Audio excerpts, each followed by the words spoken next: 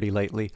Not by design, but by circumstance. But we are here, and it's a very exciting Wednesday, given the fact that we are going to be playing the new update to Industries of Titan. So a couple of details. I want to get this out of the way right away because I'm very bad at communicating this. Next week, I am going to be at the local game dev meetup. It's called Dirty Rectangles. We're actually entering in a new stay-at-home order here. So as has been the case for the past year with Dirty Rectangles, it is an online meetup. I usually tend to host that on the channel. So if you'd like to see what's going on in the the local game dev community, you are more than welcome to stop by the channel. But if you are coming looking for Industries of Titan, that's going to be postponed for a week. I always feel a little bad about it because it is obviously it's so close to an update that we get to toy around with the new features, and then it's a couple of weeks before we really get to sink our teeth into it. But I don't get to decide when that sort of stuff gets started. Oh my goodness, Olaf's coming in straight away with a host. Thank you very much for that, Olaf. I hope you're doing well. I saw Miss. I'm so sorry to refer to you always in the context of Miss Ariella, but I actually saw what game she was playing last night. I don't know if you were participating, but needless to say, I took the opportunity to comment. Anyways, I won't worry too much about whether or not we will be able to experience a lot of the update in next week, because we have an opportunity to get a few hours of entertainment out of it this week. But I did want to sort of communicate right away that I won't be streaming next Wednesday, or if I do, it will be very short or potentially very late, but I don't think. I think it was Civilizations. No, it was Ark. But not like on her channel. I don't know if/when she plans on coming back, but anyways, let's take a look at the roadmap, and then I'm actually going to take a look at the patch notes, because I've learned that Brace Yourself patch notes have lots of fun little comments inside of it, and I keep forgetting to read the codex, so maybe we'll take a minute reading the codex as well. Okay. Wait a minute. I am using the new patch, right? Yeah, April 6th. Okay, I guess the roadmap doesn't have any details. I know there's definitely stuff that got added here, so let's take a look at the patch notes. Oh, that's right, it opens inside the... Okay, wonderful. Titan Tuesday. Hang on a second. No, there we are. Okay. Actually, here. Trailer time. Wow. This can't be because I'm streaming. Let's try that again.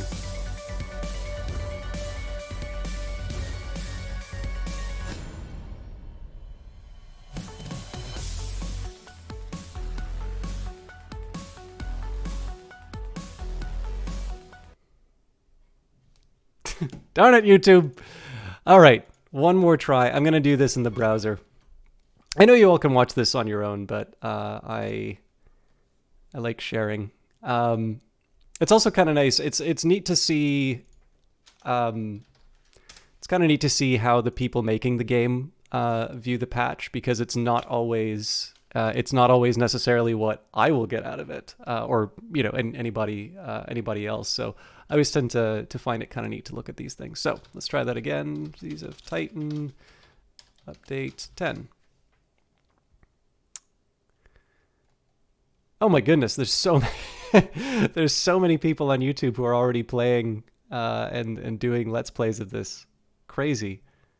Wait a minute, I'm in the top 5 result? Oh my god, there need to be more people playing this, because I am not a known quantity. All right, here we go.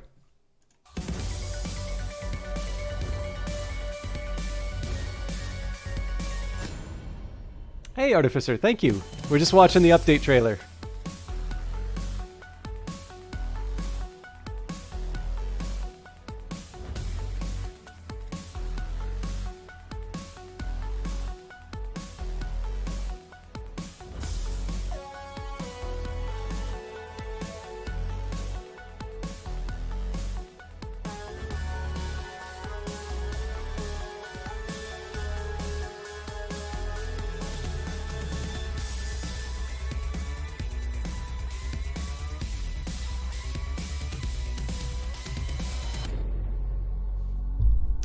There you have it. So, as we were talking about, I mean, it's been really interesting. The developers have been very candid in the Discord about what went into the last batch of updates and sort of explaining why it, there were the bugs that they were. And my view on this is to be as honest as I can about what I'm experiencing when it comes to bugs. But also, I really don't want to be the type of person who's like, oh my God, lazy devs, or, oh God, like it's so obvious, just make the workers do what they do what I want them to. Because obviously what's going on in my head is not what a computer is going to understand. But it has actually been kind of neat to sort of get some context in terms of why things were the way that they were. So I am not going to read all the patch notes, but I am going to at least take a look at the highlights.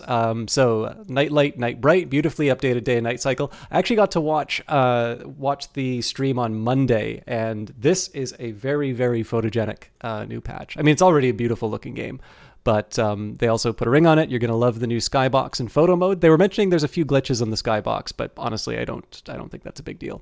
Auto currency automatically selects resource tiers for construction. This is a neat one. I think I'm really, really fussy about some things, so I may not necessarily use the auto currency, but I think this is going to be something that makes things a lot more advantageous. I'm sorry. You know what? I'm going to stop for a second and also say, there is a QA internship that opened up for Brace Yourself Games. So if you go to their Twitter account, if you are interested in getting into game development, because it is an entry-level position, they do not expect previous experience. And we actually had the new community management intern. Anyways, I'm getting the title wrong, but Jared was very nice in visiting the stream on Monday. I believe there was also a writer role that's probably filled by now, but it's really cool to see that Brace Yourself is doing hiring. So for those of you who want to get into the games industry and think that this might be a good fit, that QA might be a good fit, please apply because they need good people to make games that I enjoy playing. Rock solid. New tiles and structures now generate on maps. Taking a shortcut, employees and citizens can now walk diagonally. Industry of Titan is in early access, which means we're actively updating and adding new content based on our roadmap and your wonderful feedback. See the full patch notes below. Let me just take a quick look here and see if the map is No, roadmap's the same as in the previous one. Is there no back button inside of this browser? Let's try that one more time. This is going to be... Wait a minute. Oh my God. What's happening here? So I can see... What in the world? So I can see this on my stream. I can't see this on my own screen. That's a weird one. Okay. Sorry, guys. I know this is a really... Especially Artificer. I'm sure you came in to try and see, have a good time with this stream, and I'm completely falling over myself. But it is a new update, so we'll take some time and experience, or we'll get a read on what's going on. But yeah, in this case, there's going to be, I think, so I'll admit, some of the stuff that's been added in, I'm actually very pleased by, and I wasn't expecting. But it is definitely...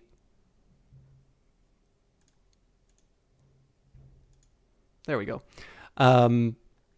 It's definitely one that isn't like Industrial Revolution, where there's a totally new way of building construction materials. So, and the little Saturn icons indicate community feedback. So in the past, we've received quite a bit of feedback that day and night cycles are not visually obvious. We've taken the opportunity to really brighten up the lighting and make things pop.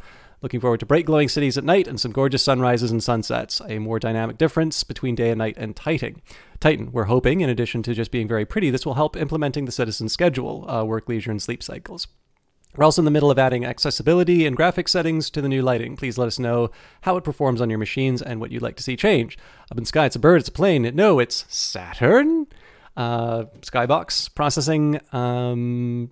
Change the emissive property of processors to indicate which resources are being processed. This will probably make sense when I look at it. Change the appearance of processor input, output, and waste modules to be clearer. And added time left to the progress bar. Oh, this will be interesting.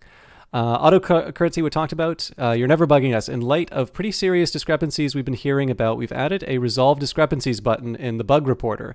If you suspect that you have a storage problem, simply open the bug reporter via the pause menu or the button in the upper right of the HUD and find the Resolve Discrepancies button. Please send your save data and a bug report before doing so. Okay, I gotta make a note of that. The information we get from those reports is what helps us solve the problem, so we would really appreciate your reports regardless. Thank you. I know a shortcut. This is going through the diagonal. Oh my goodness. Control-C can now be used to copy blueprints of devices that have been placed so that more can be played. Wait a minute. I got to figure out what that means. Because that could be really helpful, or it might be a little more minor than I was thinking. No more cliffhangers added. Update our map generation mode. Maps now have a nice border instead of just cutting off abruptly. Not that I really get to the edge of the map a whole lot. New structures such as big sinkholes, mountains, large rocks, and more now generate on maps. Small adjustments to the in-game tick to hopefully alleviate frame dropping when it occurs. Did some restructuring that hopefully improves the stability and performance of the game. So it looks like they were talking about doing some optimizations, but this definitely seems to be sort of managing expectations. No credits to unlock turret you really need. No sweat buildings all now have a flat unlock rate of 5 artifacts. This one really interested me when I saw it on Monday, so I think I'm going to be back to a point where I just ignore citizens for a very long time. And it does also help me with my big pile of red artifacts. But I will admit it was very neat to try and deal with the citizen problem, because I really felt that my worker level and citizen level kind of moving up at the same rate. That was a really interesting tension, and what was sort of breaking it was the fact that the workers kept running into those problems, which weren't necessarily... I didn't feel like it was related to the systems. It felt more like it was because I was running into those order problems. Command center is now unlocked by default. I think that's a really good choice, because it's a little bit like having to unlock the energy pylon. Like if that's potentially a way that you can just completely mess up your start. If you're not able to transfer energy to other buildings, how do you expect to be able to unlock the other buildings? Transport hub must now be online for truck construction to take place. That makes sense. If it loses power while building a truck, you have to wait until it's powered again for construction to complete. That makes sense. Dismantling energy-consuming buildings now stops the building from consuming energy as soon as the dismantle is queued, instead of when the employee arrives and begins the dismantle. That's a good choice. I actually never noticed that before. Ship changes. Ships can now launch even if they have resources on the floor. Those resources will be teleported to temporary storage located in your shipyard until they can be stored elsewhere. Oh, that's a great one. Again, like if the workers are going to be... If you had a way of directly pointing workers to the materials, that would probably be good. But like, you know, this is a nice little measure too. And I mean, in the end, it stops that really frustrating case where, you know, stray materials for whatever reason are preventing, like you could be losing your headquarters, like not safety regulations say you got to move the minerals before we can launch this. And add an extra confirmation step to self-destructing ships to prevent accident. I love that this is a thing. I have not accidentally blown up a ship, but I love the fact that somebody has, and I hope that is included somewhere in the lore. That sounds like something you could really put inside of the descriptions of the ships. Lowered salary rates for employees, quite a bit, it looks like. Reduced the number of starting workers back to 8. Okay. Number of employees supported by the HQ to be 12, 18, 24. I don't know if that's up or down. And yeah, okay, that makes sense. Sorry, I'm actually really going into so this is the funny thing here. This doesn't have a lot of headline features, but a lot of these details make a lot of sense. So add waste generated per day to citizen management. That's actually really good. So one thing I'm wondering is whether or not this game's going to implement things like graphs or sort of ways of just tracking your overall progress as the game goes on. This is, I don't want to like talk my own book, but like in supply chain with Cheesiness or Valiant Cheese, that was one of the things that we talked about, was kind of being able to give people this visual artifact of how they were doing. And so what that basically became the report, if assuming you've played it, but like you got kind of a little report that was generated each time. Plus, I mean, it's probably not news that I like a graph. So waste module now shows a full warning when full. Reduced waste destroyed buildings by 90%. Okay. Updated the pollution overlay to have a new color for industrial fans and air purifiers. Reduced pollution damage to citizens by 50%. Trucks now pollute 33% less. Kind of got the indication that this was going to be changing, just simply because like pollution was brutal in some cases. Now, to me, it was fun to just try and build cities around that, but you could see how many citizens we were losing before. Optimized how pollution and ethane spreads slightly to improve performance. Cool. What's on the menu? Rearranged our settings menu. Okay, I'll leave that to the side. Can't spell industries without UI. Oh, that's good. Lots of small adjustments to UI to make it more readable. I've actually seen a few of those, and I think they all make a lot of sense. And probably the other ones I just haven't noticed because they're so transparent and good. Okay, nice weather.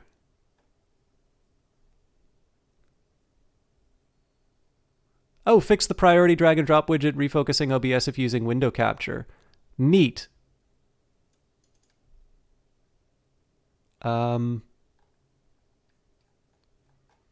I think the rest of this I'm going to leave for myself because we are going on. The only other thing I need to say is that I was given a copy of this game for promotional purposes by Brace Yourself.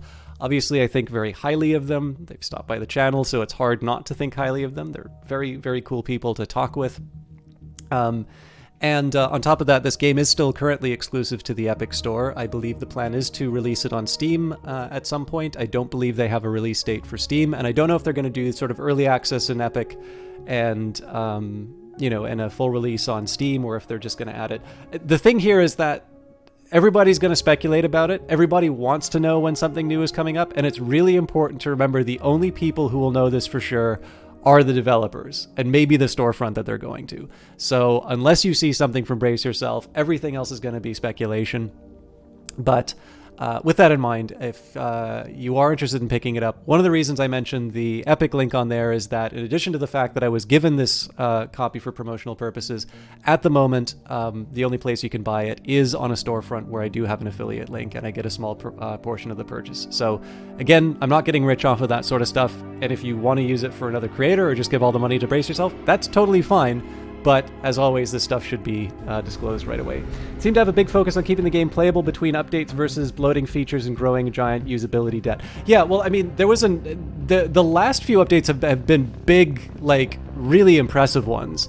So this one, I definitely feel like they're reining it back. It's good. Like the updates that we've gotten lately have been great, but I definitely don't think that they should be I really don't feel like they should be an expectation, because obviously sort of just flogging them to keep, putting in more and more and more and more stuff, that's just going to result in some other issues. And I mean, definitely last stream, it was pretty clear that I was suffering under a few of the errors that were being, that were creeping into the game.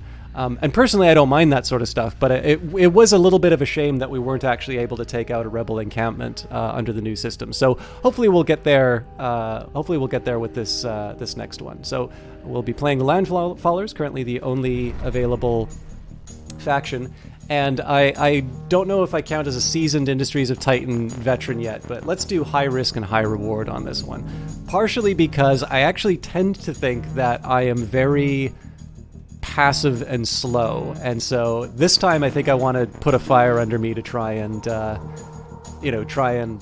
make the most. So very high resources, very low rocks, very low lakes, very high crevices or crevasses. Please do check out the Brace Yourself Twitch channel if you'd like a elaborate discussion as to the difference between crevices and crevasses.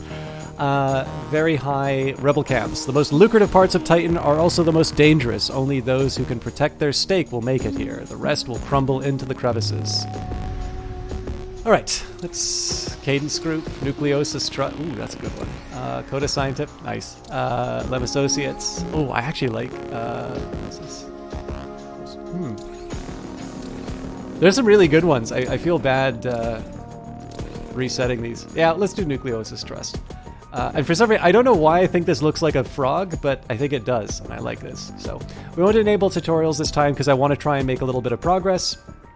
And I am curious to see. I'm going to do hardcore mode on my own time because I think there was something that I noticed that made it a little hard to use in the Epic launcher. Okay, so 20 minutes on, we're ready to start our new our enterprise. On other planets, I forgot to read the codex. Okay, we'll do that before the stream ends for sure. On other planets, becoming a pilot can take years of study. On Titan, it's anyone's game.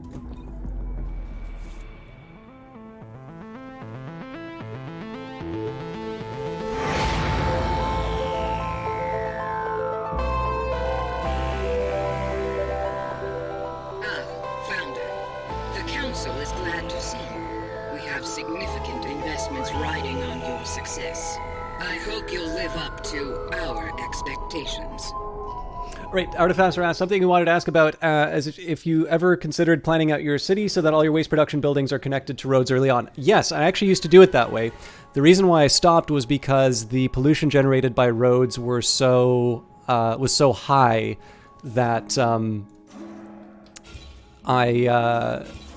I was losing all of my my citizens. So I did this in a private save. What I was gonna do, and I was on my way to starting this last week, but basically I was gonna have like a storage facility to collect all the waste from the residential areas, and then a road would move into that. It would have a fan sort of blowing it away, and so I sort of built all the I was gonna build all the infrastructure around having these roads in place to like keep the pollution away, but have the roads in place to be able to pick up all of the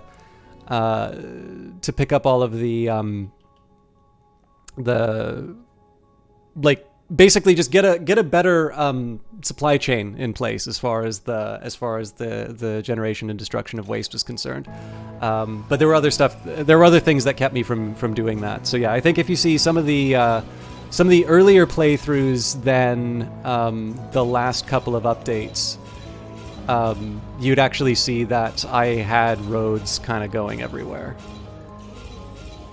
And I might return to that. I mean, the challenge now is that I really like that the pollution values are given in percentages, but in the end, I don't actually have a concrete idea of what that percentage reduction is. By the way, the beautiful orange glow that you see is one of the products of the update. I think it looks wonderful. Like sunrise on Titan is a real treat now.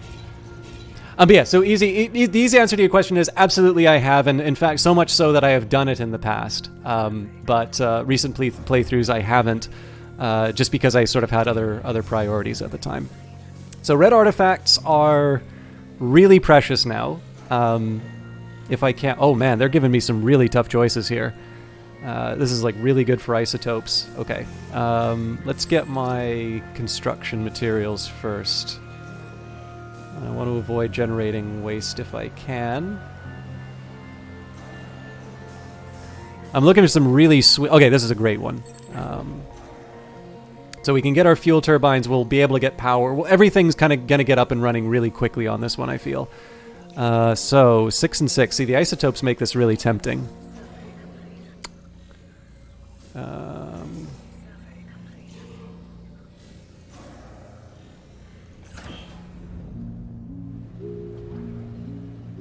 All right, so I'll do my usual thing where I get a large storage container. Actually, while I'm at it, let's get one person dedicated to moving some minerals. Oh, wrong one.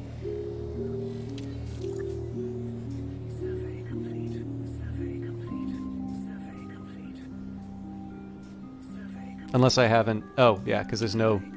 All right. I'm not really making the most of my time then, am I? So let's say...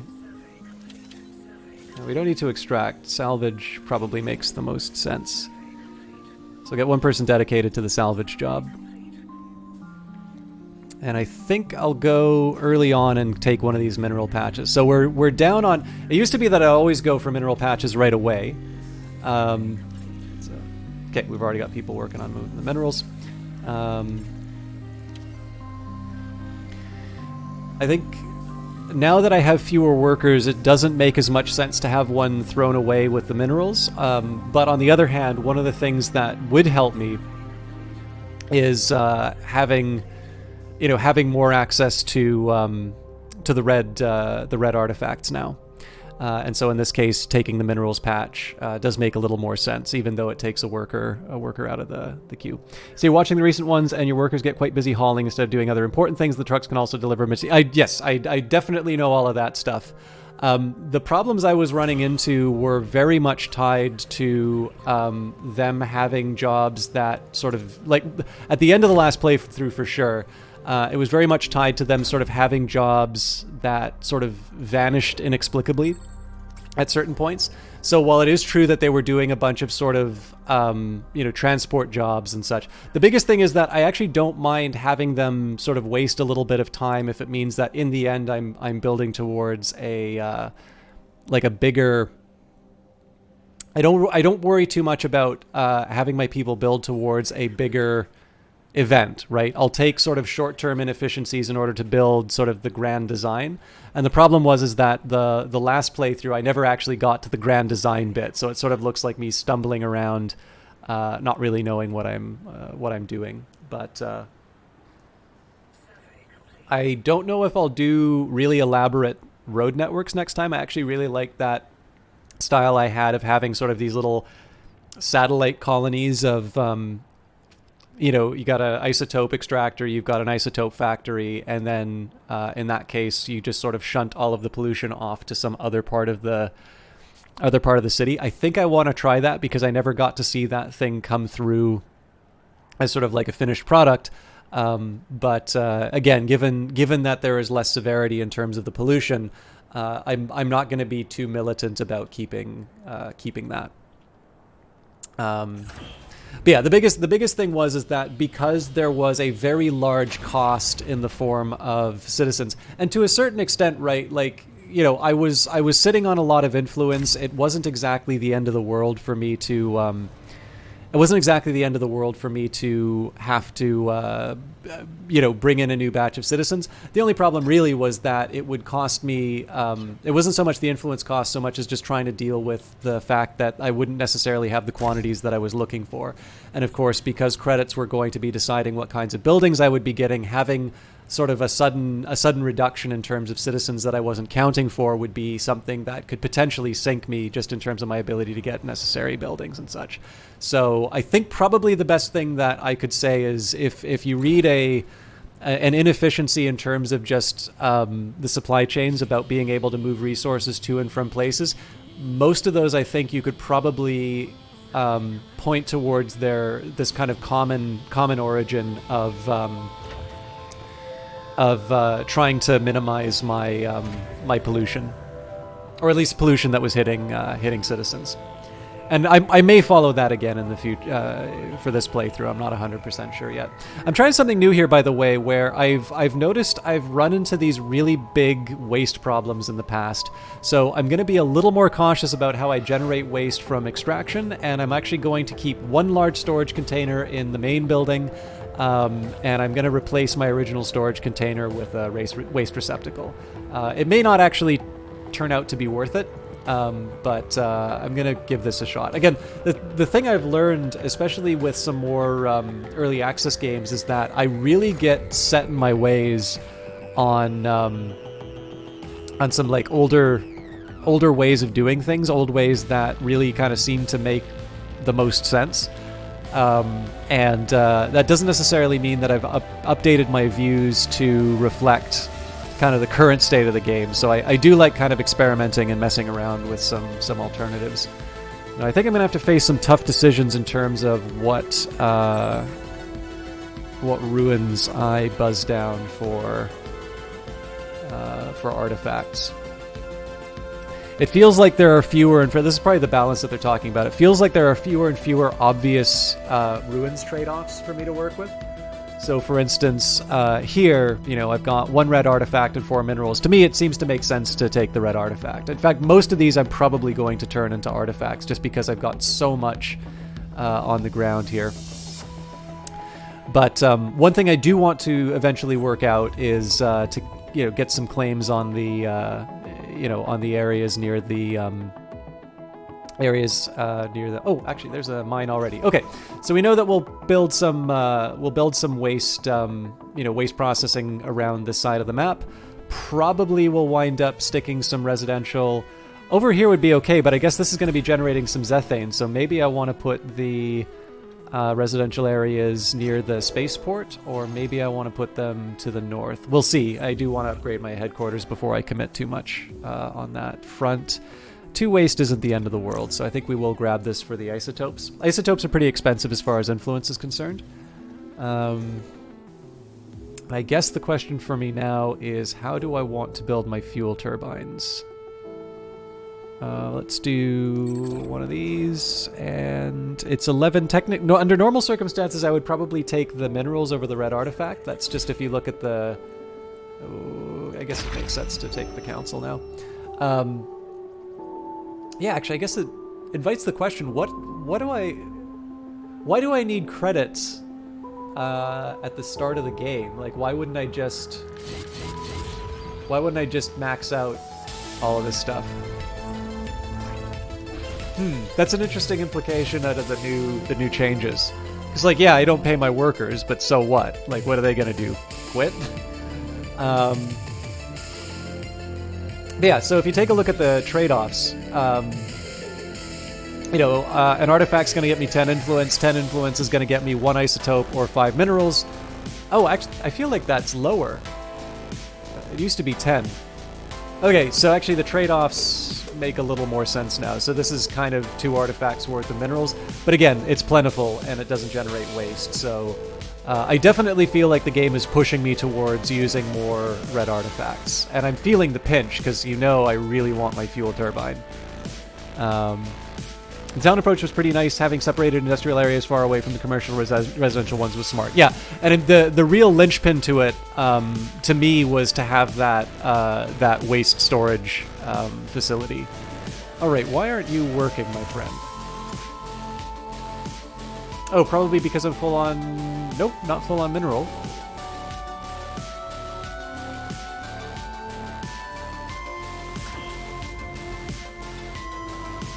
I was talking about how I need to sort of hustle to make sure that I don't get demolished by the rebels, but then I got sort of speculating. All right, so this is kind of my usual setup. I suppose because I'm going to be building fuel turbines soon, I can't afford to do my old monetization station and habitat pod combo. I don't think it's actually going to be paying for itself, but and then we must construct additional pylons. We will eventually have factories on this side. Look at this. Look at this. This game is beautiful.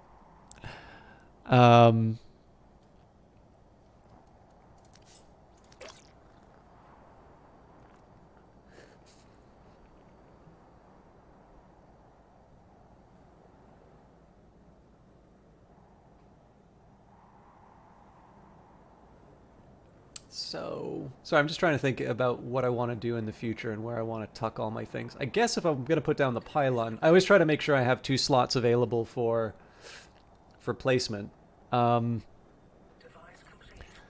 Well, I mean, my next expansion is going to be focused on this side of the map for its resources.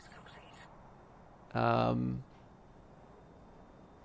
going to stick the pylon here. And then this is rather good for resources. Still want the artifacts. So one problem I have with the approach that I'm taking right now of over-prioritizing artifacts is that it's not like I have 40 influence to be able to pick up these isotope patches. But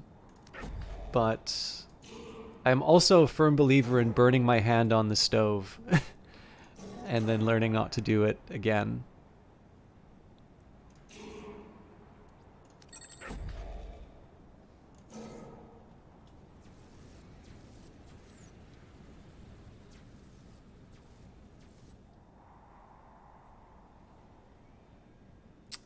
Okay, so my next few priorities are going to be to build a factory to get the refined goods up and running.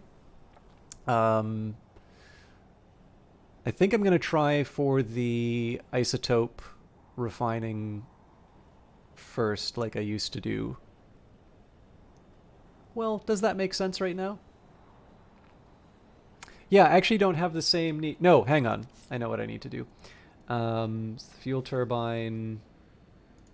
The fuel turbine is going to need...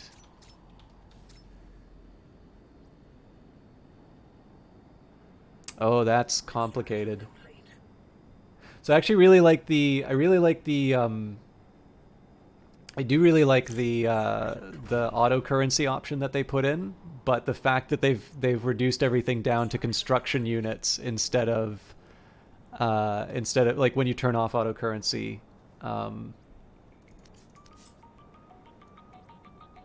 Wait a minute, what's going on here? 2 isotope construction units? Really?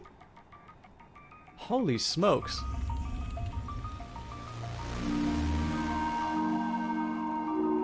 Yeah, so I mean, in that case, minerals are the higher priority after all.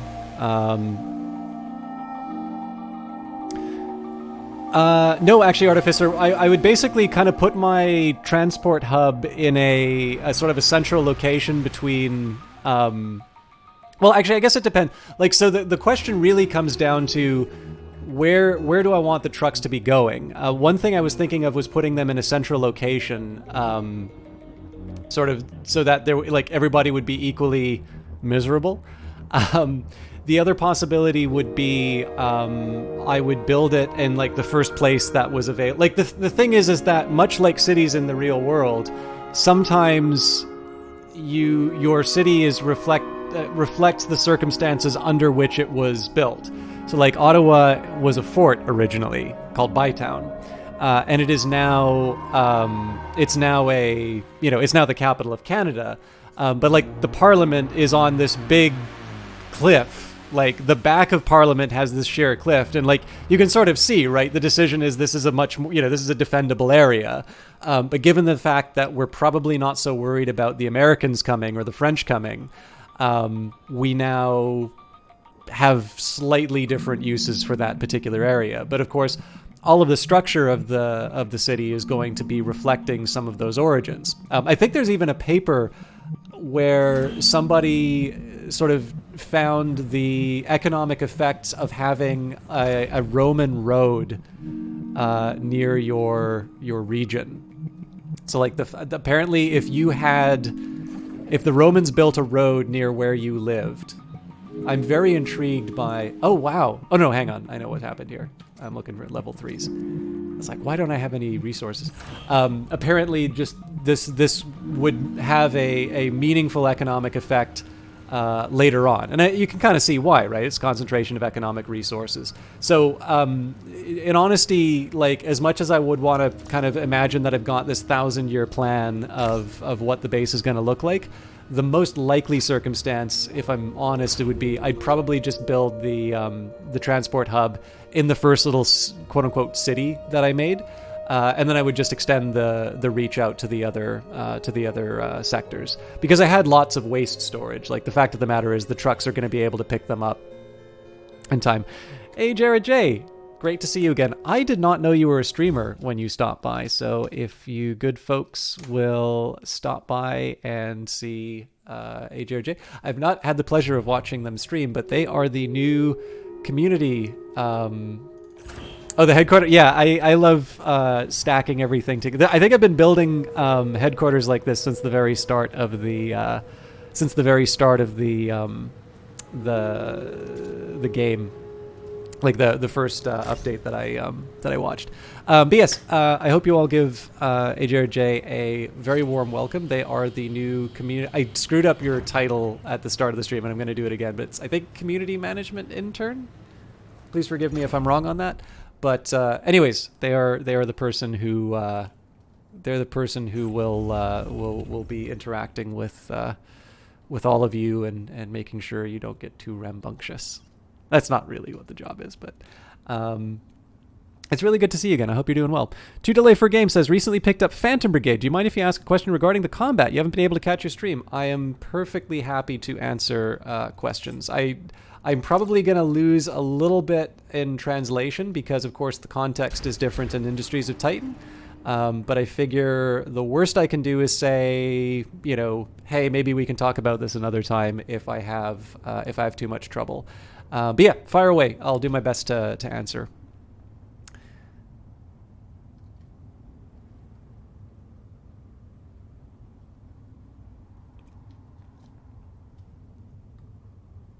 This new update looks great. So the light, especially with the snow, actually. I really do like the glowing the glowing isotopes, but the headquarters, being able to see. I think I always sometimes felt a little bad that my cities never looked as cool as the Brace Yourself cities. But, now having sort of a lone headquarters and an energy pylon and such, like, just visually, it looks like it has its own nice beauty. I can remember a couple of times wandering, because, like, Ottawa definitely gets a lot more snow than Vancouver does. I can remember sort of wandering after some really big snowstorms in Ottawa, and just sort of seeing things lit very sparsely. It actually looked quite a bit like this, although perhaps a little bit less cyberpunkish. So this is neat. Even the starport, like, it's really good. I've been resisting the urge to jump into photo mode because I know as soon as I do that, we're not going to get any gameplay done. Thanks. You're struggling with the reading of the damage numbers that pop up when there is an impact. Colors, numbers behind brackets. Is there a way to properly read them? I assume that it's telling you where the projectile, is hitting. Okay, so I'm not 100% sure about the brackets. Green will mean that it hit a barrier, which means that is health that can be regenerated. I gotta bring a new minerals patch in. White will mean that you've hit, you've hit structure. So in this case, this is something where, this is a case where either you have been damaged or an enemy unit has been damaged in a way that it can't recover it.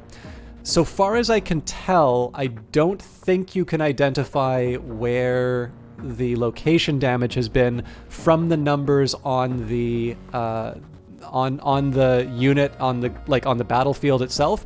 But if you click on that unit, you're going to be able to see all the location damage, and if you put your mouse over that individual part, it will tell you what that part is, and it'll probably give you a little bit of a breakdown in terms of what that means.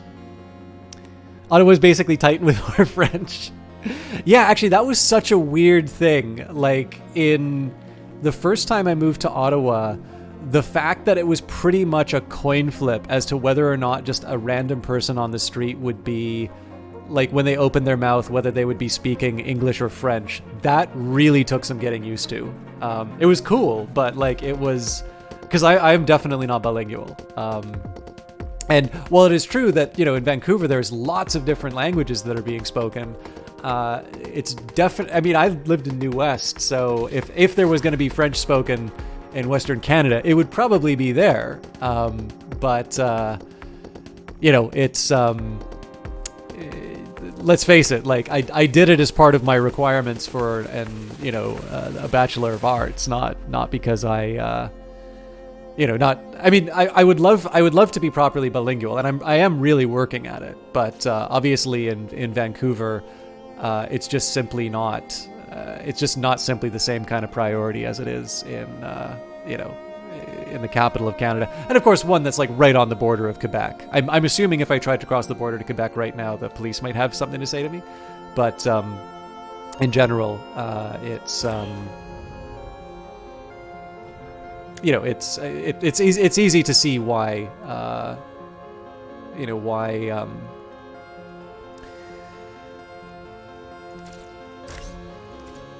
why the languages are different. I'm sorry, I really didn't need to unpack that any more than I already did. All right, so it looks like the costs for the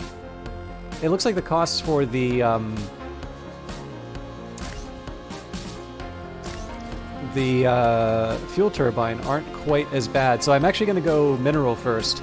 So the reason in the old way that I was playing, the reason why I would prioritize isotopes first would be because I wanted to expand my headquarters to get access to the crevices or crevasses, depending on your preference. Wrong building. Also, I need to remember I do have factories.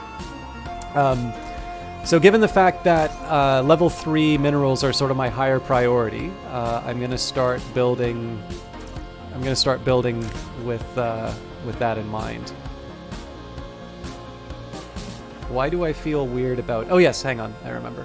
Also, I need to find a slightly better design overall. I feel like I'm done with the days of using this for storage. So I'll see if I can come up with something a little more clever. but I'll hang on to that later because I am making something of a choice here in terms of prioritizing red artifacts over resources, but I need to make sure that I'm being a good steward of those resources that I am actually claiming.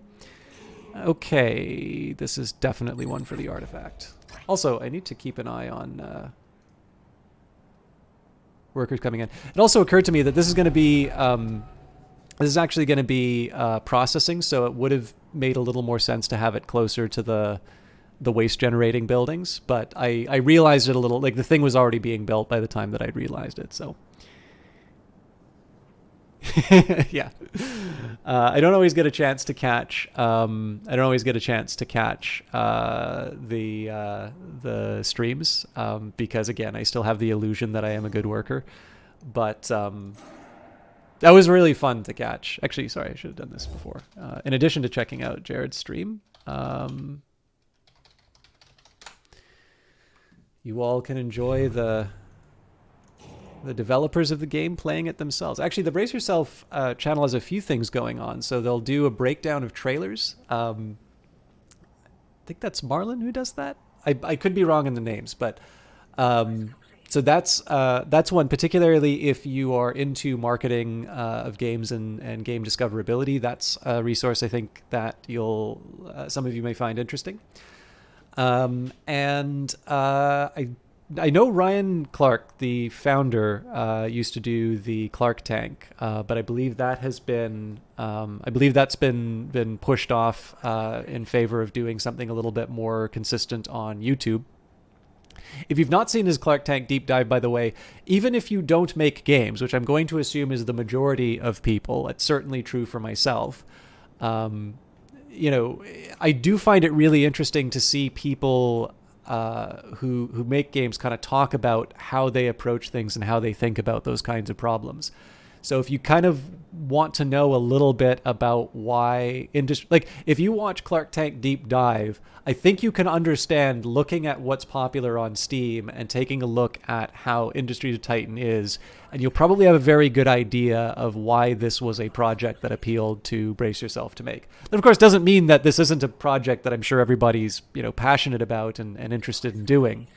But I think you can really sort of see in terms of how that model of thinking about games and being able to deliver on what an audience wants, I think you can actually do a very clean mapping in terms of the advice that's given inside of that video, and then taking a look at what the company's producing. Which for me, I mean, when I was working in movies, watched a lot of movies. I saw how the people who are really good at it did it, and hoped that some of those lessons might rub off on me. So, I personally, there's not really director's commentaries for games. So your next best bet is to just watch the people who make the games you like. Hopefully they talk about it, and Brace Yourself is really good for doing that sort of thing. And you also get to just see lots of the faces behind the games. Anyways, there's my marketing out of the way for you. Completely forgot to isolate this. Well, yeah, I mean, I've created a problem for myself now, which is Okay, I got a temporary solution to that, though. God, I hope this is right. I think we'd stick to employee modules here.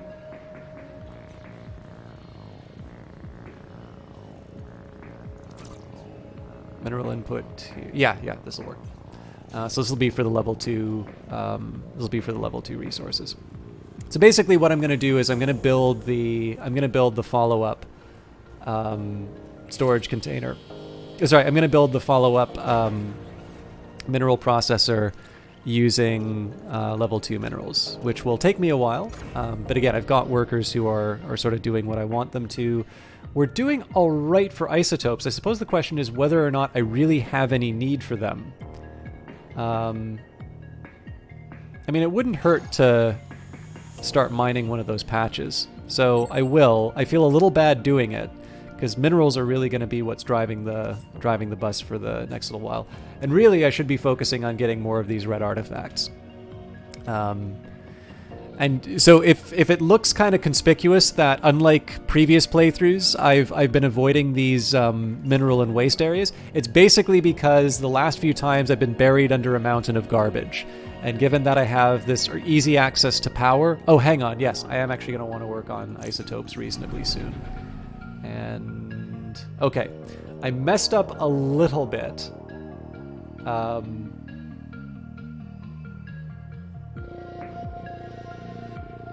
This is a tough call, actually. I might actually rip out the... I might rip out the mineral processors and stick isotopes on it before too long. Are we really up to... That can't be right. Right, because it's CUs, it's not... Oh god, that's going to be really hard to read. Wait, no, that doesn't make sense either. So if I tab, I've got 21, 45... Oh, no, I get it now. Okay. CUs as in, if I only use level 2 materials, I get 40... Okay, no, this makes sense. I'm in the old way of thinking. But man, it is going to be tricky to figure out... It's going to be tricky to navigate from what it used to be. So yeah, this thing's still going to cost me one level 2. I'm fine with that. Okay, so let's do our old friend. So double employee modules. We're still not quite ready to build in the... I mean, I could cancel one of these. I'm not ready to do so yet. And we are probably going to be running short on power reasonably soon. But I can juggle my power needs for a little bit. Especially because I don't have any workers, or sorry, any citizens, so I'm not really going to be able to mess around with that. Yes.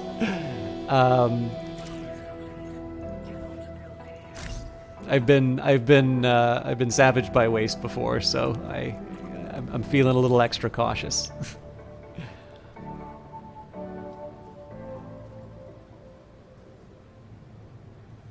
But yeah, there's going to be some big power problems here, so I think probably it's better that I just acknowledge it and turn off the wasteful use.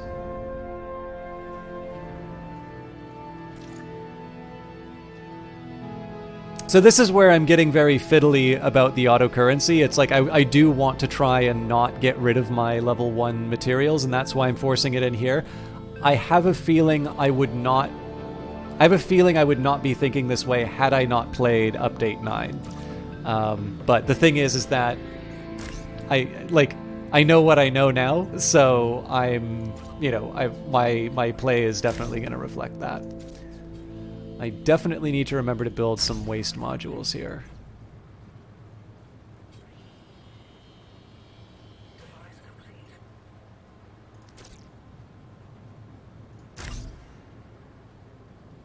So again, I still need to figure out what I'm going to do with this half of the factory floor. I'm going to try and wing it for as long as I can.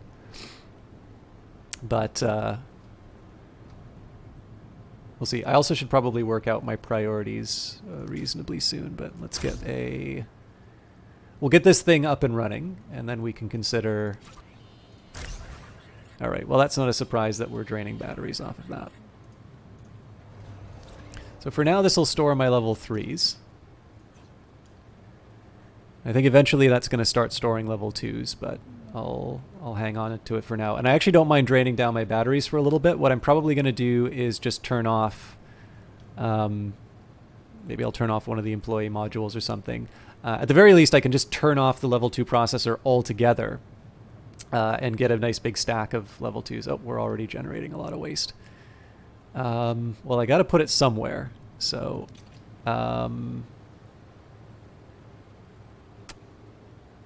crumbs. I didn't think this bit through.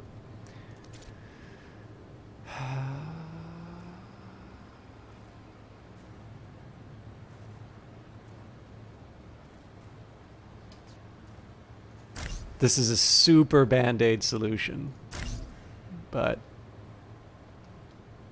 it gets me where I need to be. Okay, so we got 175 CUs for our turbine. We need 200, so we just need one more. Again, this is why I'm sort of flogging the power on the factory here. Perfect. So ideally, I'll get 2 of them, but you know, we'll work with what we've got. And this is the problem here: is that I'm not at the point where I can. I don't have the red artifacts to be able to build an energy plant. I don't have the, I don't have the isotopes for a higher level headquarters. I've sort of got myself stuck in this spot a little bit. So one of the decisions I need to make now is this is actually not a bad way, just to give you an idea in terms of how I think about the game in general. In fact, let's take a second here, and I'm going to turn all this off just so I can recharge my batteries. So I'm facing a trade-off. I can say, well, there's 2 options I have for curing my power ills. One can be I invest in the next level of red artifacts. I build my way up to an energy plant, and that will sort of give me the power for my next batch of expansions. That makes total sense. Unfortunately, it doesn't solve the problem that I'm going to need isotopes to start upgrading my headquarters and such. In the end, I actually don't think building an energy plant is the worst thing I can be doing right now. But again, it would be nice if I could upgrade the energy pylon. So all paths seem to be pointing towards improving my capabilities as far as isotopes are concerned. So I think I'm actually going to split the difference a little bit. What I'm going to do is I'm going to convert my existing mineral resources into tier 2s. What I'll do then is I will convert these isotopes into, because I need to position myself for upgrading. And again, I've got a finite amount of waste that I can deal with. Again, I'm probably not going to want to keep these waste receptacles running around.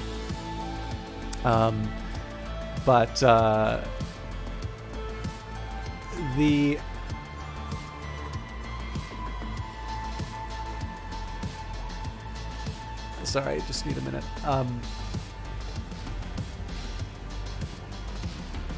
Yeah, this is all making sense. So basically what I want to be doing right here is, once I've finished converting level 1 to level 2 minerals, this thing can churn along, convert those into level 3s. This can get started on the isotopes, then we switch that out into isotopes. That'll allow me to build up the factories and so on and so forth. And that'll start unlocking things like power and whatnot.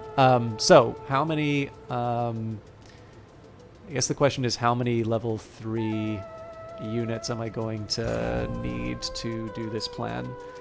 Okay, so energy plant, it's level 200. These things are 25 each. So I need 8.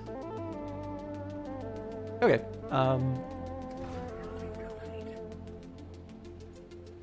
It's fairly straightforward.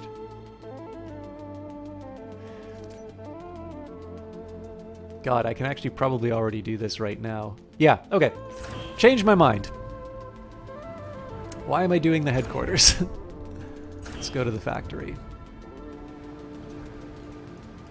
So we will dismantle the mineral input module. We will still keep the level 2 up and running. Well, not running right now, but we'll keep it up. So I've already got I've actually got 15. Oh no, I don't. It's 15 CUs, not 15. Ah! All right. Oh, but this is a neat idea. So I can actually dismantle it as a level. I can dismantle it as a level 1, and I'm rebuilding it as a level 2. Huh. So if I wanted to go super picky about how I'm building stuff, I could actually dismantle and rebuild my factories to be able to get the most out of my existing buildings. That's crazy. That would be such a waste of time to do it, but I love the fact that I can. Also, it says that I've got capacity... Wrong building. It says I've got capacity for 2 people, so I think I forgot to turn off the habitat pod. Cool. So I've got 2 energy to run around with, and we are running out of space for waste, so I'm probably going to need to make some hard decisions soon. Oh god. You guys could be doing so many more useful things with your time right now. Alright, I'm also going to adjust the jobs. So I am going to make my manufacturing section again.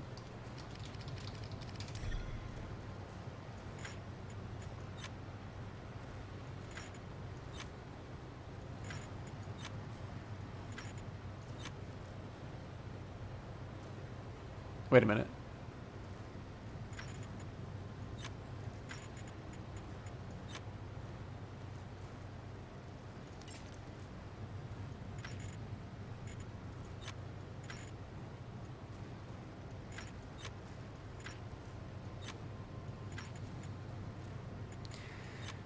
Okay, so repair, construct, move resources is a lower priority than manufacturing. Ruins are a higher priority than... because these are incidental. Dismantle is also a higher priority because it's incidental. And right now, cleanup is a lower priority than moving resources, but that may change in the future. Okay, Artificer, I want to try and say this as nicely as I can. I don't know if you've seen this in previous videos. I have a really, really hard time with people telling me how to play games. My view is that games are not only fun when you are absolutely killing it or when you are beating everything, and it really kills my enjoyment to have people tell me what to do. So if I could ask you to maybe cool it a little bit on just telling me how to play. It also encourages people to buy Industries of Titan and, you know, do their own things. But I think it's fair to say at this point, regardless of whether or not we agree as to what the best approach is, I think we're going to have a better time if I can just make my own mistakes.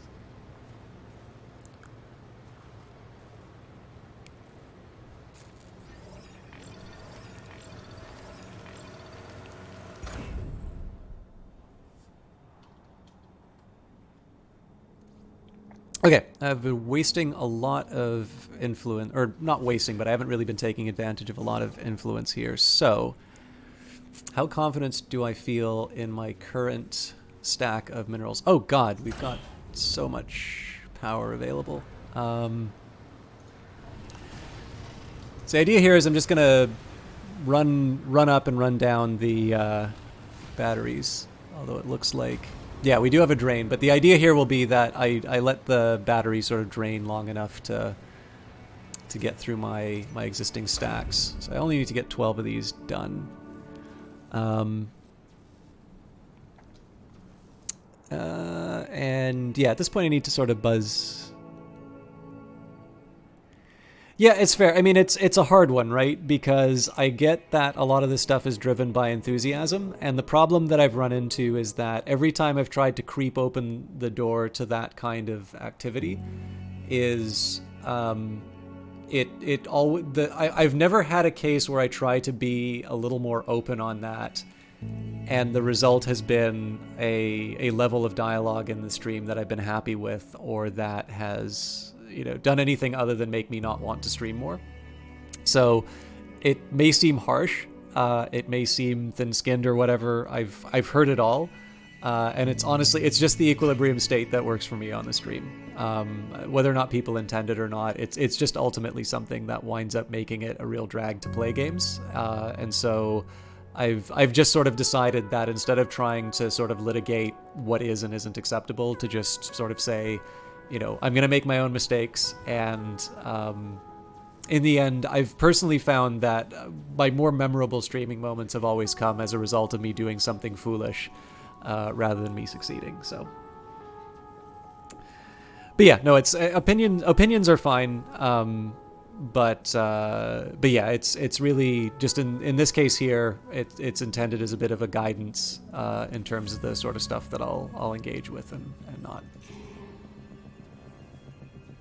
Sorry to hear about your RSI though. Like again, it's not.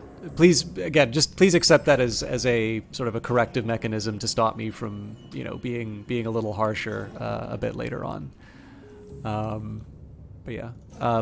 But in any case, so I used to have sort of a symmetrical design for the factory once upon a time. I think I might actually default to my old sort of inefficient ways, simply because right now I have to deal with the waste that's been generated, and I also have power problems. So I'm going to finish off the line here. I'm going to build the second story and move back up. And once I have a slightly better way of getting rid of waste, once I start shipping this stuff out to the smokestack, then I can start playing around with this area over here. Right now I'm sort of taking as fixed the existing line that I've got here, and then I'll be messing around with the details. What I sort of settled on for moving from 1 to 2 is to have one employee on the level 1 processor, 2 employees on the level 2, and to basically have 2 level 1s feeding a level 2 to 3 processor. So I think I'd originally decided, so this is a little bit of a tricky one for me, which is I'd originally decided that the symmetry wouldn't work because all of these waste modules were stuck in the center, and then I learned on the Monday stream that apparently entombing these waste modules does not actually stop the workers from working on them. I'm not 100% sure if that's true or if I'm misunderstanding, but it does actually mean that it's viable for basically for me to fold this like a hot dog. The thing is that I actually just don't, I'd be stressed out seeing those waste modules sticking there. I don't know, maybe I'll try it though. I definitely don't have the staff to be able to handle something like that. So the inefficiency of the layout also just sort of reflected the fact that in the end, if I wanted to do anything different, I wouldn't have had the workers for it anyway. But maybe, later on, I'll try something different. Right now I consider this whole upper area to be experimental as soon as I don't have to worry about the fact that blowing these things up will spread the waste everywhere. But for now, I'm just sticking with the old design because it's something that I know works, and it saves me from building a lot of storage facilities. Anyways, we are ready for another batch of isotopes, if I'm so inclined. I think I will do that. So again, I'm sort of causing myself some workforce problems. If we have a third, yeah, we've got enough for another fuel turbine. So again, I didn't do myself any favors just the way that I lined everything up, but we're sort of working our way out of those problems. Actually, you know what? Maybe I can save myself the trouble. If I build the energy plant, do I want to do it that way? I guess I can build 2 here. And a defensive turret. I guess the defensive turret would go here in that case. Yep, that's fine. This is a little bit different from what I was originally intending, but it does solve my power problems.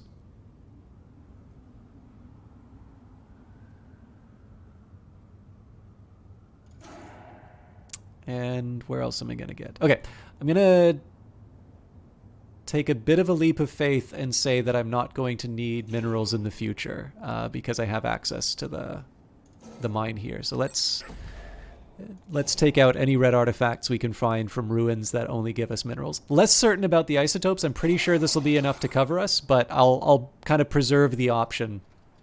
And again, in this case here, being able to claim the isotopes and minerals off the ground is something that's going to prevent me from getting that waste. And it's it's gonna basically it's at the moment, because I'm not building the smokestack, it's going to be a way that I can keep the I can keep my waste capacity dedicated towards manufacturing as opposed to other methods. It still means at some point we will claim the extra minerals and isotopes over here, but again, that's going to be after we come up with a reliable way of removing the waste. Okay, so you have people working on construction. I'm a little bit slower in doing everything than I was originally planning, but Oop, and we're going to start suffering brownouts again, so...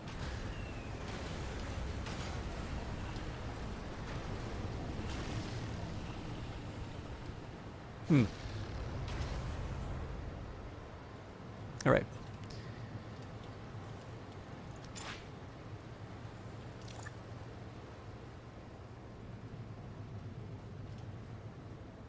So yeah, it's not the most efficient way of doing things, sort of powering off and powering it on, but it's going to cover me.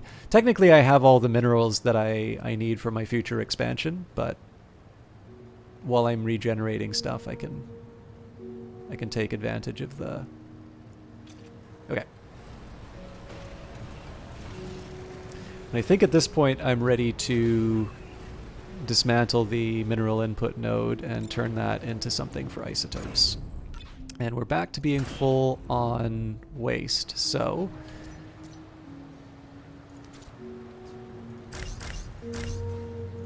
Another trio of waste receptacles. The smokestack I'll be making after I get the headquarters to level 3.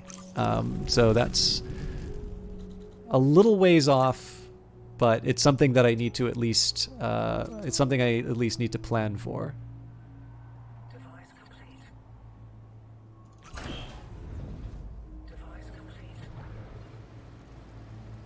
Okay, so our beloved isotope input module. Eventually, I'll eventually convert this to handling isotopes as well. But if I can get a nice big stack of level 3s, that'll make me happy. I've got because I've got 2 level 2s. I'm going to be able to convert this into an isotope input soon. Oops. It'd help if I turn that on. And at this point, I can keep all of this stuff running constantly. Oh, right, but I do need to find a place to store the isotopes. They're going to be wasting time running around doing nothing. So let's say get level 2s here. We will switch you to level 1 isotopes.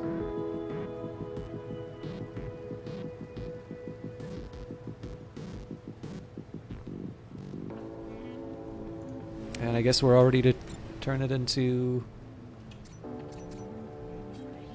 Wait a minute, where'd my level 2 minerals go? It won't matter, they'll pick one up eventually.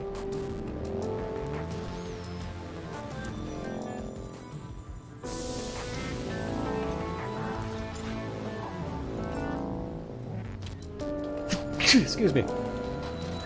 Make that a dedicated job just so they...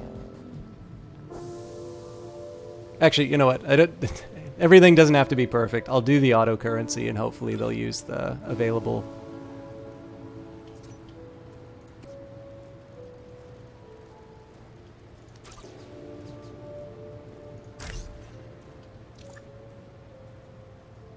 So my hope here is that what they do is they just see, oh, there's already level 2 minerals here. Nope, they're using level 1s. Well, that's a bit of a pain.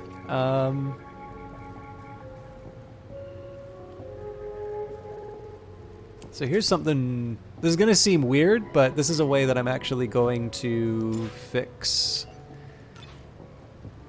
this is a way I'm going to fix that, that issue. I'm going to put down a relay. I'm going to turn off the auto currency and use level 1 resources. I'm going to stick a relay down here. It's not because I want to build the resource, it's because they're going to want to move the minerals out of the way.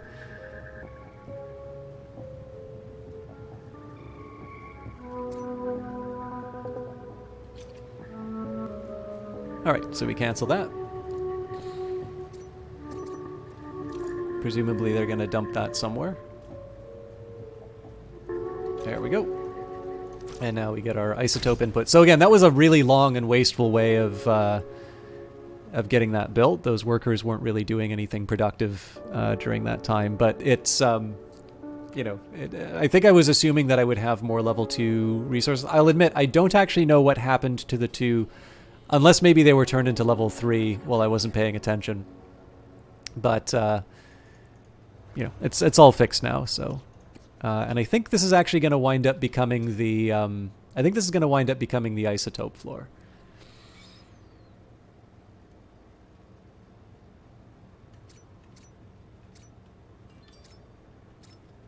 So,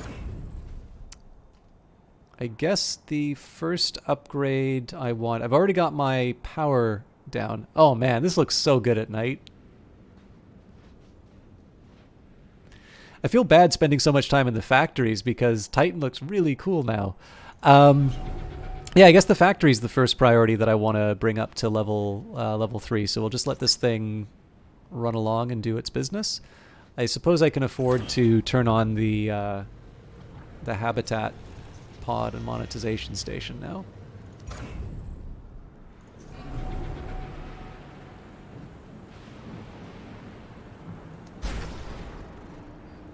And let's find some more ruins to buzz down.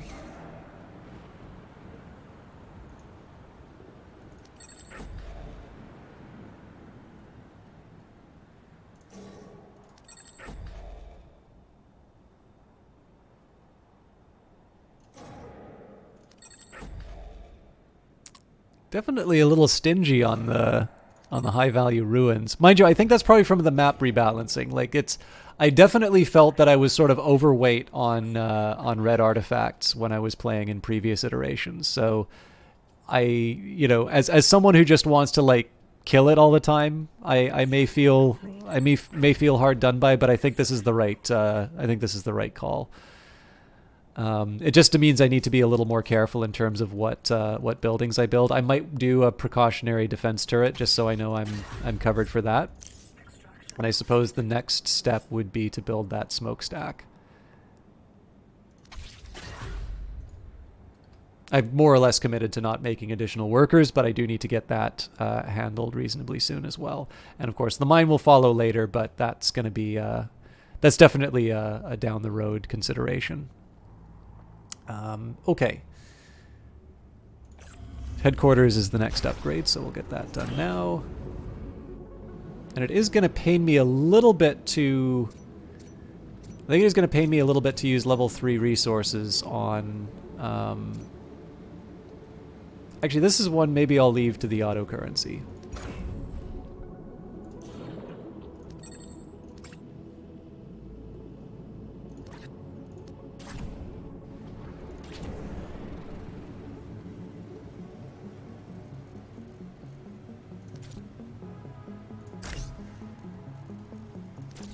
So, energy bridge, relay, my usual little setup.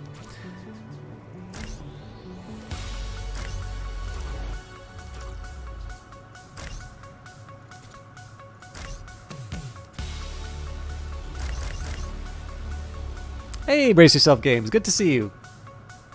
I know Jared was in, or may still be in, a little bit earlier, so excellent representation from the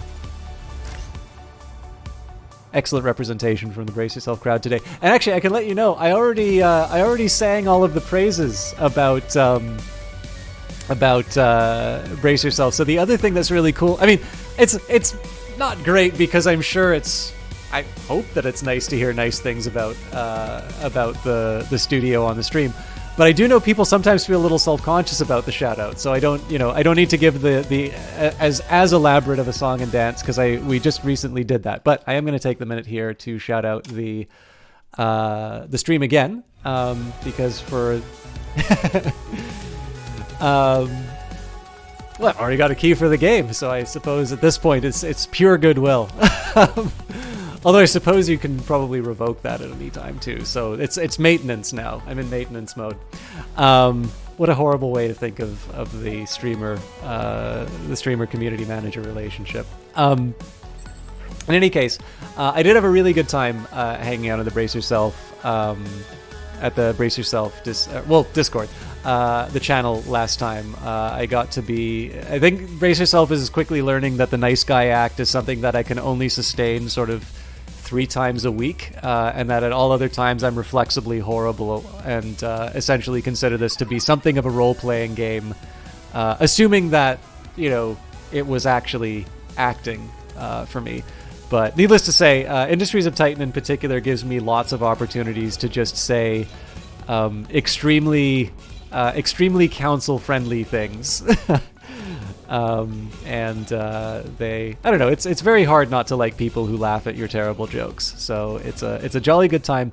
And actually, I think one of the things that's really encouraging too, if you guys are looking for reasons to check out the Brace Yourself channel, to just see the level of receptiveness to feedback.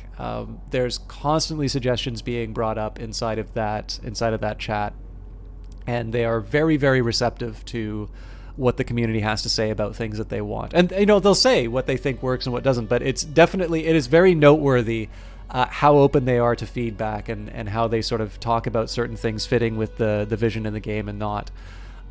So that is, if you do enjoy, again, if you're wired a little bit like me towards enjoying early access stuff and being able to see games being developed at the time, that is another really good reason to be hanging out in that channel, because it's not like I'm getting private notes in terms of what's going on with Industries of Titan. Anything I say about the future of the game is essentially coming from reading patch notes or getting a chance to peek in on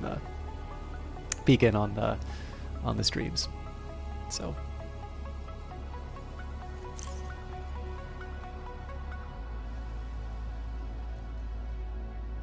All right, where was I going to be working next? Right, I was going to be building out my factory. We also I gotta get better at naming factories. So we are the Nucleosis Trust. Oh, I think I know what I'll.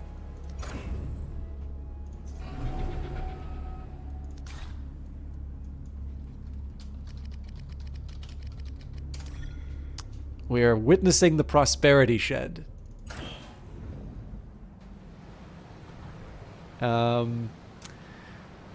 I need a minute to consult the. Oh, that's right. The game pauses on. All right.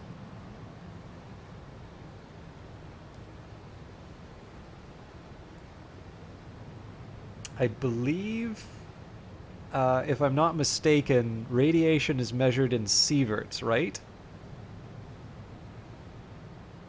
Sievert is derived unit of ionizing radiation dose in the International System of Units, and a measure of the health effect of low levels of ionizing radiation on the human body. Perfect.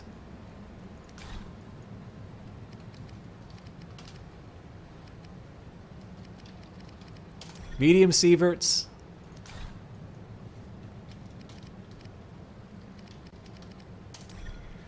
Of course, naturally, I designed the factory in such a way that everybody comes onto the floor with radiation on their way to work, and the people who are lucky enough to work on the no radiation floor, are still going to be affected by it. But they're also workers, right? There's a reason why we replace their vital organs. So everybody's happy in the end. Do we have any other renaming opportunities? I guess headquarters. What do we call this? Victory Plaza. Perfect.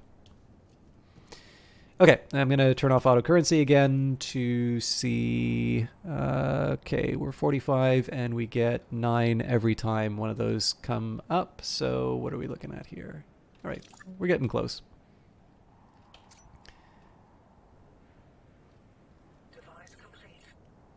Just like real life algorithm, yeah. All right, I'm a little curious why they are holding off on this construction. I do realize part of it's going to be because I have very few workers available to do things now. That's going to have some consequences as far as... By the way, the Sievert thing is not because the title is Nucleosis Trust. I just really wanted to try and come up with mildly ominous but semi-cheery title. I need to actually come up with... I need to get a little bit more cheer in terms of some of my titles. But for now, we'll label the floors in radiation doses.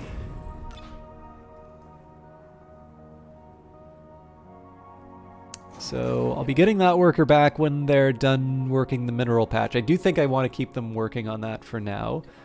We also just got somebody released from isotope duty. And we're no closer to knowing where our closest isotope mine is. So I'm not quite ready to say we're gonna get rid of these yet. It's a really interesting choice that they moved the number of starting workers back down to 12 because, so I was talking a little bit about how I was trying to balance credits with worker levels and such, and how the red artifacts, it sort of felt that credits didn't mean as much, which fair enough, I don't think they do, but I'm definitely feeling, a lot of tensions in terms of just being able to, like, I have to still do my priorities. There's not a lot of high value artifact extractions in the immediate area. I have 4 fewer workers than I've sort of been preparing for. Again, another one of these beautiful Titan sunrises. And you know what? I've been wanting to show this for a while. I love photo modes in games. So where, I can't remember how we get down. Take a screenshot, exit, reset camera, enter viewer. Nope, that's not it.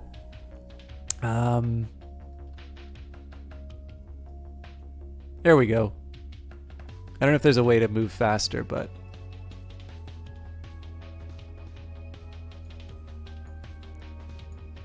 wait, where's the skybox? There we go. Try and zoom out as much as I can. Oh wait, it's probably because of the field of view. Nope. All right, let's try and get back to humanity. Oh, hey, Sir Kama! All right, for those of you who, okay, sorry, I'm thinking of this in the okay. So this is my photography coming in. I'm thinking is like, okay, this is telephoto wide, not the other way around. For those of you, I don't know if you stream Sir Kama, but for those of you that think this is a really beautiful game, the person who is responsible for a lot of it, obviously games are a team effort, but is presently in the chat. So the mouse wheel to zoom quick. Perfect. Thank you very much. So I was doing the mouse wheel, but I feel that at 30 it probably, oh nope, maybe I just wasn't doing it right. And I was sort of following Sir Kama after a series of voxel images. Oh, hey, that's Titan's artificial sun. Man, this looks nice. I'm also not seeing the glitching that was mentioned in the stream. That or I'm just not observant. But anyways, I was following from some voxel images, which I think are where they got the job. But yeah, Industries of Titan was already a very beautiful game, and I was delighted to find out there's a little bit more in photo mode. The one scare that I have is that, for those of you that watch me play Rebel Galaxy Outlaw, you know that I would spend like an hour in photo mode just trying to make stuff really, really nuts. But yeah, I mean, the Titan Sunrise is already accelerating the beauty, and I'm not totally upset with these images. Wait a minute. No images available. What are these?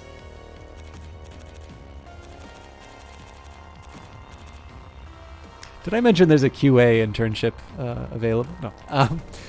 Okay, so I will not subject you to the old ones, but I do have a feeling that I'm going to be spending some time taking some really special photos inside. I might actually. I've been wanting to do a YouTube video of just sort of like here's how you can get the most out of out of photo mode, and I think I suspect there's probably not a like change the time of day option inside here yet, but you can still do some fun stuff with filters. One trick I like to try and do is let's try and take something like black and white, and if you want to get a little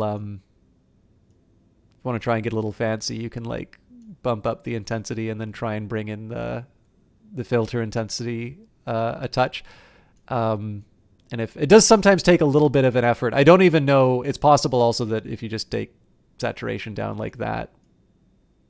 Oh wait, no, you get a really cool little contrast effect though if you mess with the saturation. Is this the same as putting like different kinds of colored filters over? So like if you put a blue filter instead of a yellow filter while you're outside, it would affect gameplay, but maybe in Zen. Oh, cool, yeah. I mean, I'm fine too, because like sometimes you want to deal. I actually deal a lot better with constraints rather than having like full creative control over. Oh wait, no, the tint is probably the black and white alteration. It's probably better that I take the sky, right? So let's mess around with the tint a little bit. Is there a, yeah, let's reset effects. What do I want to look at? So let's say we wanted to really focus on the new Titan sunrise. So, and I don't know, we're really arty. So is it color type? Neat. Okay. So let's say we wanted to knock the saturation down to black and white. But of course you can completely change the dynamic. Is it tint? No. Color temperature might, nope.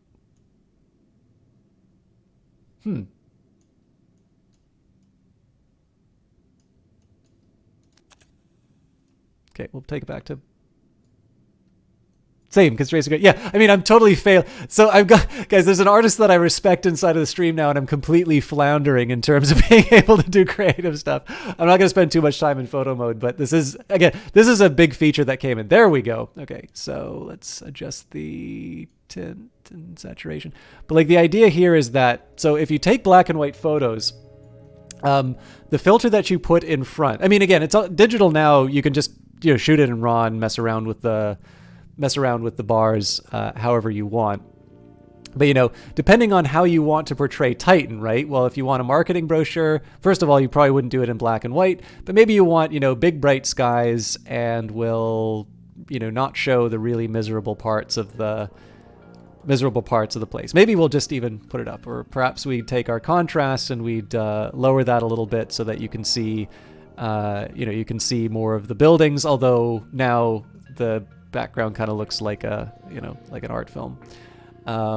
Oops, let's get that somewhere in the middle.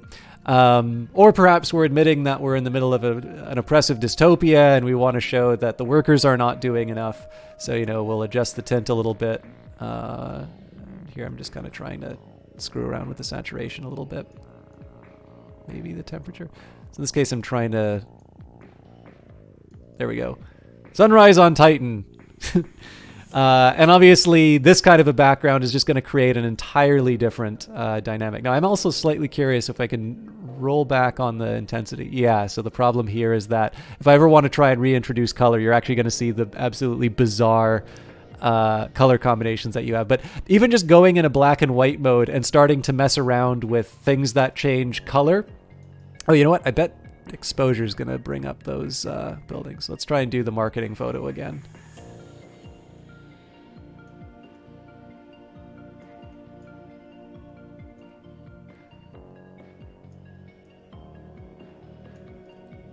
Yeah, I make the background look a little bit too weird. But if, let's say we wanted Saturn in the background, zoom in close, get a good shot of Victory Plaza. I don't think I can go any lower than here, so I still have to be down. Is there ever going to be a chance to bring the camera level a little bit closer to the street view so you can sort of be looking up to the planet? I mean, we can still sort of do it here, but I don't get to have the focus on Victory Plaza anymore because I got the factory in the way.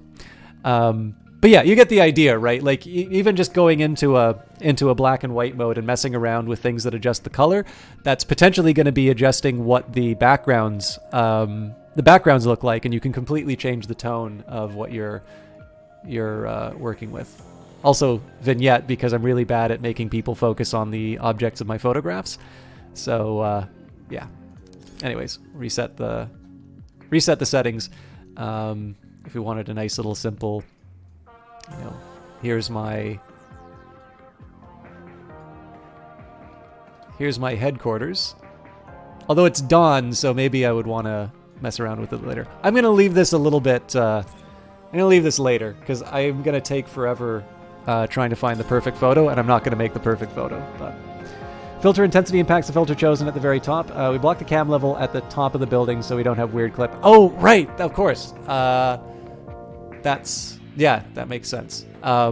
Anyways, I love the fact, I know photo mode has been in for a little bit, and as you can see from the viewer, it's something I've used in the past, but I like the fact, I like the changes to day and night, particularly just the intensity of everything, especially at night, like even just having a lone building, being able to cast off these lights or seeing the the glowing fields of isotopes and all of that. I think it definitely, to me, I'm quite a bit more engaged in the earlier stages.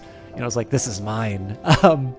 And it's fun, you know, it's just fun to be able to see it. And I also have to assume that once, I mean, again, I do sometimes have this sense of place, so I'm assuming that once things like the nightlife are introduced into the game, you know, just being able to see all of the light play and to be able to see people walking through your, you know, your dystopia, it's, you know, it's just one of these things that I realize nobody, like, I'm sure if you sit down and ask people, they're like, oh, I want every single gameplay feature in the future, and I want it tomorrow. But being able to sort of establish some of that in the environments to me is just something that's it really brings something extra. So I guess what I'm trying to say is I really like that there have been some things that make photo mode a little more engaging.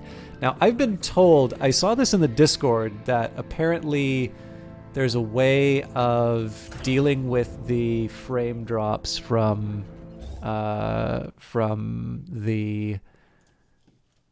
rain. So if you can just bear with me a second here, I want to take a quick second and see if that's something I can do easily. Found you get your FPS backs if you zoom to max. Okay. Oh, maybe a different drop bug? Okay. I mean, it's fine. Like, I've been spending a bunch of time in the factory, so... Oh, right, yeah, no, this makes sense, because you don't really see... Like, it's clearly a very different thing than if you zoom in and are actually looking at the... Or maybe it's not. Yeah, so I guess it's the individual snow particles that are maybe causing the... Or not particles. Sorry, I'm abusing terminology here because I really don't... at least in terms of the technical conversations, I don't know what I'm talking about. But yeah, I think the absence of the individual bits of snow is helping me out FPS wise, which is fine because I mean we don't really have a whole lot to do right now. I'm waiting on my factory to produce the level 3 isotopes for my additional upgrade. I guess technically I don't need it here.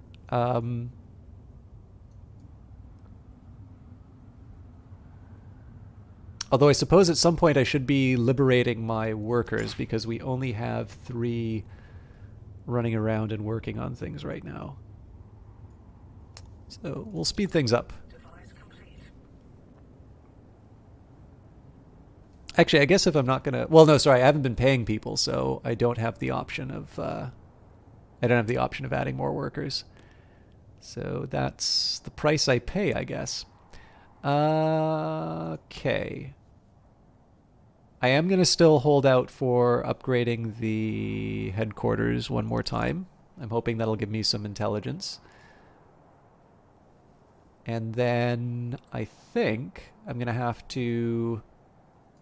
I think I'm going to have to get a little bit... I think I'm going to have to move a little bit quicker in terms of building up a cubicle farm. Device complete. Did I actually get the smokestack? Yes, I did. Defending it's going to be another question, but... Device complete. Survey complete. Seeing all those flags, will add a timer on them. Which flags were you referring to? Oh, you mean the... like in terms... no, sorry, I might be the survey where... Oh, gotcha. Yeah, I kind of accepted that. I mean, I've got my little default... I've got my default work order. I've sort of accepted that I've got so many people refining resources right now that it's not actually that big of a problem. It's not that big of a problem for me. I would probably, under normal circumstances, get somebody to work on the empty isotopes because that's what's keeping me from upgrading Victory Plaza.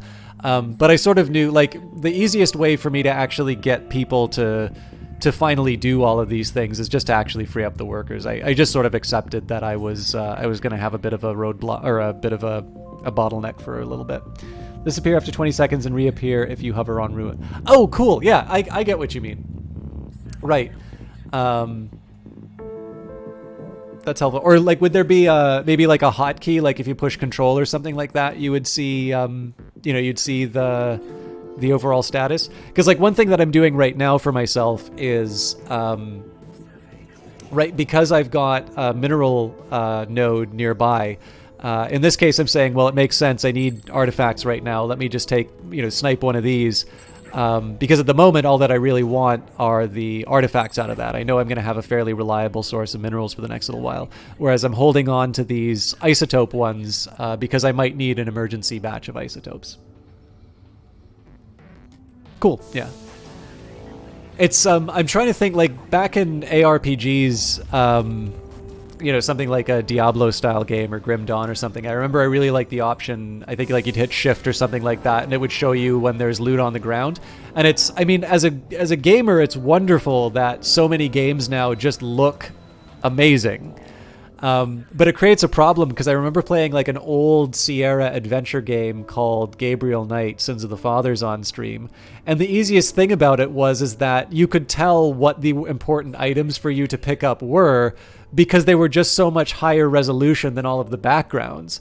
And of course now everything looks amazing, so everything can potentially be an item that you can pick up. And in terms of ARPGs, like sometimes you just want to pick up the loot and you will ignore all of the hard work that those artists put in to make that thing look awesome. So having a button to enable that made my life a little bit easier, just in terms of being able to click on the loot. Yeah, absolutely. Gabriel Knight's a wonderful game. I actually finally got The Beast Within, which I read a novelization for, but I'd never actually played the game. But it's actually funny. When I did it on stream, I was surprised at how many people knew of that game and really liked it. I haven't tried the remastered version because I think that has different voice acting than the one that I did on stream. But it's a good one. I liked it. All right, let's think a bit about what our next steps are going to be.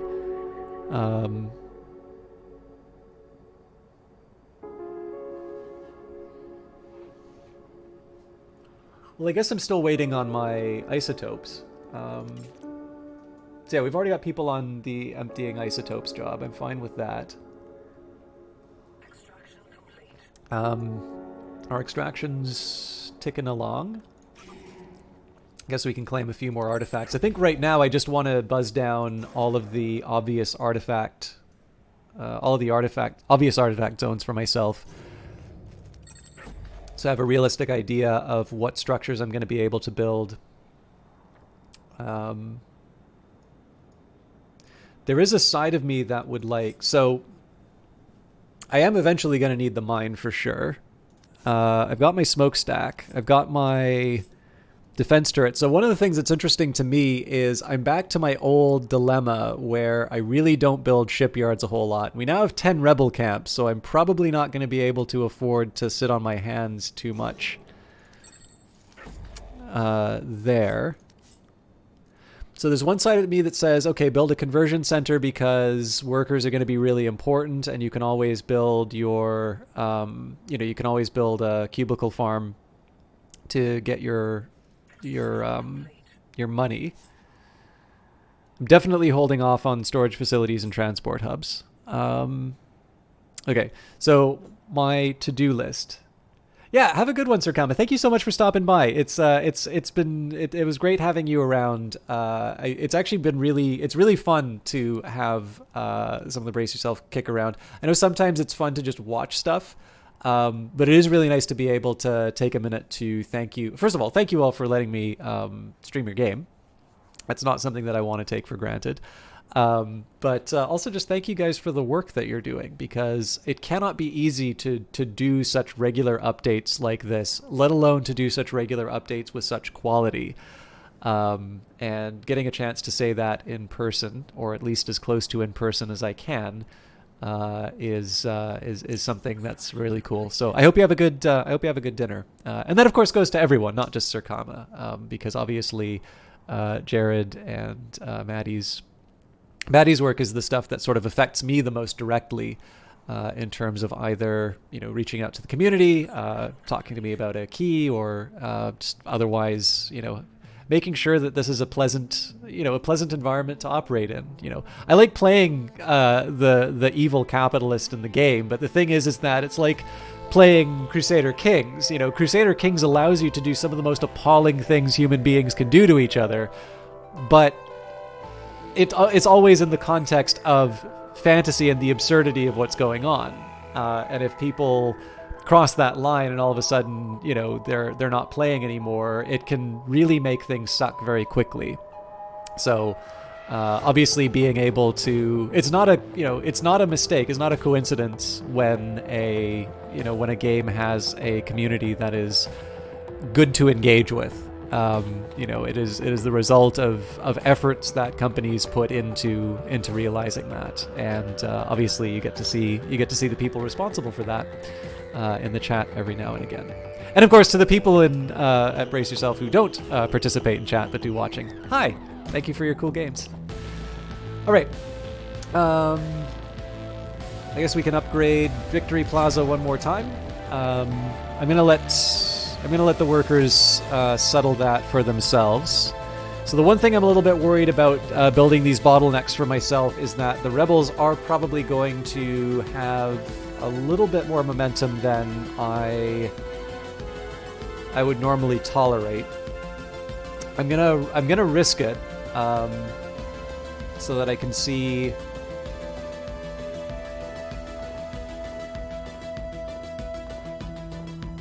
Yeah, I kind of want to see what I can get away with, especially because the first rebel attack isn't really all that frightening.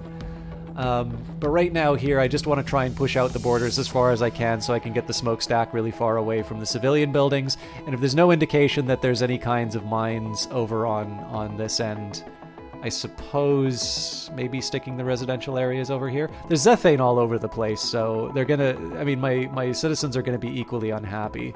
But this is neat. The rain doesn't seem to be affecting things as badly as the snow. Okay. So, oh man, that's actually going to make logistics kind of tough. So I suppose the housing kind of winds up being built over here, and then I try and stick my smokestack.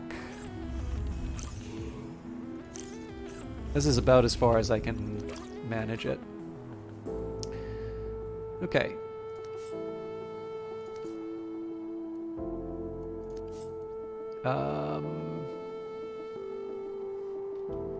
That's so interesting that it feels like the isotope CUs are a lot smaller. I don't think that's actually true, but I just don't remember what they were before. Okay, so we'll stick a smokestack here. This actually isn't where I was planning on putting it, but I'm okay with the change of plans.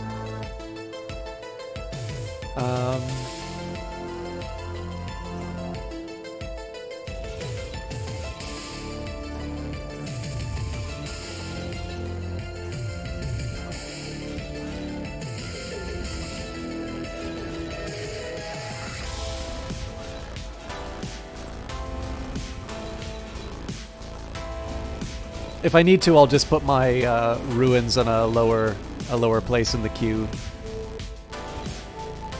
Love the God Race. All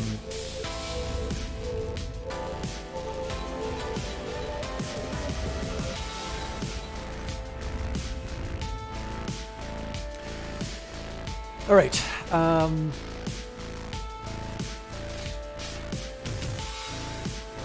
So, smokestack's on its way. I'm not going to double it up because the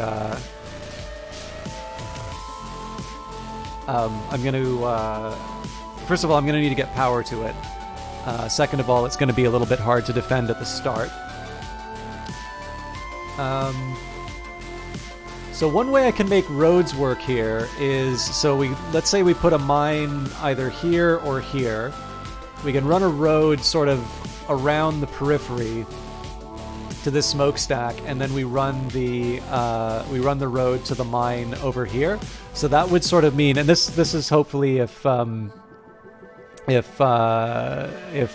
Artificer is still in chat. I'm sorry if you feel you can't, like, you're 100% okay participating in chat. Like, I just wanted to make sure that I got my little disclaimer about wanting to sort of have my own failures before it got to a bad spot. But if you're still around, so to answer the questions you were having about truck placement, like here, you know, maybe truck placement in this area wouldn't be terrible because then it's equal distance from the two mines, and it's right beside my smokestack.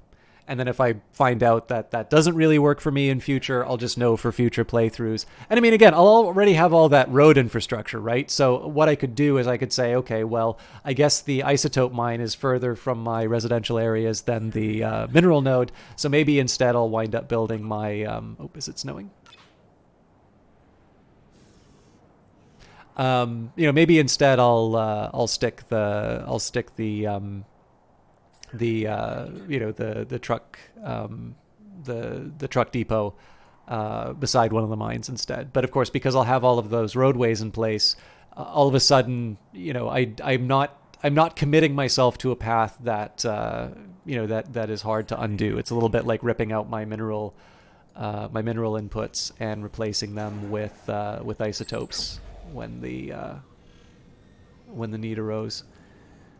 Okay.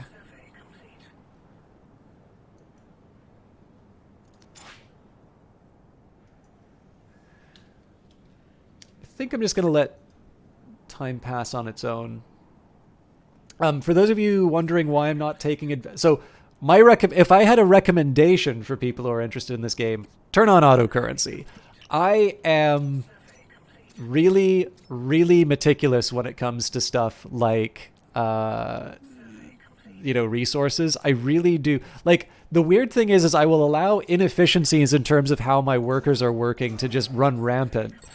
But when it comes to building resources, I'm like, no, it must have the perfect, it must all be level 3 materials. We must not have any waste. And I don't know why I'm wired that way. So for me, I'm trying to do in my head as oh, how many are these worth again? It's 9. Okay, that must mean I have 5 of the lever is 9 times 5. Yeah, 9 times 5, 45. In the isotopes and level 3s and such.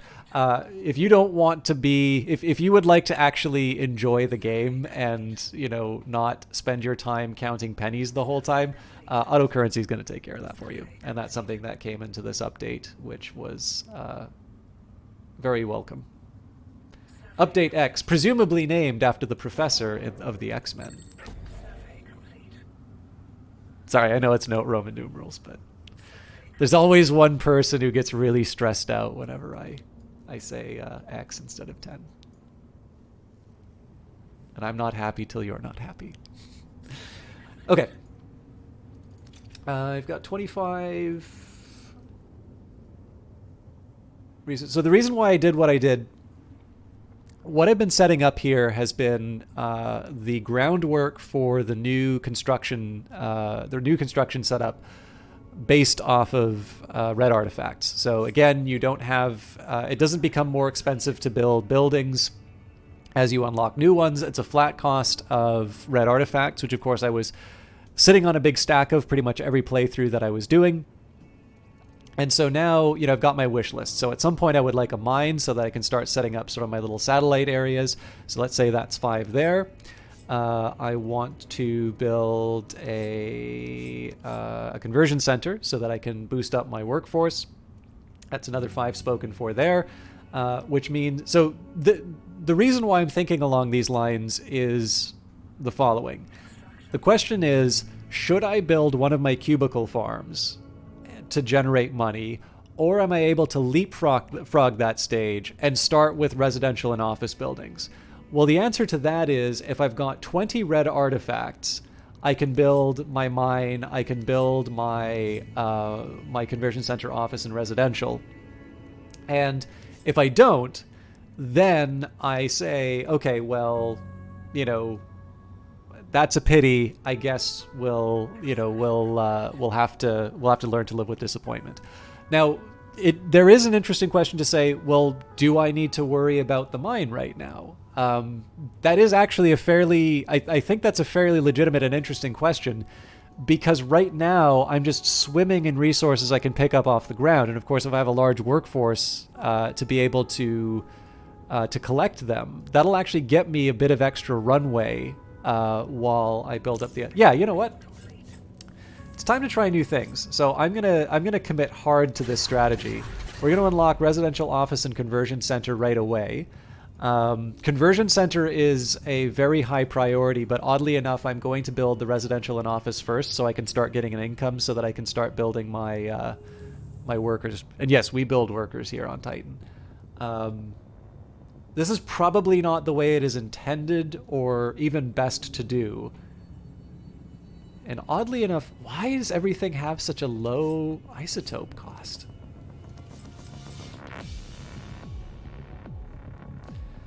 Okay, knowing that... Oh, are we at a level 1? No, we're not at a level 1. I'm actually going to turn off the isotope processing. This will help me a little bit with my trash or my waste problems. More importantly, this is going to be getting me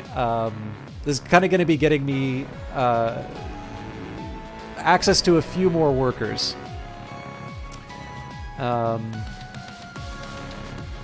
And let's start building. We'll start building out. I mean, I'm pretty much giving back most of those gains, seeing as I'm. Well, it did not take a lot at all.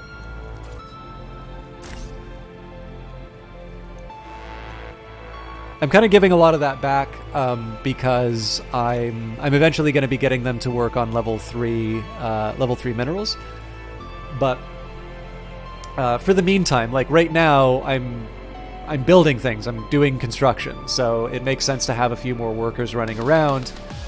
Those workers, in turn, so we'll feed them some high-level minerals. We'll get them to build up the sort of the financial infrastructure to be able to afford inflating their ranks. And probably the first job I'll assign them all to do is to send their innards to the smokestack.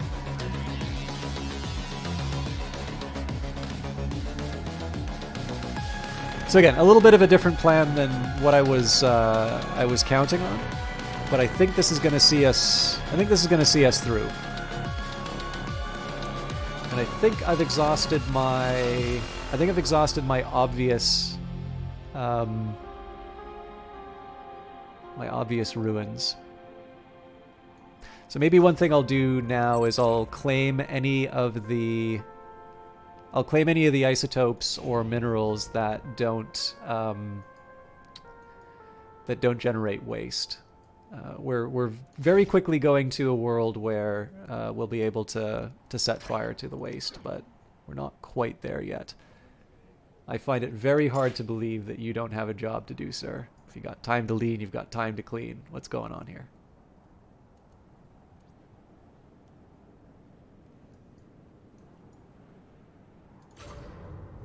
Salvage complete.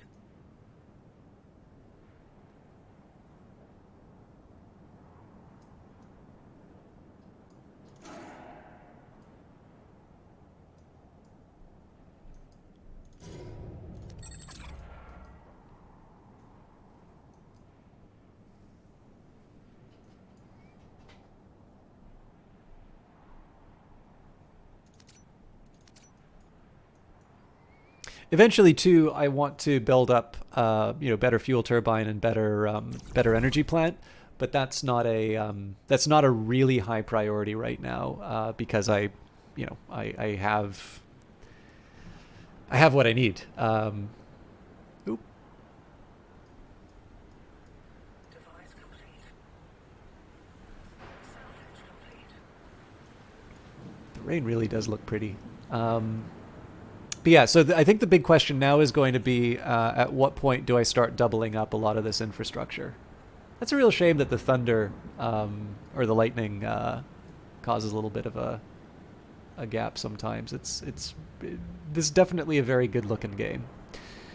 The lighting effects are a major part of that. Oh, I wonder if there's thunderstorms at night. That's got to look amazing. Okay. So they're going to work away. The next question for me, it's actually less about where I'm going to stick the residential areas, because again, that's just a matter of zooming out and seeing how far away I can place things. That might have some implications for where I put the turret, but I'll leave that aside. Actually, I really should probably be building that turret sooner rather than later. I'm also going to have to build... Oh, yeah. I didn't quite plan things through, but let's try and upgrade the pylon. That's going to put a halt on my industry, unfortunately, but that's life. It's a top priority job, so they'll get it done quickly. I don't know if I have enough isotopes to get the third upgrade in. I hope I do.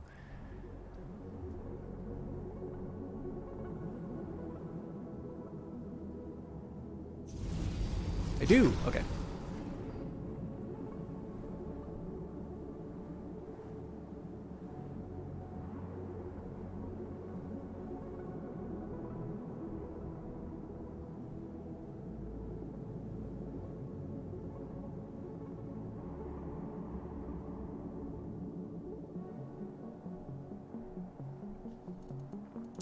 So if I wanted to put down a turret, I don't have anything even remotely close to the CUs for that right now. So,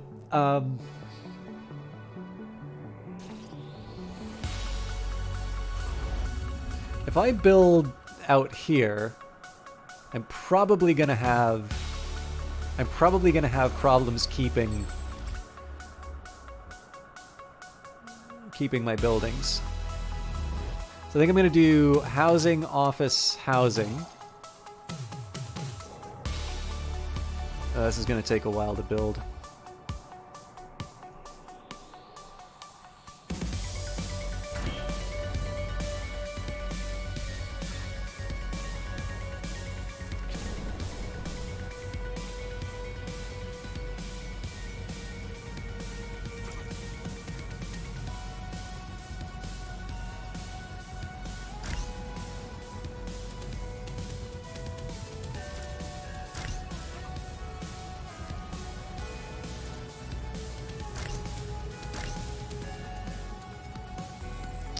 Kind of messed up the order here, so this is gonna get level 1 minerals. So if I could, I would actually prefer to have the storage container on this side. The problem is, well, actually, you know what? The way I could solve it, okay, there's a small improvement I can make here. If I put the energy bridge here, then I have the minerals right beside the input module. I'm probably not going to make that change now, but that's something I'll keep in mind for future factory designs.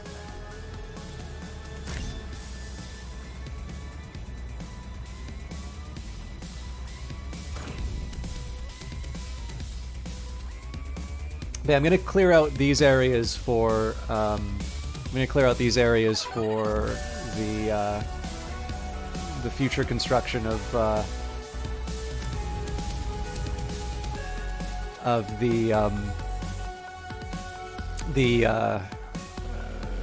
like the residential and office. And then where do I want to stick the pylon?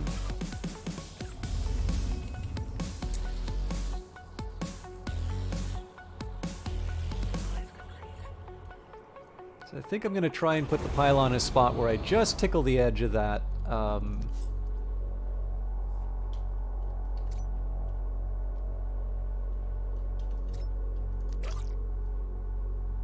Yeah, it's not quite where it needs to be, but if I can build it here... Alright, so now I got to make a decision. This is probably... Well, the waste is such a problem, though.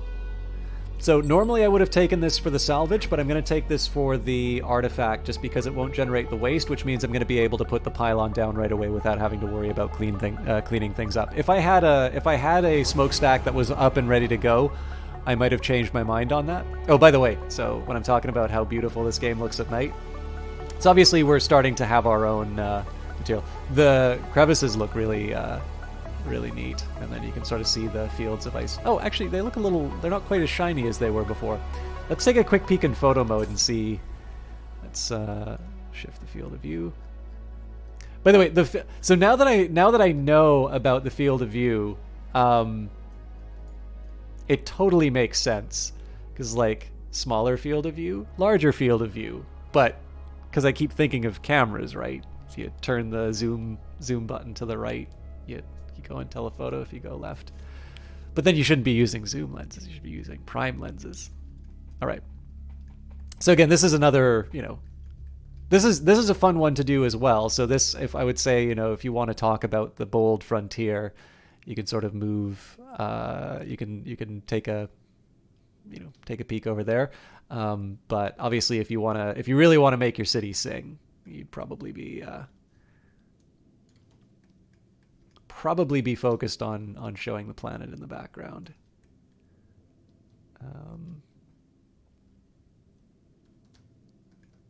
So the tension that I run into because of where the camera ends is that you kind of want to show a lot of the background, but you don't really get to give your city sort of the hero shots unless you go to a really wide angle. And of course, because my city is so small, choosing a wide angle really highlights how little there is there. So, you could probably go for a little. I wonder if okay, let's do the Hitchcock thing and zoom out. So again, we lose the background. So best option would be to do something like this. But again, we don't have. I think the problem is that I built all my buildings in the least interesting place. So you've got all the really cool lit buildings that are being blocked by a factory and a headquarters. So I'm probably gonna have to wait until I get some roads and just generally a more photogenic city before I go in. It's also time for dinner for you, so you're off. Enjoy these streams so much. Oh, thank you so much, Brace Yourself Games. Or Maddie, my apologies. Again, it's a real treat to be able to do these games, and I hope everybody else is enjoying these games as much as I am. They seem to be, but I really wish I could see more people streaming myself. So enjoy your dinner, and I look forward to the next time, whether I see you in the Discord, in the chat, wherever it is. Have a great one. I always appreciate you stopping by. Okay, let's try and see if we can catch one of those god... Oh, nuts! The god rays go away in photo mode. Oh, you know what? I bet if the artificial sun of Titan moves in the sky, I bet if I take something outside of 6 a.m., I might be able to get a little more variation in terms of how the city looks. Right now, though, I've just been sitting on a bunch of stuff to do, so we'll speed things up. My main goal right now is to just kind of clear out all of this territory that's going to be dedicated for office space. So one here, one here. I guess I probably should be focusing on these. So artifacts. Yeah, I probably didn't need to clear out that isotopes patch right away. I probably could have gotten by with the ruins.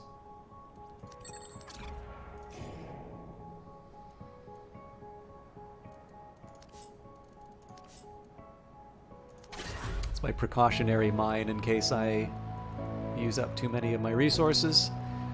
And I mean, don't get me wrong, I'd love to build a shipyard, but if I'm struggling to build a defensive turret with my current workforce, it's probably better I just admit that I have that shortfall and adjust my expectations accordingly. What's going on in the Prosperity Shed?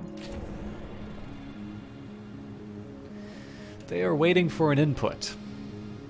It's because oh my goodness. I don't have a workforce working on anything. That might be a small problem. No, actually, let's change this around.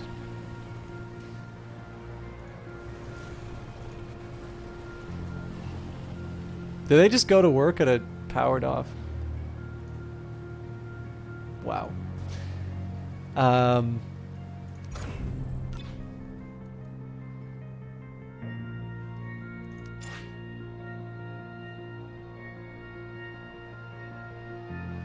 That's so odd.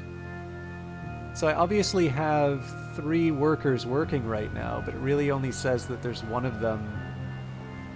Oh, wait, because this guy's got a dedicated job. That makes sense.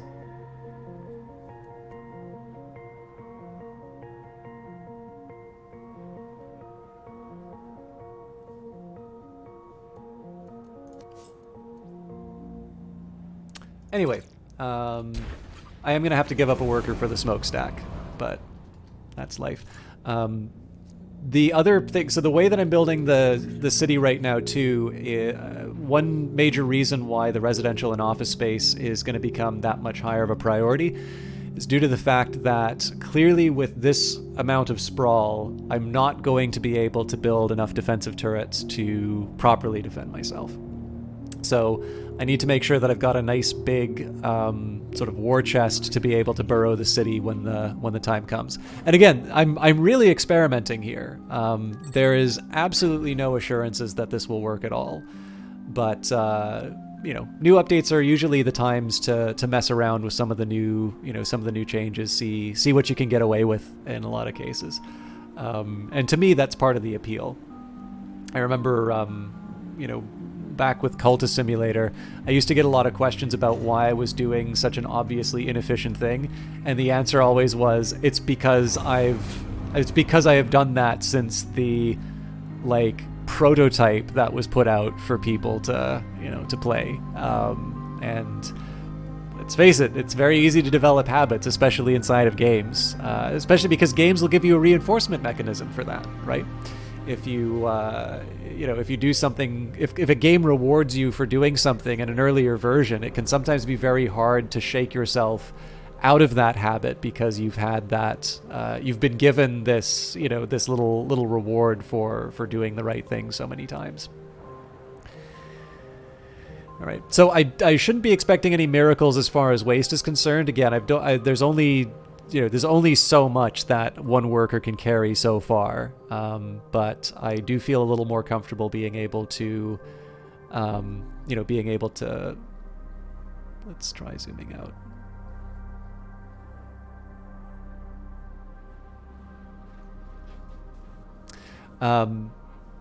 I do feel a little bit more comfortable trying to put down some conversion centers. Again, I got to think about where I'm going to put them, but those are on the to-do list for sure. I'm very interested in the fact that there's apparently no manufacturing jobs. So what's going on here? Oh, good lord. Oh, hang on. Nope, wrong one. Okay, so you definitely need to be off the isotopes for a bit.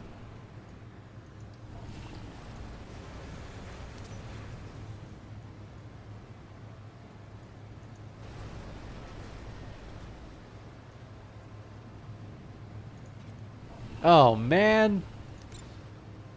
That's where it went wrong. Okay, that's already happening. Okay, I see where... So I built an employee module when I shouldn't have. And that's why all my worker numbers were off by 1. I think I'm still going to hold off on producing new isotopes, though. The real question is, do I want to try and put down these military structures, or do I want to just leap into earning cash as soon as possible?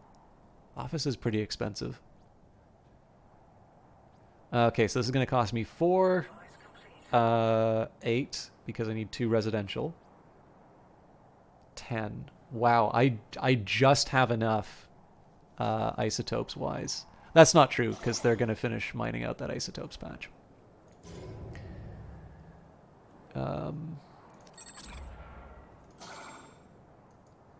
I will wait, but I am actually going to add this to the list too, because again, vertical.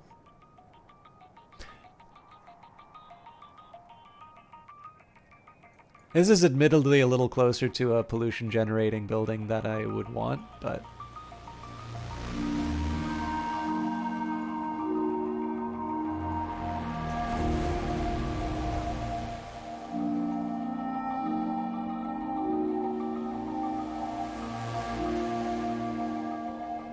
Anyway, one of the nice things about conversion centers is that they don't care about pollution.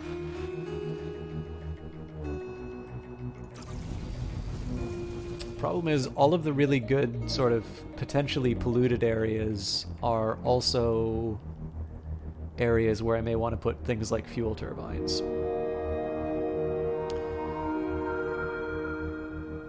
So, what?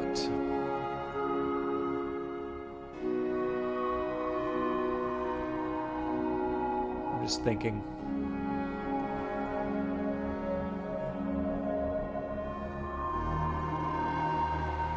Well, I'm pretty sure I'm not going to put roads through here. I guess I can leave myself the option.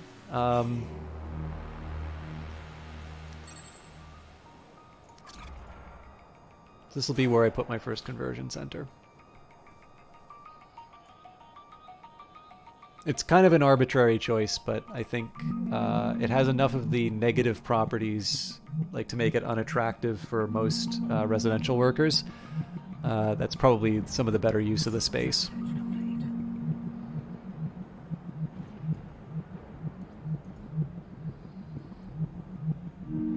Yeah, I think I'm going to build the office first. Actually, no. I'm going to build the residential area first. Oh, right. I wasn't thinking about...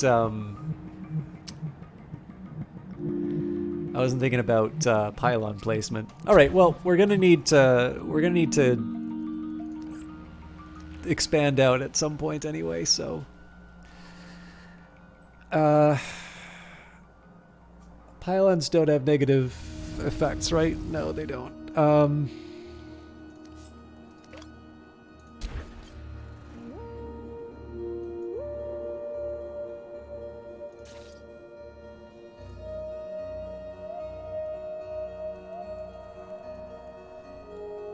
So the reason I decided to build the residential area first is that it will let me put more.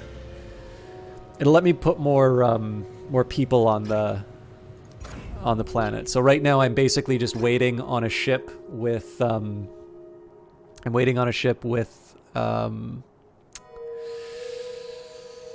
with 2 people to show up. So I dumped a bunch of money into improving the storage for these, these different places. I'm not entirely sure that was the best choice I could have made. At the very least, I could have built that conversion center a lot sooner than I really did. But it's kind of a done thing now, so I'm not going to be able to change it. But yeah, right now I want to fill the planet with bodies. I want to give them jobs when I can, and we'll be able to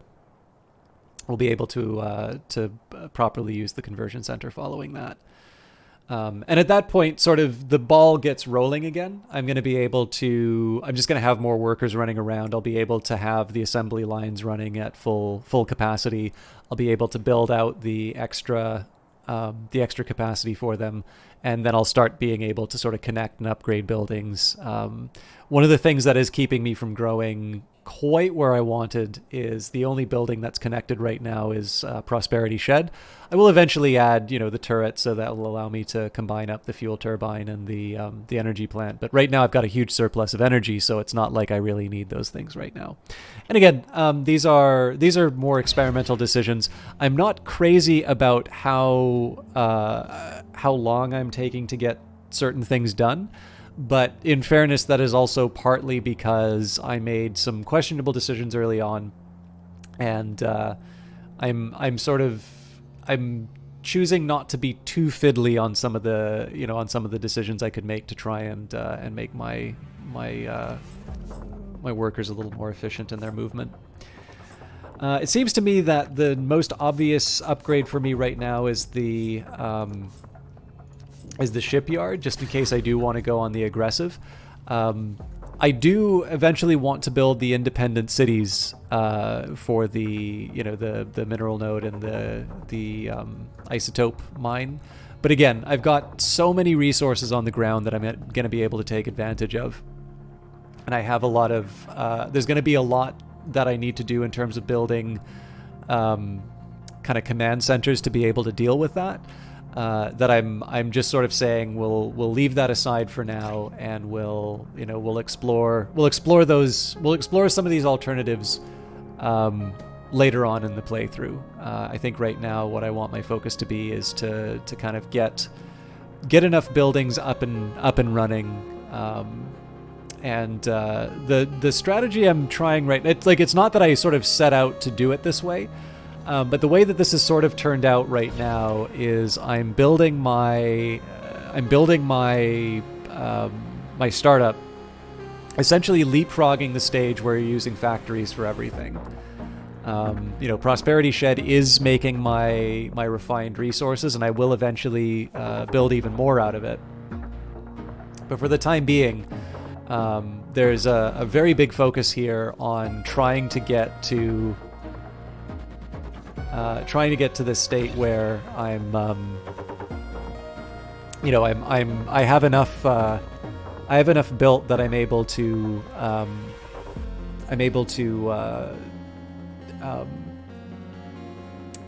have specialized buildings for everything, and just try and use the best building for everything and build at once, as opposed to sort of having a bunch of temporary structures set up to be able to get certain things done. And again, I'm partly inheriting maybe not very helpful ideas of how things work in the game. I could be making some very wasteful choices, but as long as the rebels don't attack at a point where I'm not able to build a defensive structure, I should be okay. And I am courting disaster by not building that turret, but I'm sort of banking on being able to build an office to be able to boost my workforce before I need to build a turret. And we'll see whether or not that turns up. If Bahar gives us a call, I'll know that I made the wrong choice. I'm going to try and make some stronger choices as far as claiming artifacts. I do want to keep a little bit of a reserve for influence.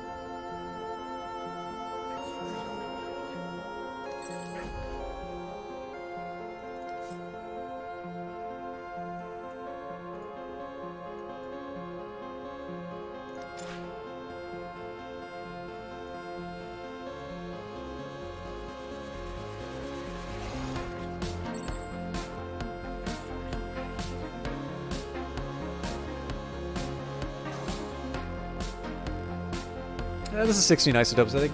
No, you know what? I've only got 4. I mean, it's admittedly half of my workforce is now dedicated towards productive activities. The thing is, I really don't need to clear this isotopes patch out yet, so I'm going to resist the urge. We are getting tantalizingly close to the office, though.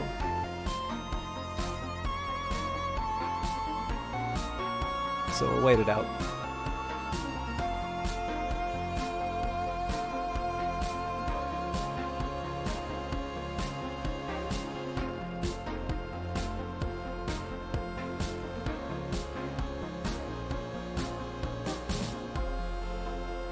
So just 2 more of the tier 3 minerals and we should be good. Also, I should keep an eye on the incoming ship. There we go. So we're full. We're full for now, but we are going to need another residential building to get to be able to fill up the office. I believe, unless that's changed, the office provides 32 jobs. Residential provides 16. So you basically want to have one office for every 2 residential. And of course, there's going to be implications for desirability that come from being so close to, that are going to, like, eventually I'm going to be putting down some turrets. There's going to be some implications in terms of desirability for that proximity, but you know, I can't keep everyone happy all the time. So I think it's also, I should get that upgrade. Oh, hang on.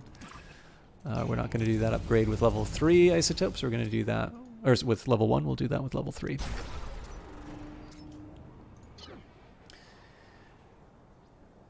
So I mean, not great that this thing's offline, but I gotta have the upgrade happen at some point. So.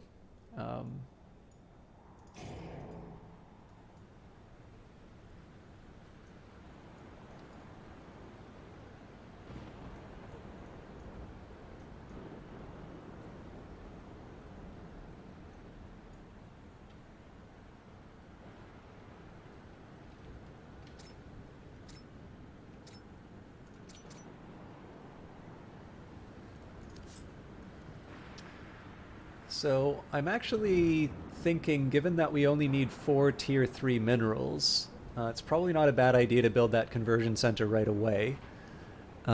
Because again, we'll be making enough money to pay our workers on the basis of the single residential area and commercial area.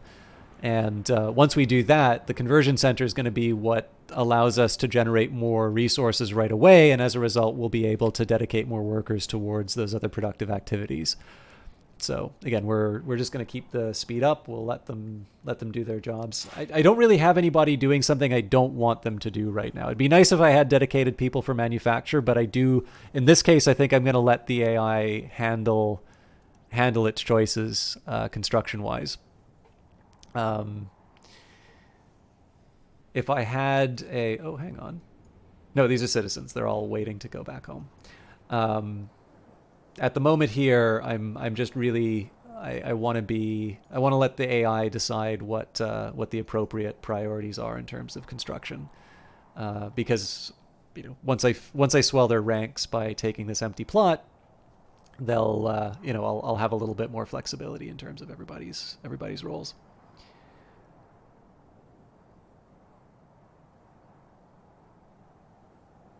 And I'm not going to, I don't feel any need to prioritize or stress about whether or not this office gets built right away, because, you know, it'll happen. It's currently a leisure period, so I'm not worried. It'll get done. The worry right now is about getting people in the manufacturing sector to get my my conversion center online, which will happen soon.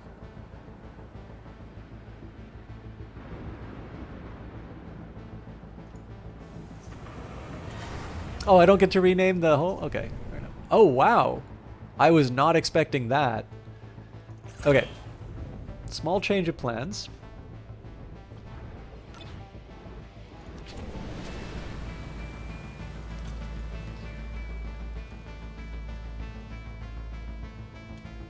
Uh, 20 CUs, so... It's a little wasteful to use 3s. Yeah. I'm still going to.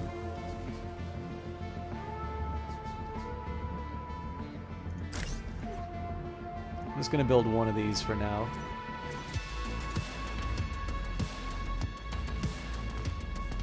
Wait a minute. It's mediums that I want. 10. Yeah, so I do need to... I would prefer to use 2s, but I don't have any, so... And these things take 2 fuel. Okay. So this is a pretty standard pattern I've done before. Although I messed up the positioning.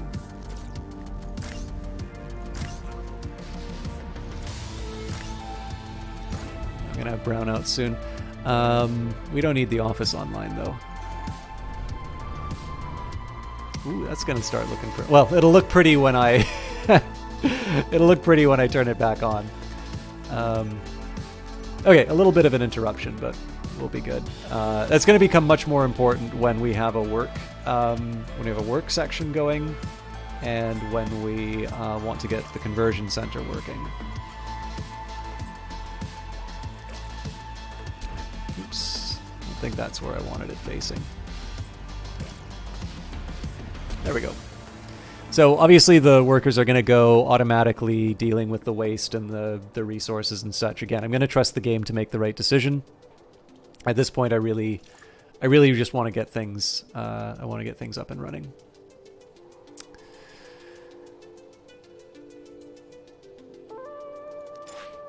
And then again, I'm gonna tempt fate as far as the rebels are concerned. I'm gonna build another residential building afterwards, and that's just so that I can have a higher income per turn. It'll support a larger workforce, and the hope is that the speed at which I generate the workforce is going to recover the lost time or lost effort. So a little bit of waiting, but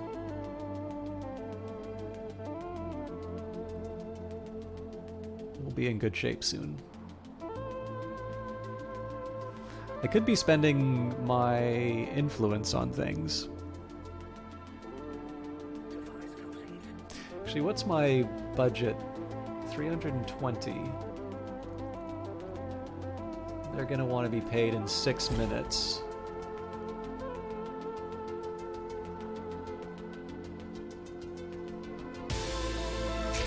Not my favorite use of influence right now, because there's so much that I could get by claiming these territory or these tiles. But a really important thing is going to happen if I cover the payment. So if I cover payday within 6 minutes, if this thing gets built before the end of the day, that means that I'm able to get those workers up and running sooner. As a consequence, I'm in a better position overall.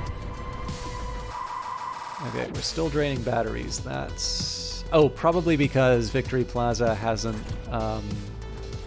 built the bridge yet, right? Yeah, there we go. That's more like it. Although that power number still scares me. What's the conversion center gonna cost? 16! Ah! Alright. Looks like I need to update the fuel turbine after all. That's gonna be complicated.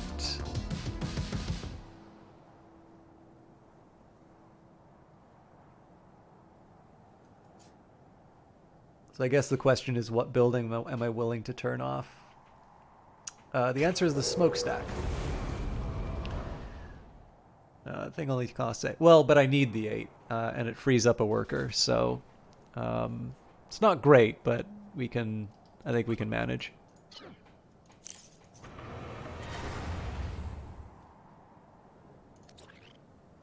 So Zethane's hurting the livability a little bit, but overall, it's pretty good place to live.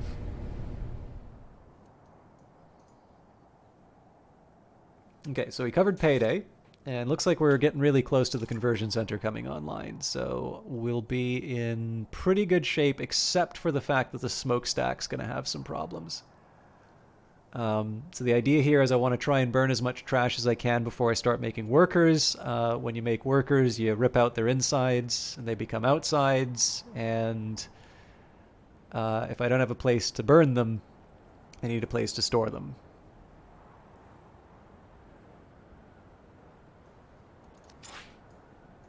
As you can see, our storage space is getting a little limited. I actually don't know how much waste an individual worker costs, so we'll find that out in a moment.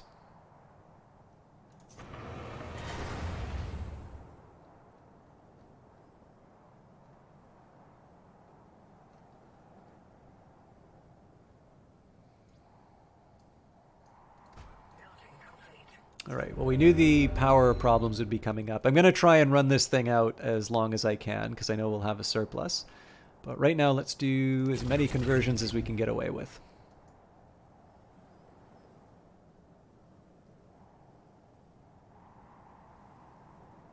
And our expected earnings, yeah, that's quite decent. So the real bottleneck right now is just getting people to show up for conversion.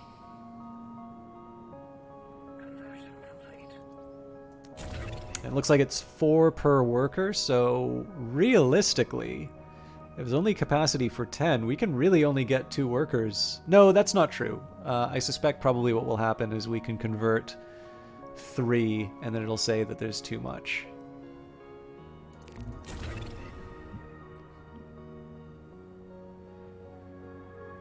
Okay, gotta be careful about the battery drain.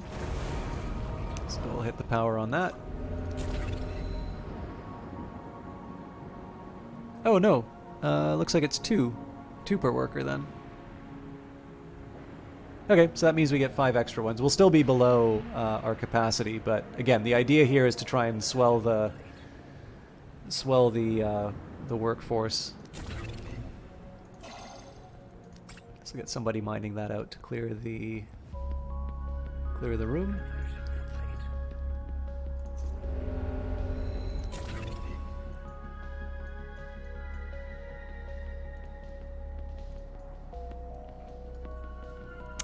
And then I have a bunch of power problems.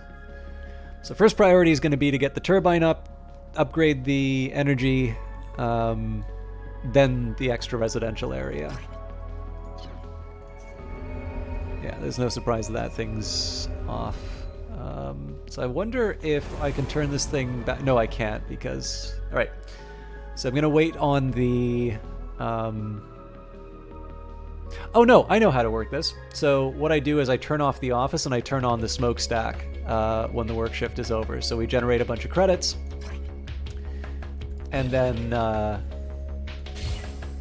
we generate a bunch of credits and then we... Alright, during leisure time... We burn the trash.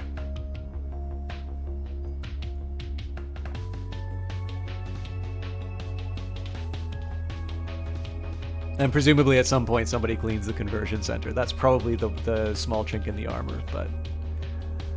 Okay. Fuel turbine. So the reason I'm doing this instead of building a defensive turret is that if I don't have the power to support the turret, it's not going to matter. So fuel turbine first, then energy plant, then turret, then... we see... First of all, I see what the range of that turret is. And then I consider some upgrades to buildings. But again, workforce is a pretty important. My God, why are you? Stop, for the love of God.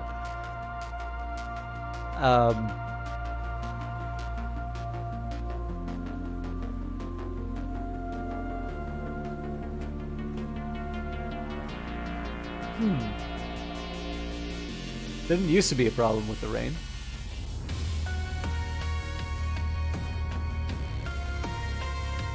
I'm loath to turn off the effects, but maybe for this time... No, it's not stuttering anymore. I think next time I see a little bit of hit a lag like that, I'm going to... what I might do is hit the settings option. So I think if we... I don't really think I need VSync. I think that should already be handled.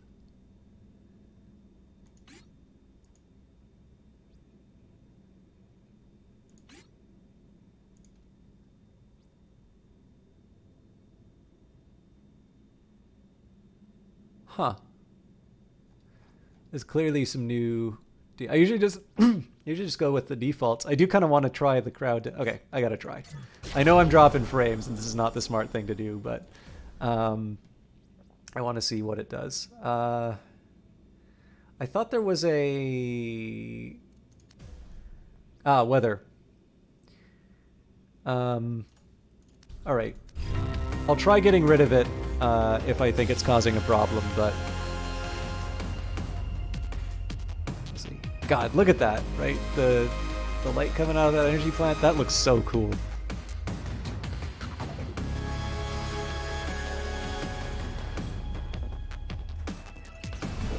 Alright, so we'll do... I'm a little scared about this because the connection always pulls my fuel offline. And I don't have... Whoa! I don't know what happened there. That's probably not a game thing. Yeah, I knew that was going to happen. I think here I just need to... I need to eat it. The problem with this is that I don't have any fuel storage. So everybody's just going to be miserable for a little while this upgrade happens.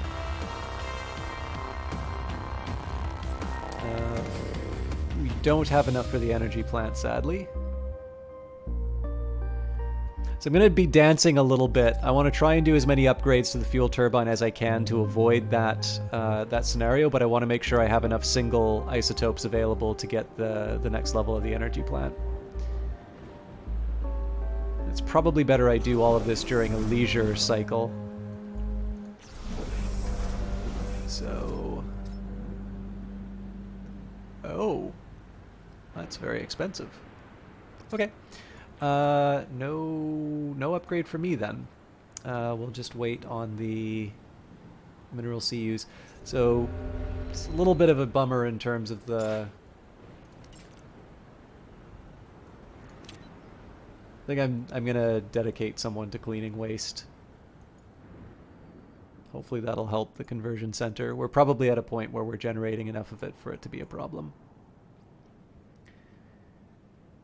And I wouldn't actually worry as much about the cleaning up the conversion center, except for the fact that it is actually going to keep me from getting what I need, which in this case is additional workers.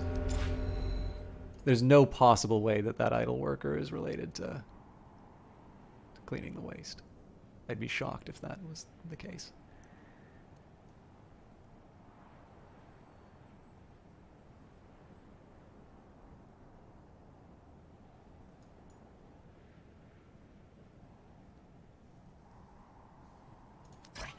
I also keep forgetting I have citizens that I can bring in.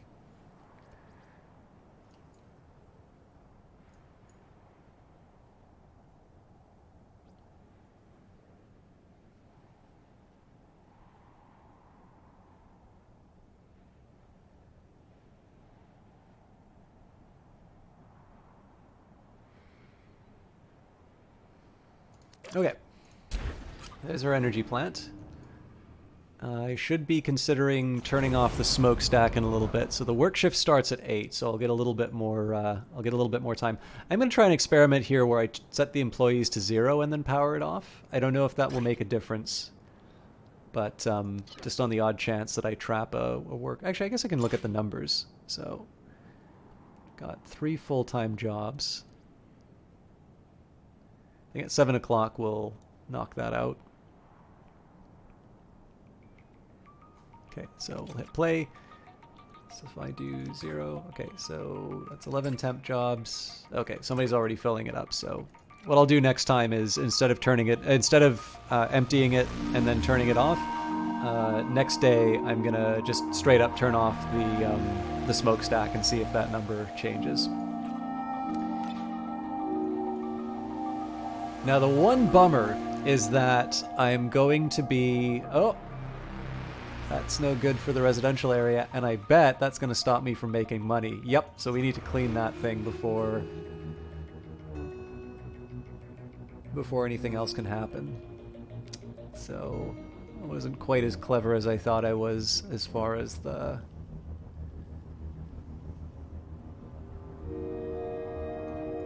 conversions go. But I think I have a sneaky way around it.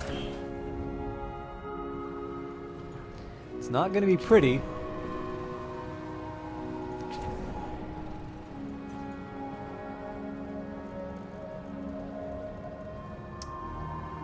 Six CUs.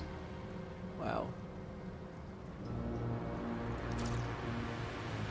So I'm going to stick one of these things in the corner. I'm going to hammer it as many times as I can.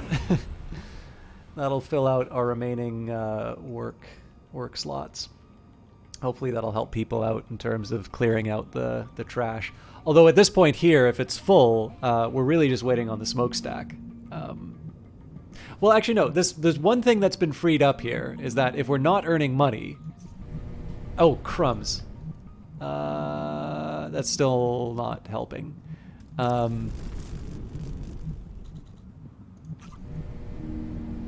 until the residential area gets cleaned, I can actually afford to. I can afford to connect the power plant because nobody's doing anything.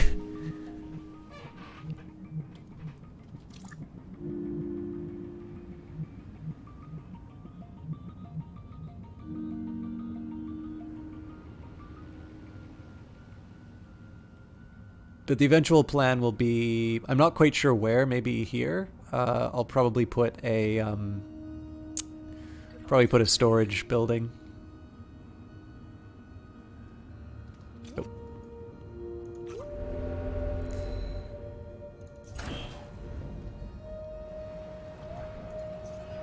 Oh, nuts. I forgot. Oh, that's not going to do the trick. That will, though.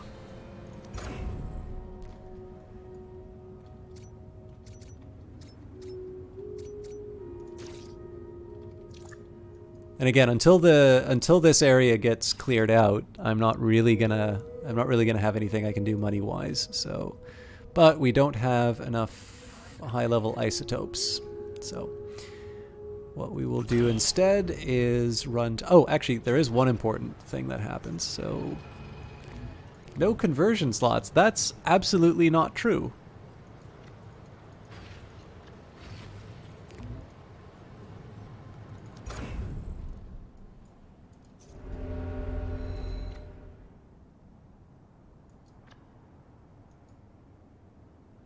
Oh, I get it. It's because I'm converting someone. Because I'm converting someone in the center. And the center's disabled. Interesting. I don't think that's intended, but that is the way that it's currently working. So we're going to build another one of these things for no reason other than to free up that slot.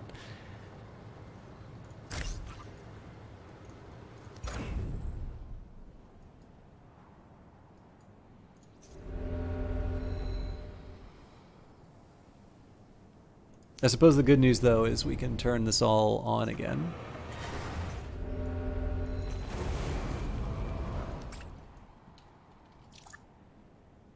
Please tell me I did not use... I did use Minerals 3. Alright, I'm gonna want that back.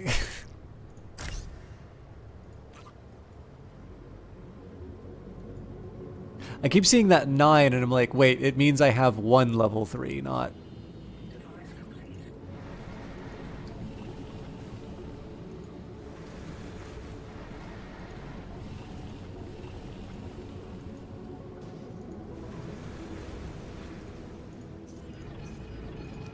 There we go. So it's going to be slow going, but this'll be the way we get around our problems. And we are going to run out of money, so precautionary influence dump.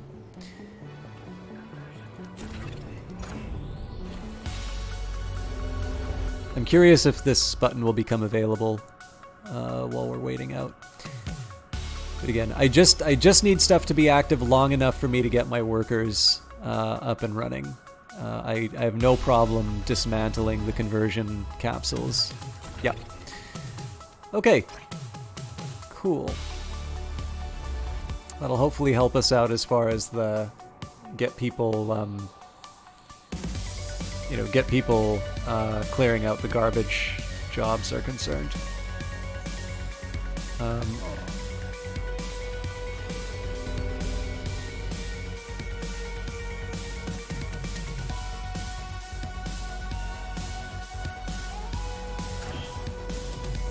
Something's happening.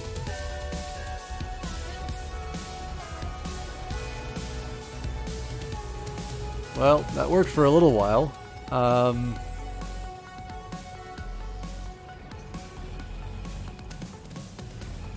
So why do you think you're offline?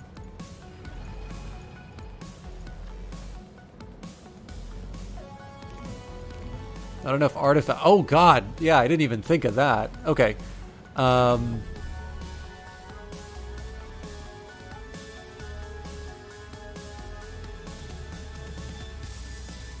Oh yeah, I was going to try disabling the environmental effects.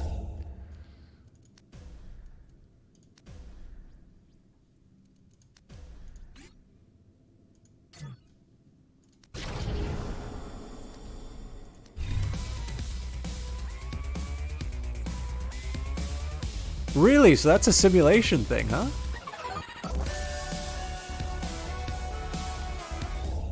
So why, if it's a simulation thing, why does it... Oh, it's probably because of the number of people I'm putting on the screen who are affected by it. Maybe that's it?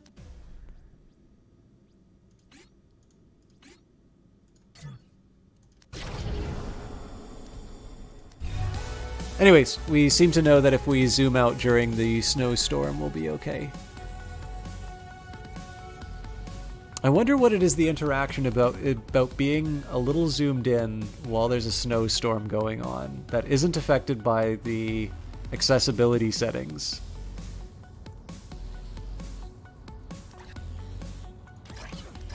Interesting.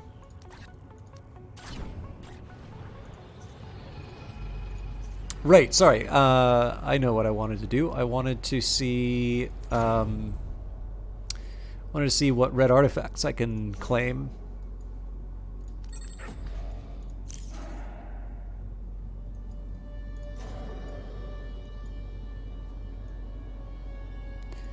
You know what? I'm going to say all of them.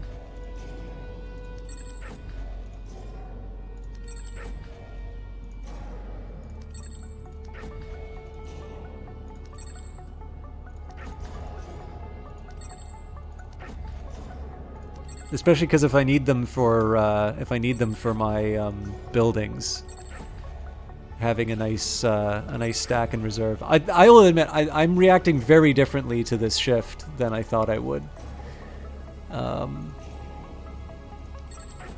It's an interesting problem to have, but I definitely have set myself up for some disappointments as a consequence. Anyways, I think it's going to take a little bit for my workers to digest all that work.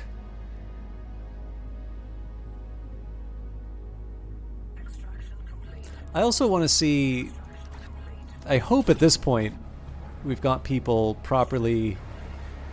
Yeah, it's just because we're not... Oh, here we go. This is why we don't have tier 3.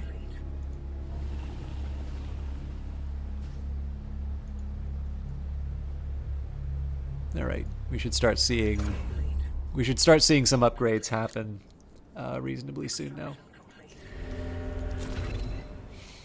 And again, the aim here is to fill out the number of workers, and then we'll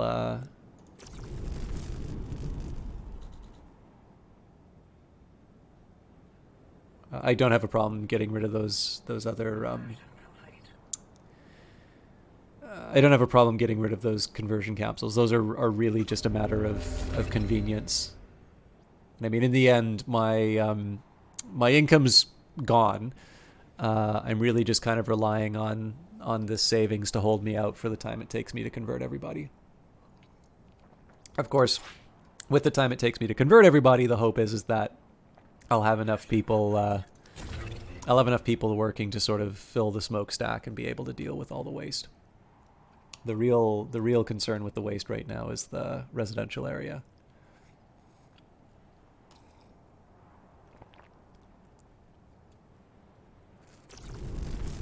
Okay, so you're gonna want 12 more fuel, which we can't afford. Better still, let's do it in parallel.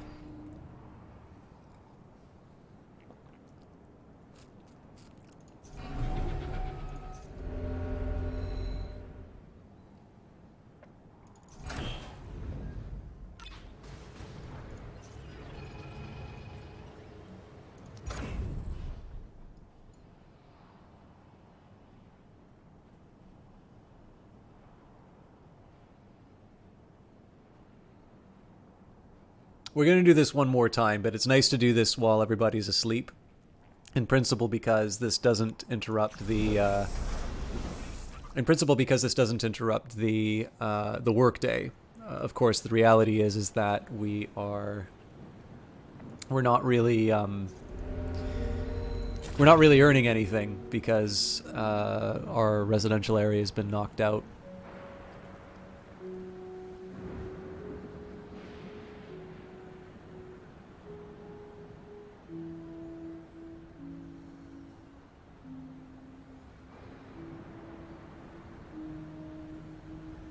You know, I'm also wondering if some of these might be an interaction with OBS, because I know OBS is going to be demanding system resources. So if any of you are Industries of Titans players or fans, I'd love to know if you're running into sort of the same stutters that I'm seeing. I'm going to guess for the most part, well, some of them I think yes, the sustained ones probably, but things like the lightning flashes, I suspect the answer might be no.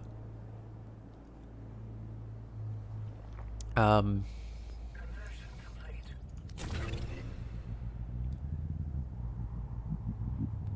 Yeah, the thing I am really curious about though is how the rebel camps growing works, because the time that I'm taking here to actually get myself in position to sort of like be aggressive against them, I think overall it should pay off, but I do wonder,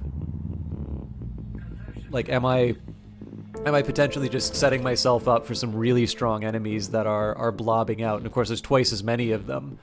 So instead of having this really nice early and aggressive expansion that I could take advantage of, have I really instead just set myself up for a situation where I'm letting so many rebel camps just, you know, feast and get ready to clobber me? Again, I'm doing this right now because, you know, there's really no consequence to knocking down the office halfway through the day. I suppose this would have been the advantage of me building a cubicle farm in a factory. They don't have quite the same. It's not quite as severe if you let the waste pile up. But I don't know. We'll see if we can make it work. Again, I'm holding out faith that if I get another 5 workers, we will. We'll see. We'll see our waste problems go away.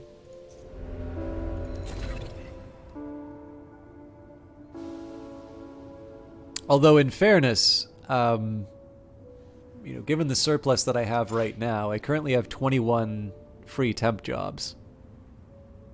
So you know what? Maybe there is. So I'm still going to put manufacture at the top. I'm actually going to put cleanup as a higher priority than moving resources, and then I'm going to get rid of the dedicated job. And I'm wondering if that expression of preferences will lead to... Yeah, that's definitely very telling.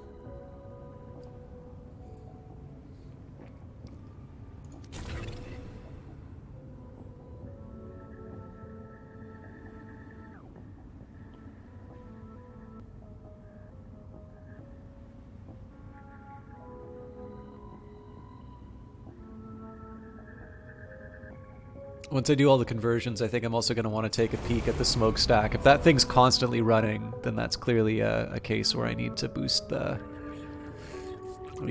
capacity.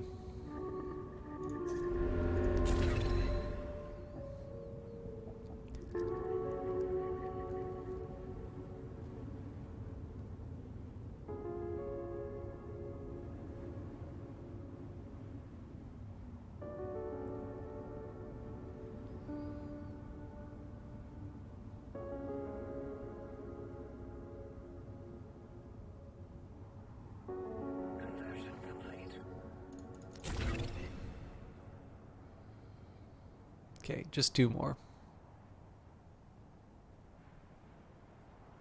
So we do have a pretty steady stream of people moving the trash.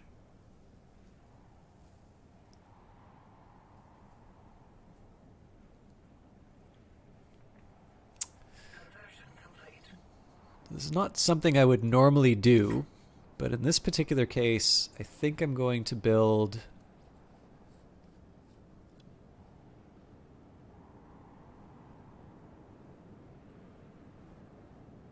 Or I'll buy the storage facility.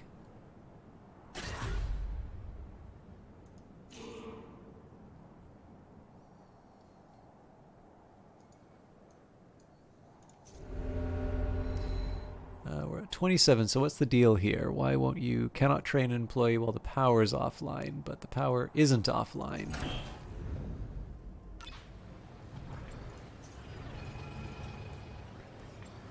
No citizens. Oh, okay, because we already have an existing one. All right, well, that's a unique problem. Honestly, 27 out of 28, I think I can live with that. So we'll dismantle our existing conversion stations. So the worry now is the simple fact that I don't see how we can be doing any better. I really don't see how we could be doing any better workforce-wise. We've got 13 people dedicated to cleaning things up and burning the trash. I guess, so one thing one thing that's not doing me any favors right now is, okay.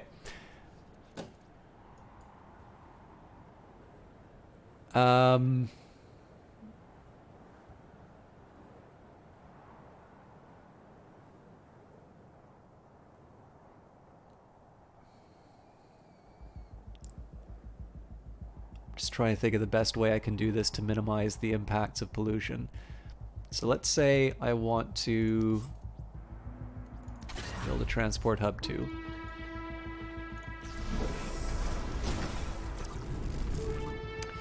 Okay, so say there's a road that goes straight through here. I guess, yeah. I guess out and around on the ruins.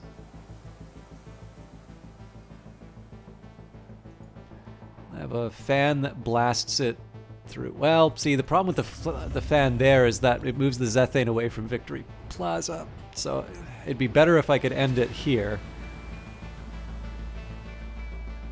But then the storage goes too far away. Oh, this is a hard one.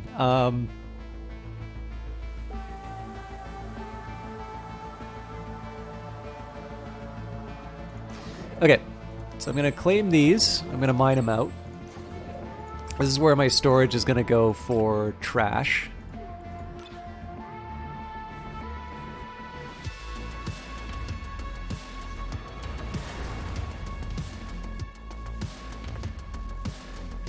I think the time has finally come to get a defense turret down. Okay, so I think I know how I'm going to handle this. What's the outer limits of my empire?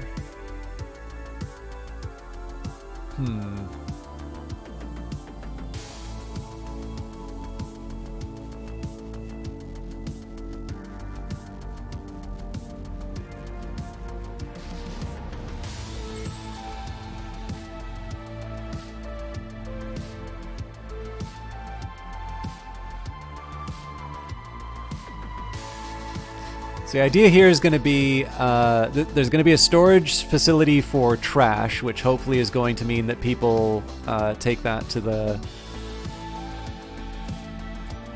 take that out of the residential area. I think eventually what I'm going to do is I'm going to put a road down with a fan blasting it. I mean, maybe I can put the fan blasting this way, but then, oh god, that's such a terrible spot for it actually, because there's also the crevice. Okay, well, if that's true, what if I tried it this other way around? Yeah, so technically I don't need to be mining that out, but I'm not going to be upset about having to do it that way. Okay, so let's just reconsider. Instead of working with... I mean, one appeal would have been that we could have moved the waste out of the conversion center. But I guess technically that winds up close enough to the road... That winds up close enough to the road when we build the mine that I might be safe there anyway. Okay, so the goal right now is to consider what sort of infrastructure I'm going to have in place to make sure that I don't have too much pollution wafting over my my residential areas while still being able to move trash in a somewhat straightforward way. I guess the one unambiguous way of me okay, you know what? Maybe I don't need to think... Maybe I don't need to be so obsessive about it. Maybe I have Maybe I just want to build a storage facility here.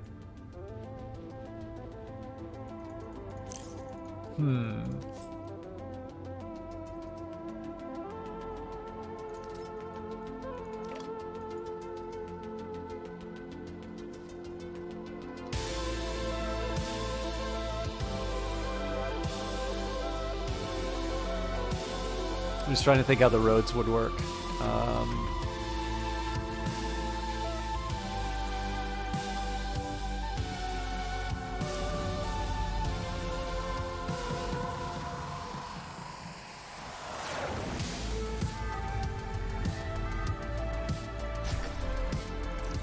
get the upgrades done here. I'll probably put a command center here early. If I put a command center down here, though, that means I'm going to have to build a turret to defend it as well. But we're doing a bit better as far as the upgrades. Hey, it's huge. Yeah, the soundtrack is wonderful. It's Danny Baranowski who did the Crypt of the Necrodancer soundtrack. So, again, I believe the community manager, Madeline, referred to Brace Yourself as the Katamari of indie studios because they keep buying up everything interesting.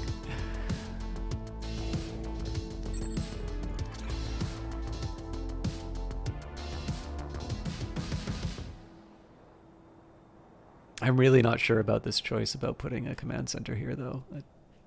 It's not the most natural place I would start expanding.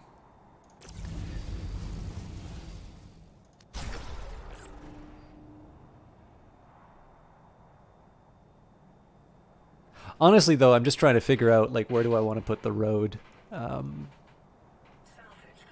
So again, like Nah, you know what?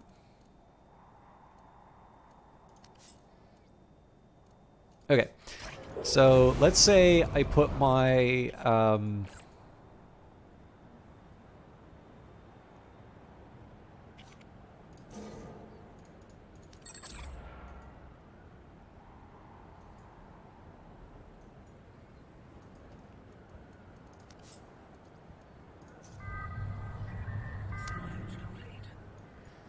that's really not going to cover me defense-wise. So for starters, I shouldn't have done that.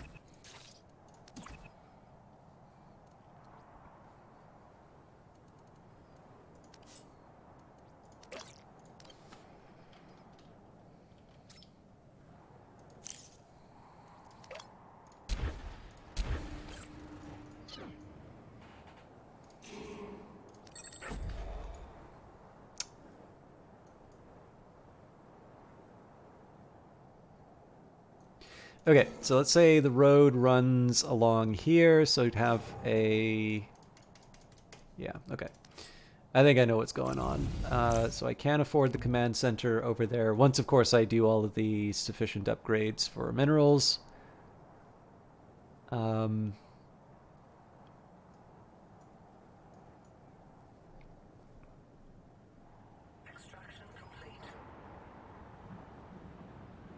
I have a mild concern about the command center in terms of defensibility, but as long as I keep growing fast enough, I think I can outrun it.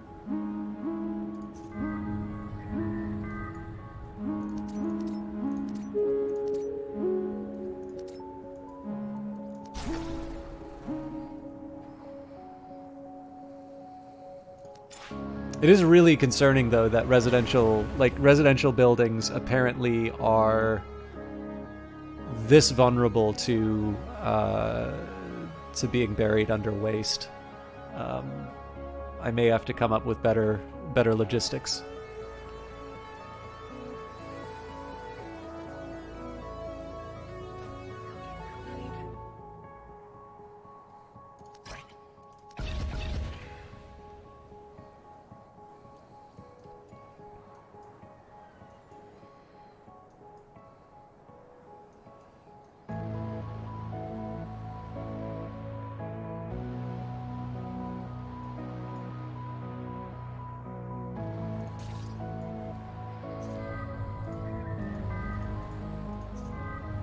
So I mean, theoretically, this thing defends the offices and residential areas, but in practice, we'll see, right? There's nothing stopping the rebels from just staying outside the edge. This is why it's important to have a lot of cash.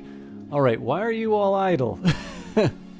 There's a lot of garbage piling up.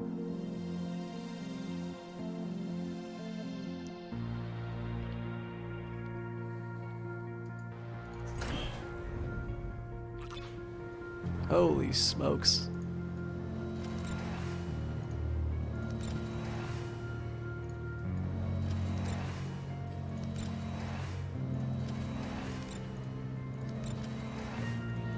There is actually a plan behind this.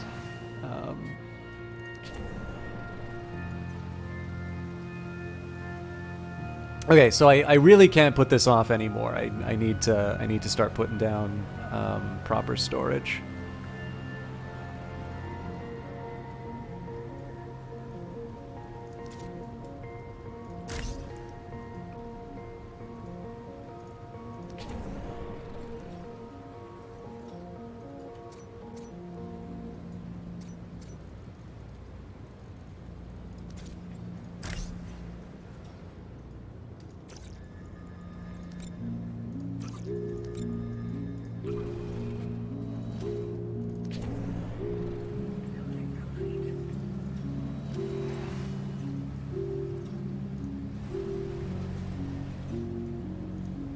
Okay, that thing should be dedicated to 1. This thing should be dedicated to 2. In this case, I'm using level 1s just because they're choking out my... They're choking out my access to everything else.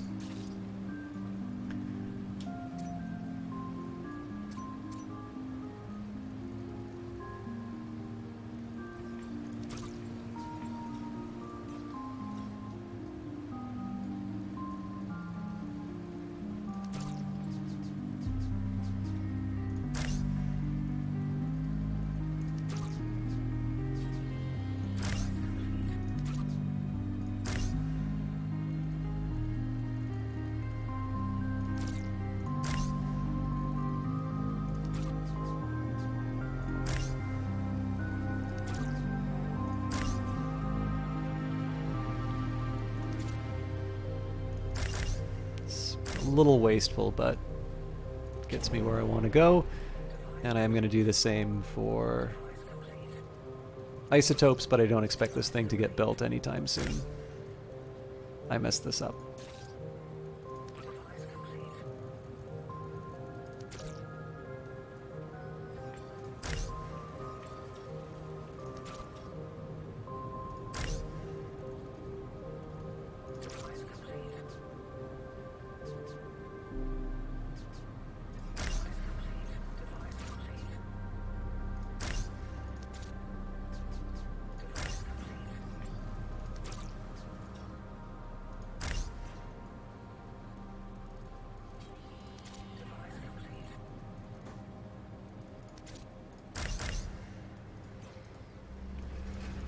So this one should be just for refined isotopes. I'll make it 2 and 3. I'll make it 1, 2, and 3 actually. No, you know what?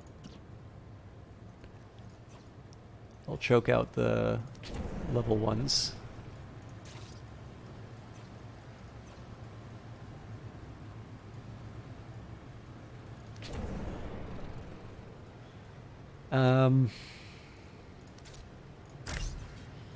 I'll admit this stuff's getting built a bit faster than I was expecting. Device complete. Device complete.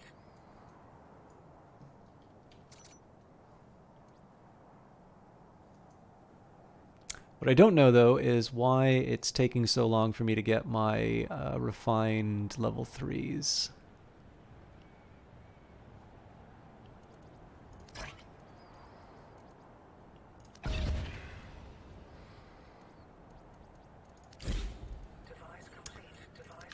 I'm going to try upgrading storage for starters. I really hope hope I didn't. Oh yeah, no, I don't need to worry about payday anymore. So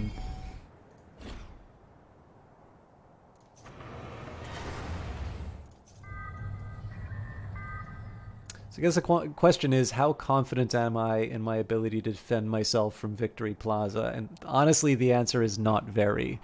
I don't mind like getting placeholders for this stuff. I'm really not convinced that I have what it takes to be able to defend this territory when it comes down to it. So, we just keep making the trash. I'm going to wait for the command center. Although, seeing as I've got some spare red artifacts now, let's say industrial fan. Probably should be getting... So, it's council monument and an air purifier. Yeah, we'll go for all of it.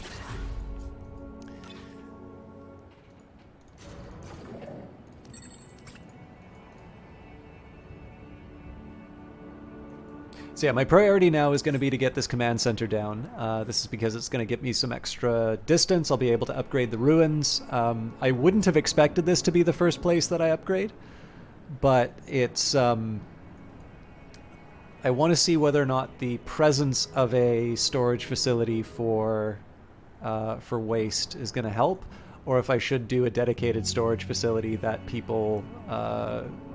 that like basically build sort of a chain that people will follow through. And then again, I need to think a little bit about how I'm going to handle pollution if I have to draw a road.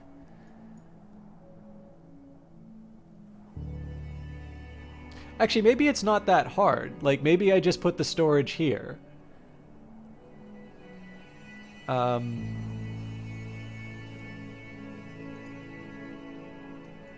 Yeah, like maybe I just put the storage on the edge here, and then I blow it forward like this.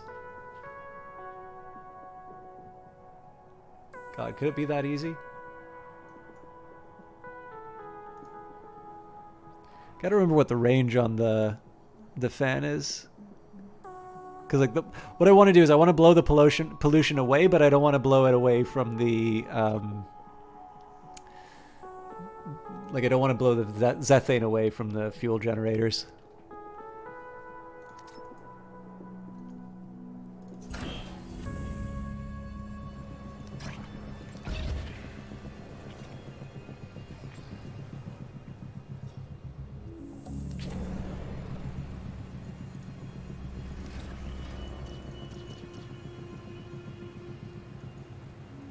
Just want to double check that I'm doing this right. Yeah.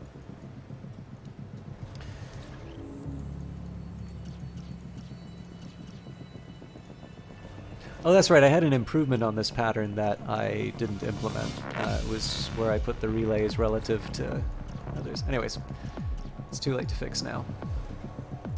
This isn't a level 3 anymore. This is a level 2, seeing as I've got the large...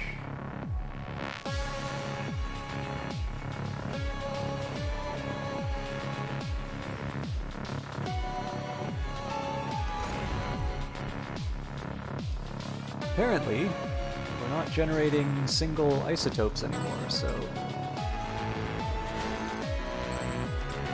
I think at this point I want to hoover up everything that's lying on the ground, and...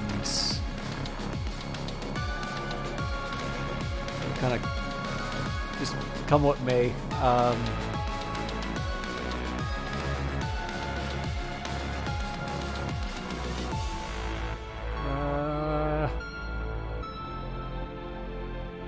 Got the minerals, but not the isotopes now. It's always something. Okay.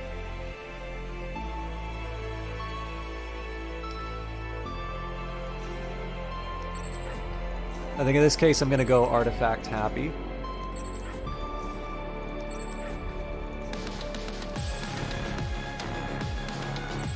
Just being a little conscious on the amount of influence that I have. So yeah, it's really interesting to see, like, when I issue a command, it's done almost immediately, but it really feels like the residential area is not getting any priority at all in terms of waste cleanup. That's a really big problem.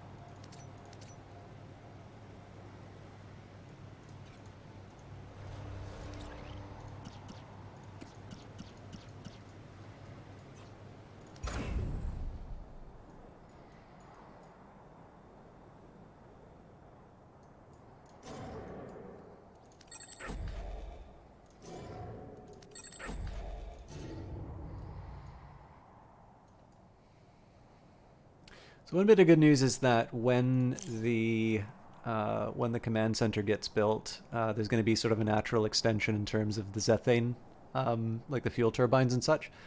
I don't know if my turret's going to quite be enough to defend everything in the area. It'll be close though.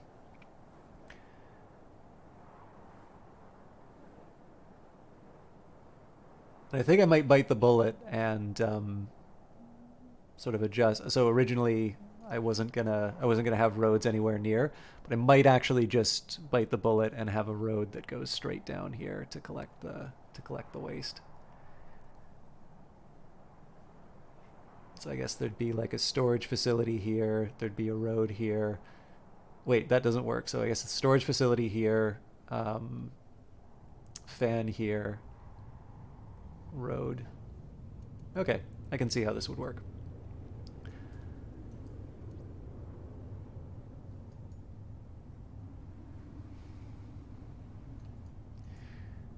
What other upgrades do I want to be doing right now? This is also kind of comfortably in the defensive area, so I might consider extending the. Like really, right now I'm just waiting on level 1 isotopes to show up. I should probably focus on the command center though. I'll get that down and then we'll worry about the next steps.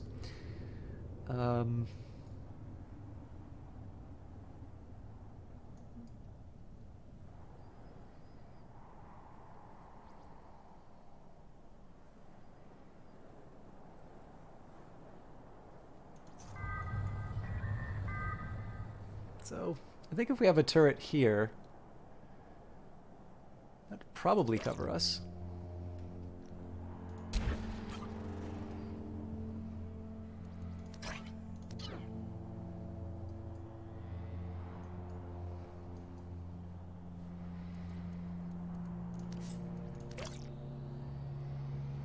This is out of the grid, but obviously connecting it will help us out. Although, what does that really get me? Because I'm already at where I need to be employee management-wise, so I think I'll leave that be for now.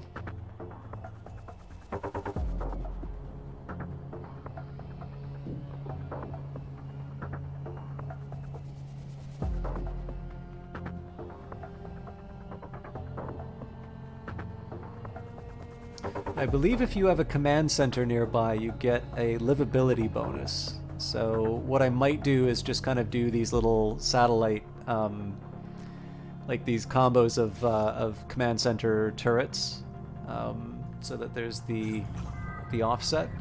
So minus 200 livability, and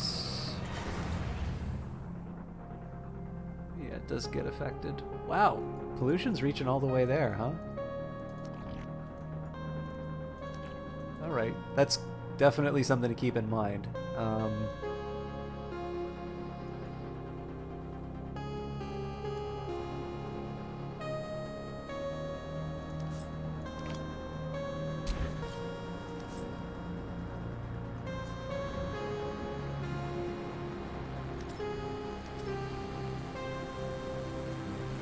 So here the aim here is going to be to just upgrade the command center as high as possible, as fast as possible. I will eventually do the same for the mineral node, but I do sort of want to be focusing on, you know, extending one step at a time. And I sort of have the infrastructure in place here with this energy pylon. And of course, at some point I need to build the shipyard, but seeing as I'm kind of waiting for certain buildings to get built already, it's probably not a terrible idea for me to be a little patient in that regard.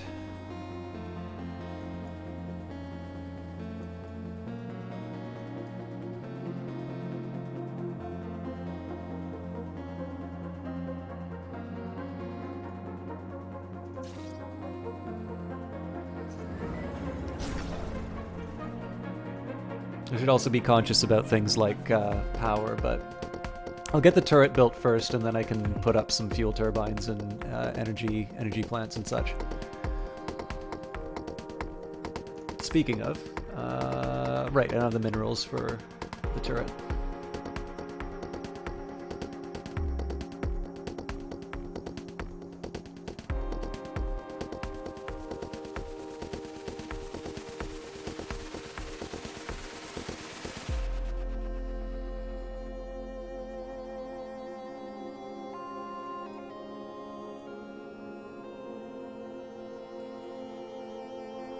Okay, so priority number one. Well, actually, first let's get...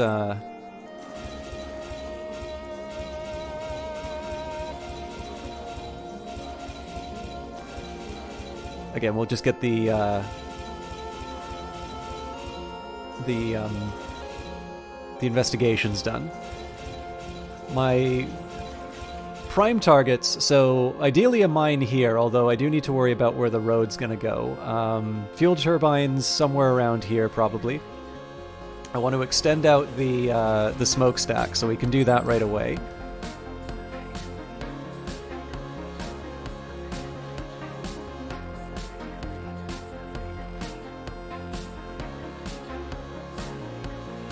I'm thinking maybe I could put the transport hub here.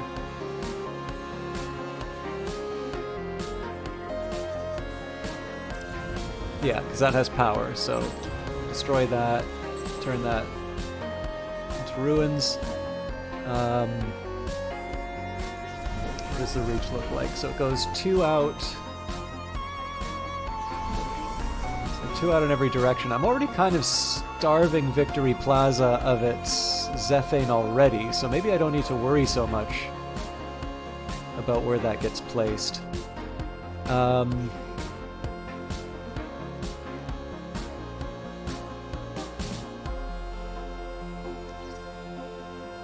don't think it really matters where I put the fuel turbine, but I suspect this will wind up working...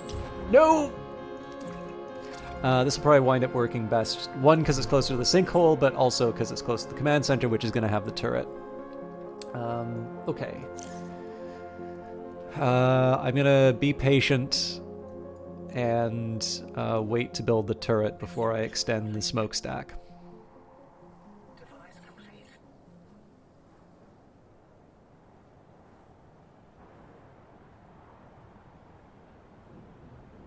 Overall, I'm feeling a little bit better about where we are.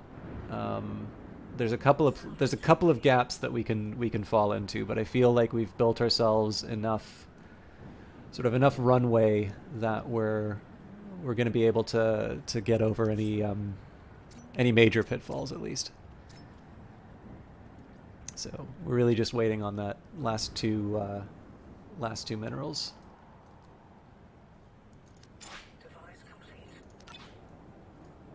I will confess, I would really like to extend the conversion center before too long.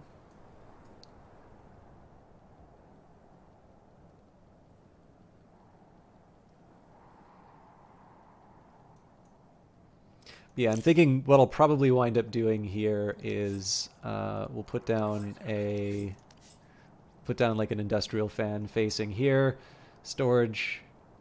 Actually, I guess I'd maybe put the fan here instead. But anyways, we'd basically blow away all the trash. Oh my goodness, we've already mined out the isotopes. Okay, and I don't have. Oh no, it's out of my range. Drat. Okay, you'll have to do. Well, I guess if nothing else, I can just go up to the level 2. Okay, so commands. No, sorry, defense turret is the priority. Ooh, that's just on the edge. I know upgrading it will improve things a little bit, but I should be careful. Ooh, we can already get our smokestack up.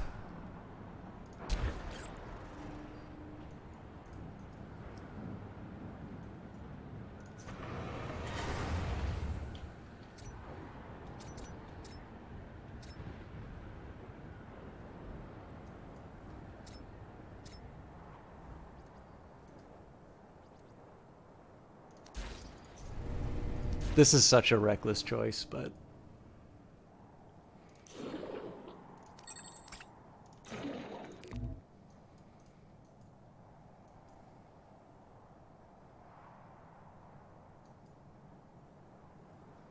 Actually, let's take a quick minute here and see what the Prosperity Shed looks like.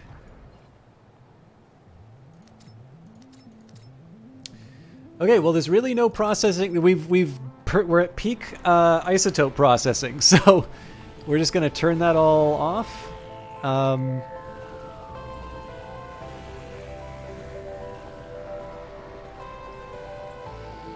just think there's better things we can get those workers to do right now.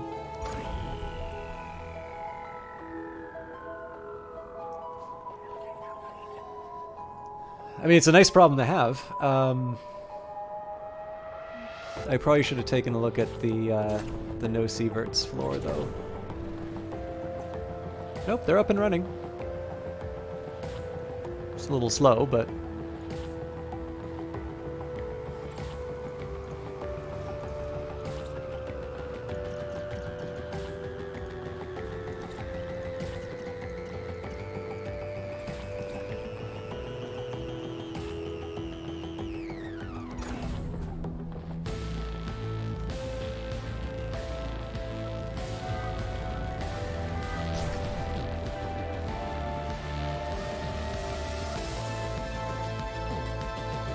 You know, given where we're sitting, I think I can afford to turn on autocurrency now.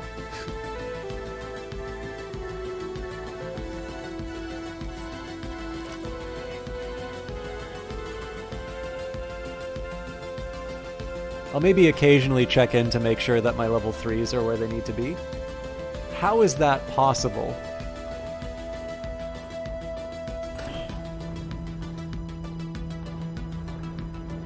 I'm assuming it's level 1s gumming it up for everyone. Yeah, so we've got level 2s and 3s. So is there nobody...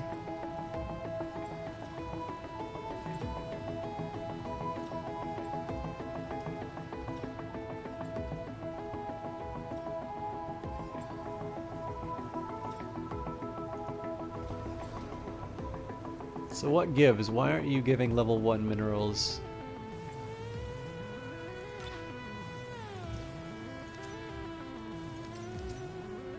Well, looks like it's being dealt with now.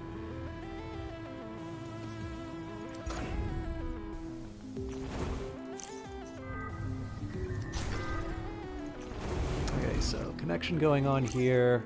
I think I'll maybe give it a little more runway. Well, hang on. If we're looking for residential, we need 200. Yeah, so we've got enough. Now again, this is pretty much necessitating additional turrets. But knowing what I know, I feel like I should be able to get through that problem.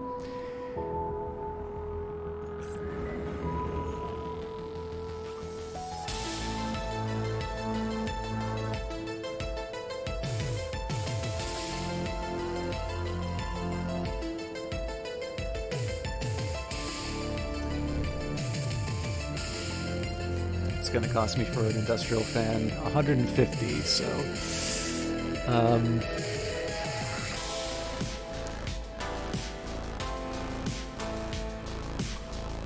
I think that's...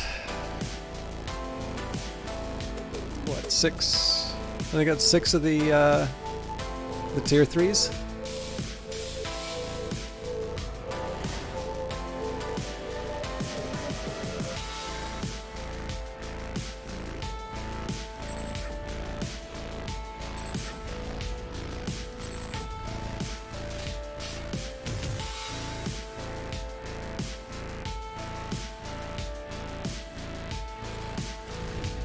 This is a horror show going on here. All right.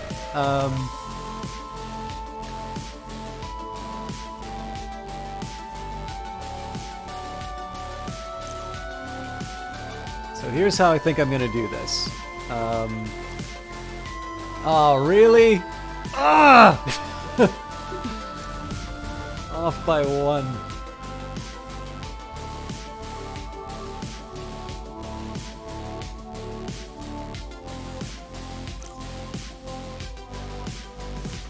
I actually think it's worth it to put down... Well, yeah, because I'm going to need the turret coverage anyway. So first of all, these things require 96 energy, so I'm actually at an energy deficit right now. The easiest answer to that, in my opinion, is to build fuel turbines. Well, fuel turbines and energy eventually. Definitely afford to upgrade the smokestack.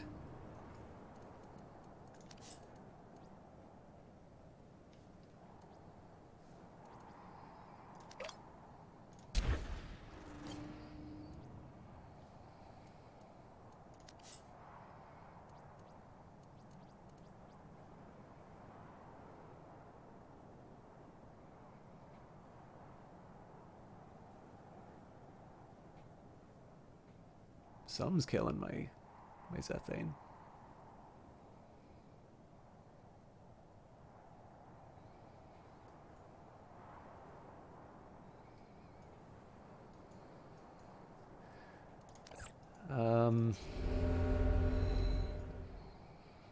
Kind of got to keep everything on. What's going on with this? Well, it won't matter, like this thing getting built. We'll solve that over time, but that is a little hair-raising. Let's do a full 3rd upgrade on these guys.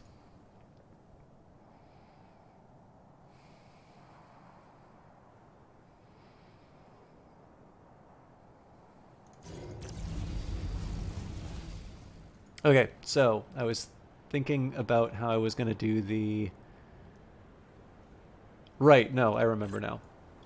Okay, so let's start by thinking where my next defense turret's going to go. So command center gives 50 livability, defense turret gives minus 200. So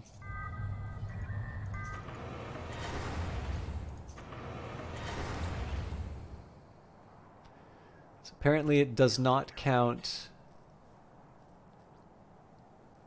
Being 4 away doesn't count. I mean,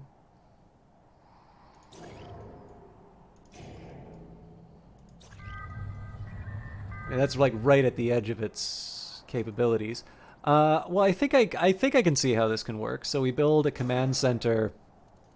I guess the edge of our so we command center here. Maybe, you know, turbines, maybe a turret here or something like that. We just kind of build a ring around the offices and residential areas. So if that's true, that would make...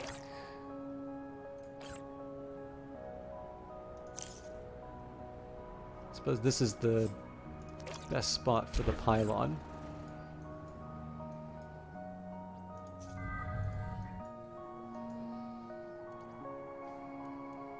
So I gotta wait for 8 of these to get my next fuel turbine up. I will confess I'm a little concerned at the rate at which I'm generating level 3 minerals.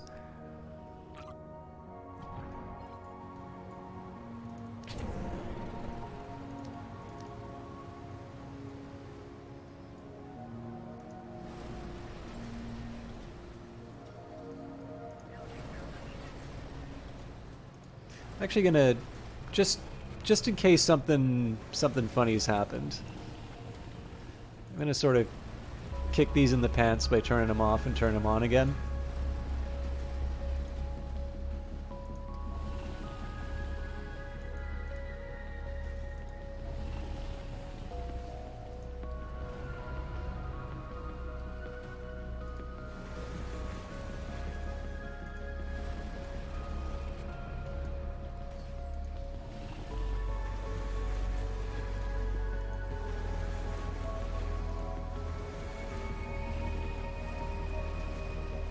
Hopefully that will reintroduce a little efficiency.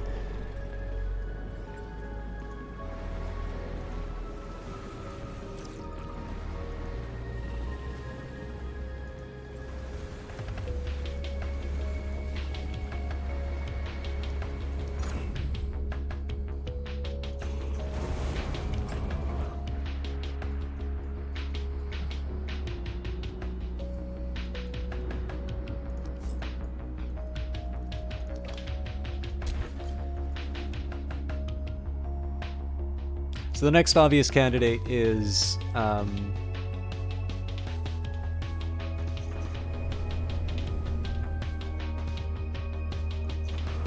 so upsetting to see. The next candidate, I think, for activity. Actually, you know what?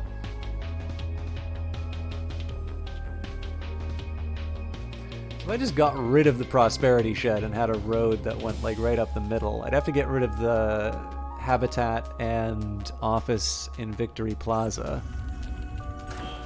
You know, that's not a hardship, though. Let's do that right now.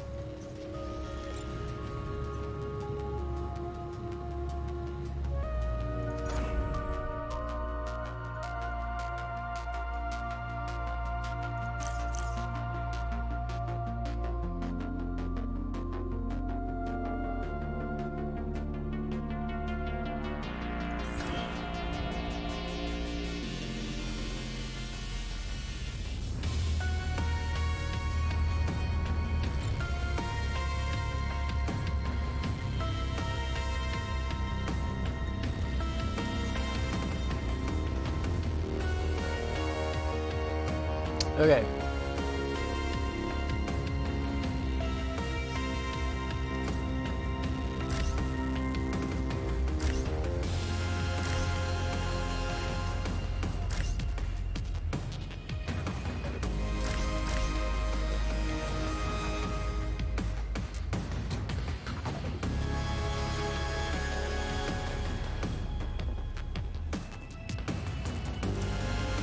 This is gonna seem a little silly, but there is a bit of a plan here.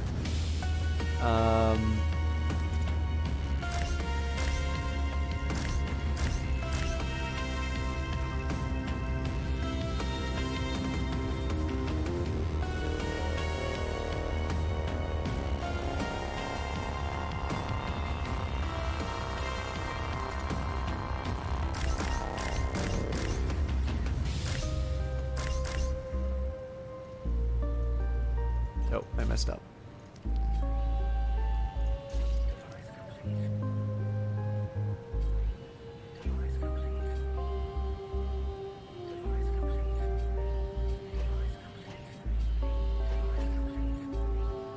So the anticipation here is that I'm going to be blowing away any Zethane, so this isn't going to be useful as a fuel fabricator anymore.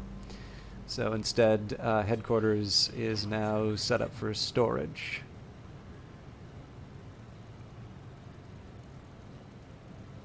Although I should have thought this through a little bit better, because I do have large fuel tanks. Maybe I'll dismantle these.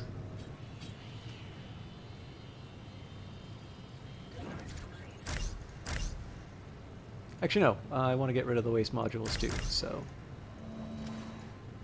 Device complete.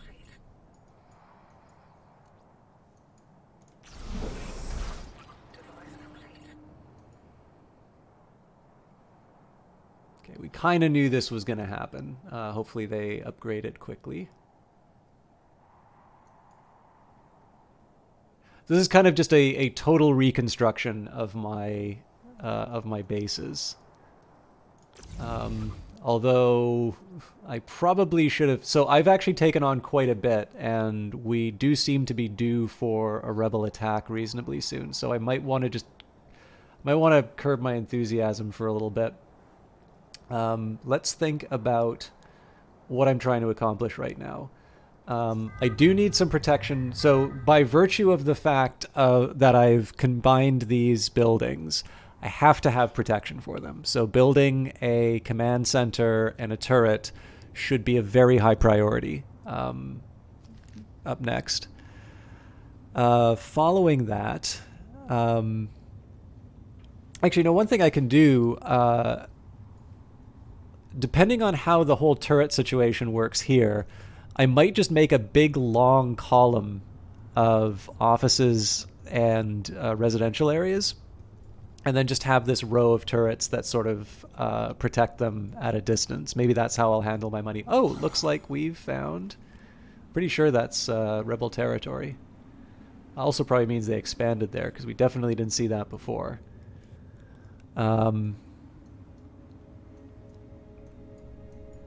Okay, yeah. So protection here is a priority, as is getting enough power to be able to keep my turrets online. So I'm going to need to build an energy plant before too long. Although I'm also going to need to upgrade this fuel turbine, so I'm kind of burning the candle at both ends. Okay, so starting up Command Center 200, so I guess that means I need 8 level 3 minerals. Wow, everybody's focused on cleanup, huh? But they're the one thing they're not doing is cleaning up the residential areas. Okay, well, let's see what happens. I am intrigued by this.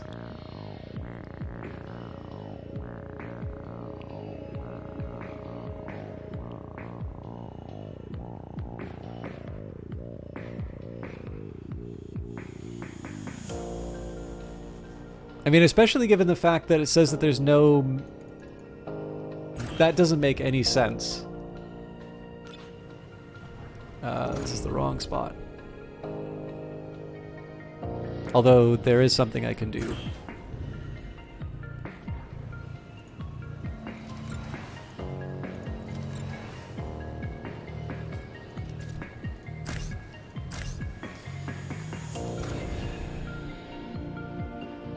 So if there's really no mineral jobs, what's happening?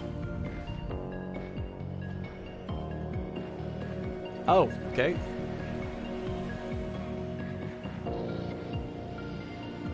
So I can believe that there's no level 1 isotopes to put in. I'm gonna have to fix that. What's the story with the minerals, though?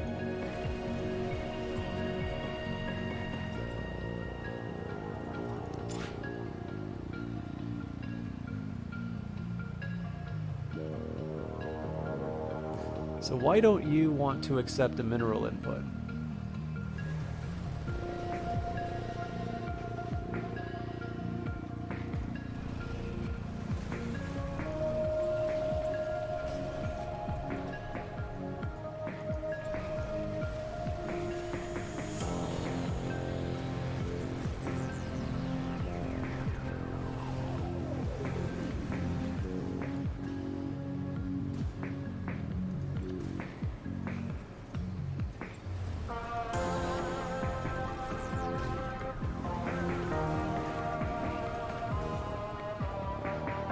Okay, so people should be working these slots. Oh, that's upsetting.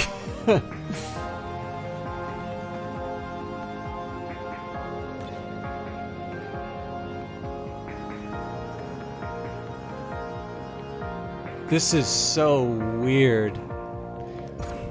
Okay, I'm gonna hit the emergency switch. Just turn that thing off, turn it on again. Let's see if there's anything else that happens. Okay, so there's people not taking those jobs.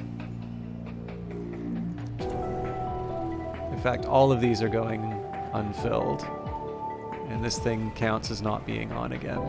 So I have a feeling at least some of the problems are being caused by... I've been getting the feeling that the game is not... Like, the power isn't quite responsive.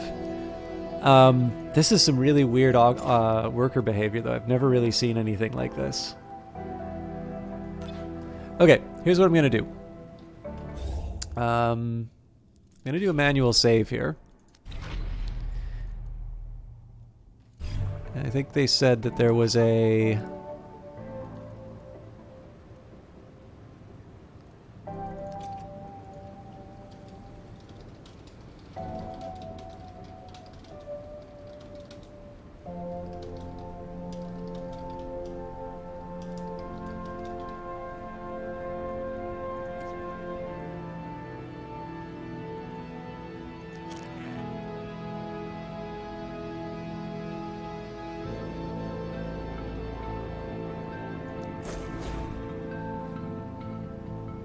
I'm curious to see what the discrepancies do.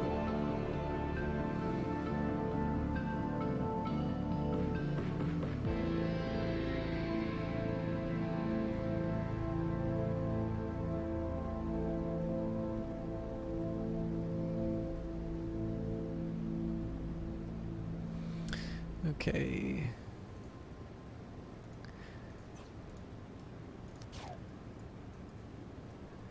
Now, what is interesting, though, so the worker behavior has sort of persisted.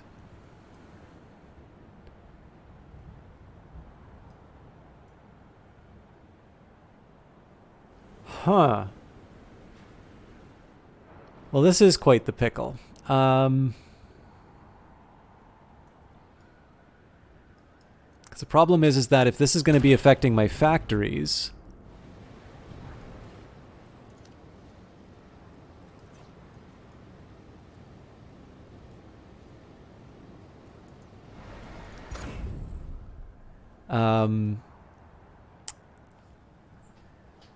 I don't quite have enough to be able to get the expansion that I need to set up my... Like, I don't mind setting up another factory, but I just don't have the resources available to actually be able to do that expansion quite yet.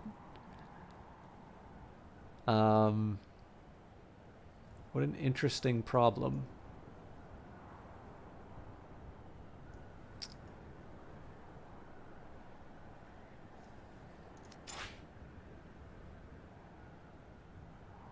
So yeah, they're all maniacs about waste right now.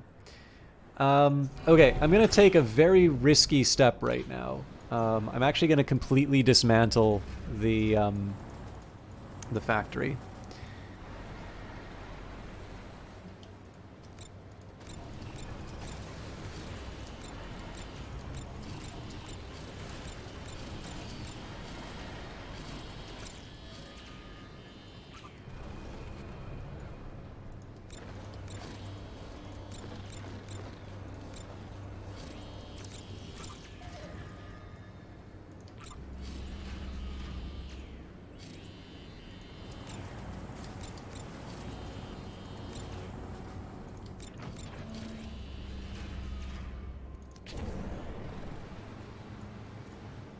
Okay, now this is encouraging. So it looks like this module's having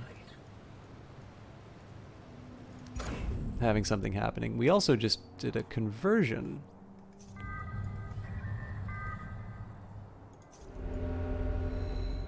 Alright, so they're starting to clear out the conversion center too. Okay, well, let's do the conversions that we can here then. Alright,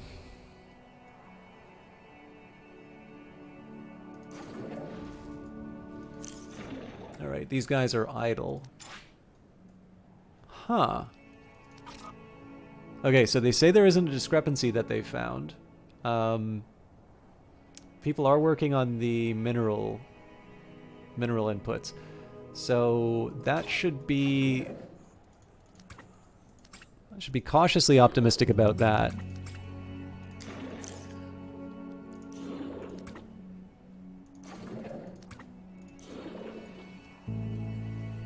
Okay, so what do I want to accomplish? I think my hand's going to be forced, and I'm going to have to try to expand out here sooner than I wanted. Which is a little bit of a bummer, but not, like, not fatal yet. So...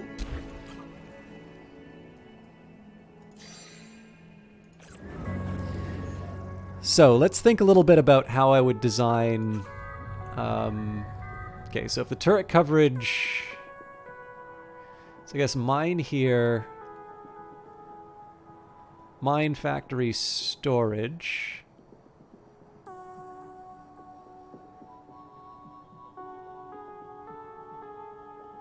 If I could just move it one...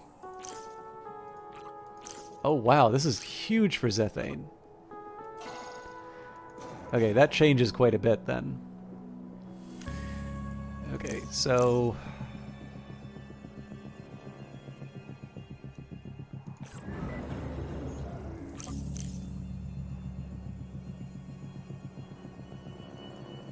Oh, and all my isotopes have already been eaten up. Well, that really sucks. Okay, so here's what we're gonna do. We're gonna dip into the reserves that I had here.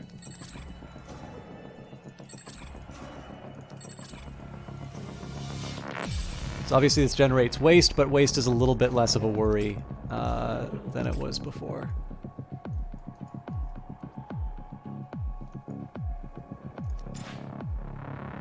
Okay, so the good news is it does look like we're slowly doing other jobs. I'm actually gonna swarm it for resources.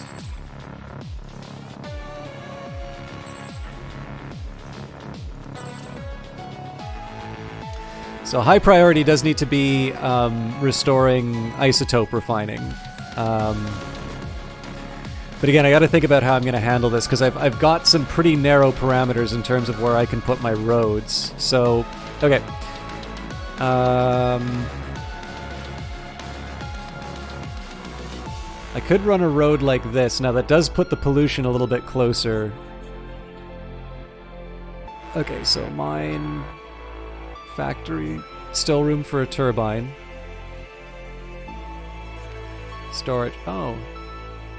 No, that doesn't quite work. I still need to find room to put the road. Why are there free work? There are very clearly more jobs than...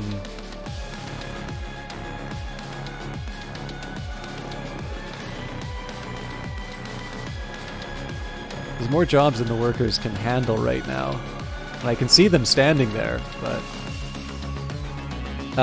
okay.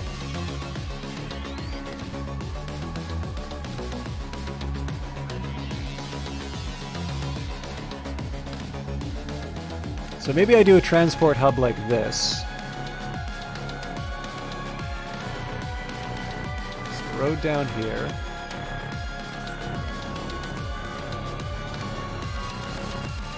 So mine, factory, storage, transport, road goes around. Perfect. All right. I know how I'm building it.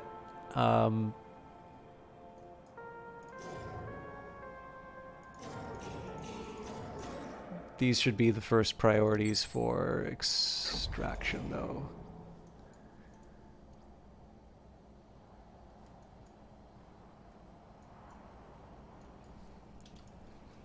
I probably made a really big mistake doing what I did with the factory. I was a little desperate to shake the game out of its complacency.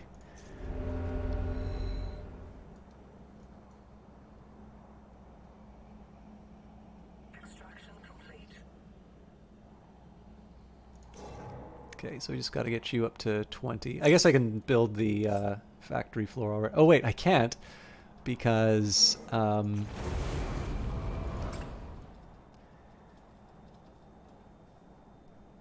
I can't because I don't have any isotopes right now.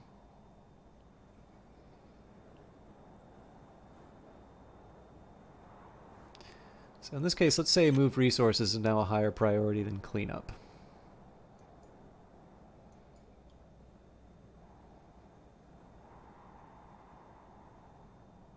I still think we can save this. It's just going to get a little harder.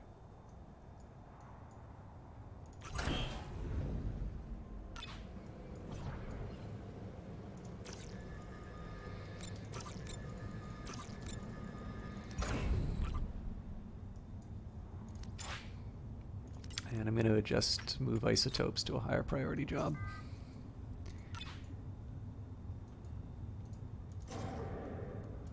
So again, the idea here is that I want to be able to build the factory as soon as possible, and that's going to reintroduce isotope refining when I can. Just trying to think if there's consequences for not having money. I did want to burrow, but I've started to double up a lot of my buildings, so some of these I'm not going to worry too much about losing if it comes down to it.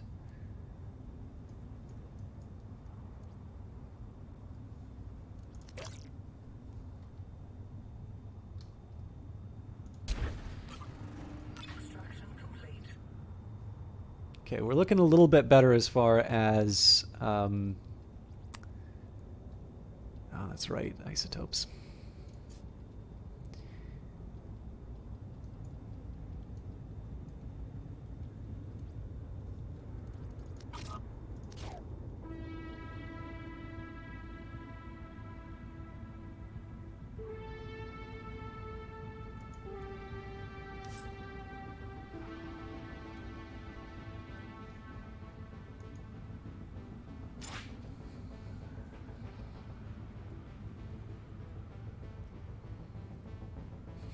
Back to being waste crazy. Which under normal circumstances would be good. It's really just the fact that they're waste crazy for areas that I really don't care about waste right now.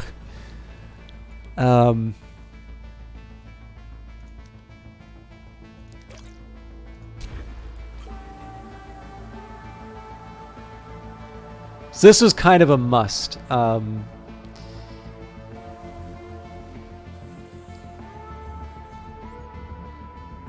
could worry about the rest of it later, but I do need to get some kind of isotope refining back and online as soon as possible. Otherwise, I'm not going to be able to. I'm not going to be able to save the or salvage the rest of this.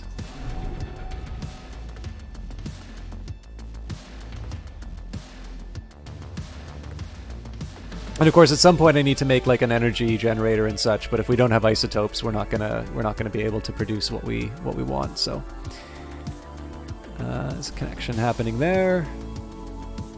I feel a little bit safer putting down the transport hub. So we'll start with one over here. I want to be very careful in terms of how I wind up building the roads. But I think it's manageable. We're doing a really good job of shredding through that waste, so I think I'm going to bring the smokestack down to 1, or 2 rather. I might even take it down to 1.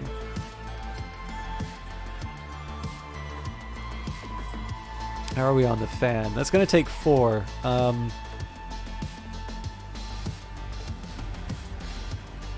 I don't know. I should be a little more patient on some of this construction, because of this I'm not going to be able to do that big sweeping, claim everything run again if I run out of resources. So, although this is still freaking me out that these guys are just standing here in the mineral patches. Like, hopefully we can motivate them to do something.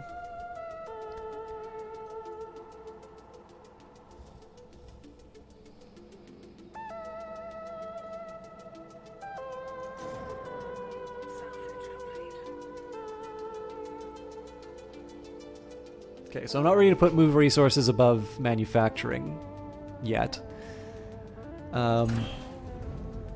I do think we can afford to try out some new... Okay, so let's see if we can try this new isotope, design. So you still put the employee module and the processor where it used to go.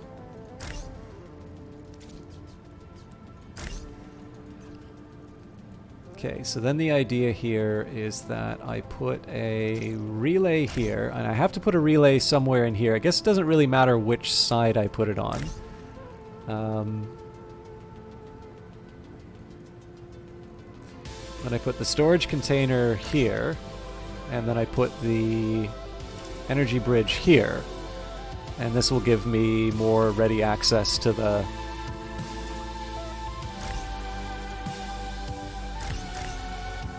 Give me a little more ready access to the isotopes.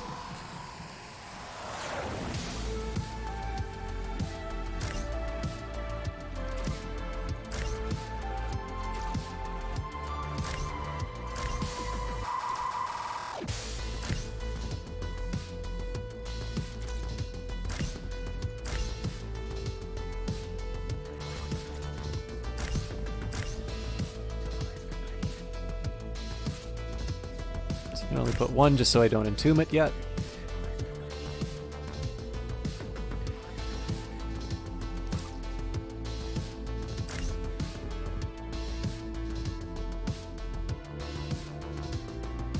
Is that right? I'll find out in a minute.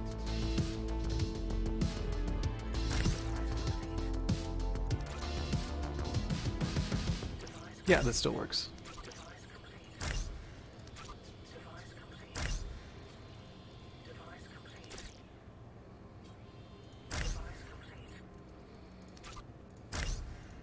A couple of small efficiencies there.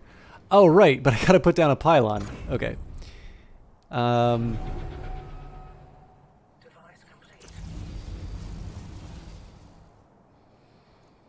I gotta be careful in terms of where I put it, because there's gonna be a road through here, in principle.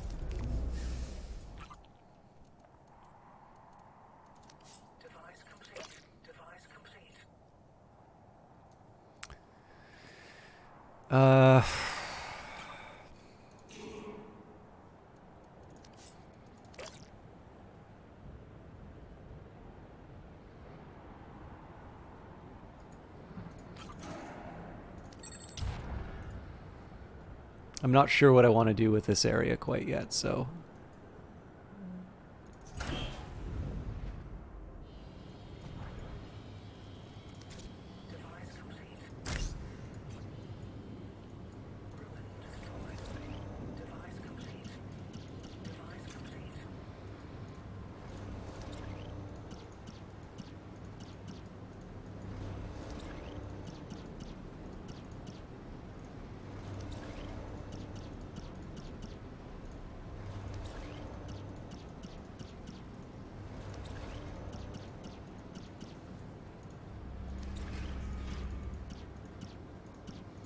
Okay, so the factory is in the state I want it to be. Now it's just a question of getting the power online, so we'll stick you there.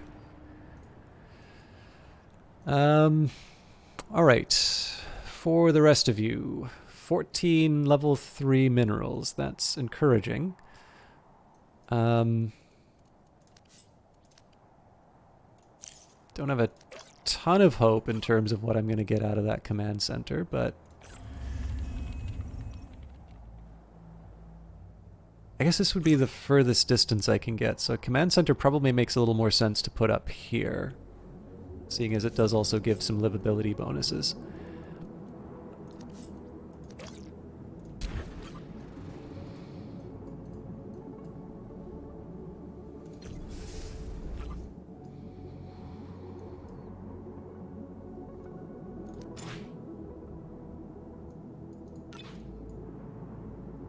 Alright, I think we're starting to recover a little bit, although I'm still really weirded out by what's going on with these workers.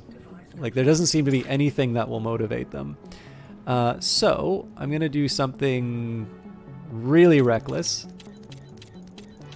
I'm going to assign everybody to moving isotopes.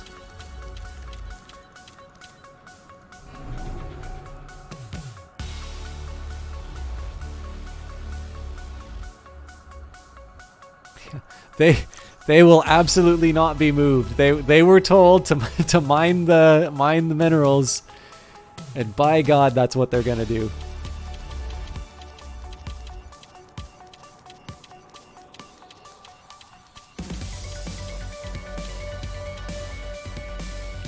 All right. Well, I mean, we'll just count them as lost. No point in getting too upset about that. But hopefully, we're gonna have a whole bunch of workers making isotopes for us again. I will eventually build a mine. I'll start clearing out the tiles for it, in preparation. But I do also want to start thinking about how I'm going to get some roadways built. And of course, that also means that I'm going to try and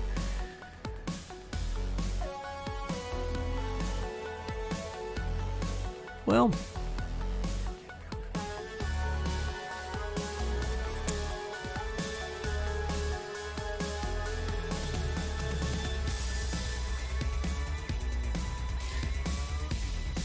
maybe I'll try building the industrial fan.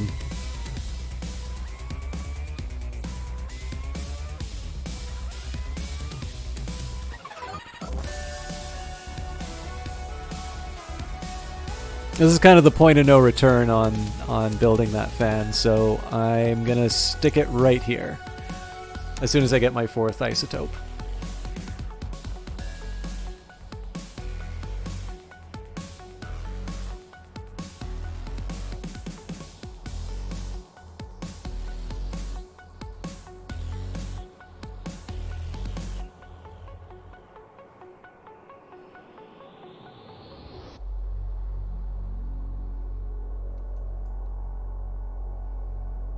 Are they spiting me on the isotopes now that I've told them they don't need to? Oh God, they're all back to cleaning up waste again. What is it with these guys? And wait, like it's a low priority job, but everybody's doing it. Fascinating.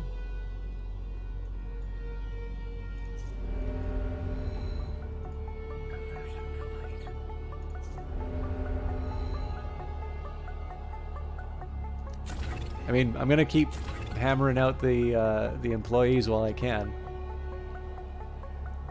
I'd like to get more, but I gotta wait on it.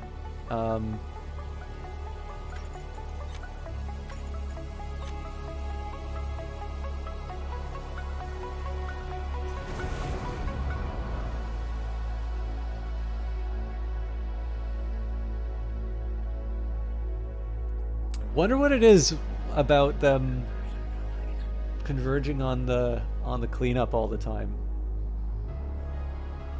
Like, I'm almost tempted to put, here's what I'll do. I'll dedicate one person to moving resources.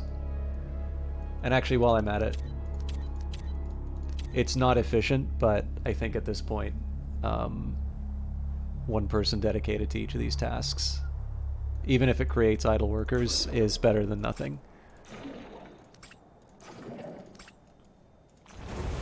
And because I can, we'll get 6 people burning garbage. So hopefully that'll put an end to whatever inefficiencies we see. Actually, you know what? Dedicated, I think probably dedicated to each job that I want to have, like, constantly going no matter what. That's probably not a terrible way to build things. I do have 32 employees, so, I mean, the total number of dedicated employees is 9. Again, it would be nice to know what's going on with these mineral patches. Oh, I get it. Okay, it's prioritizing emptying over processing. It's probably because they... Nope. That's not it either. I wonder if reloading would fix that. Not something I'm going to do now, but something I'll think about.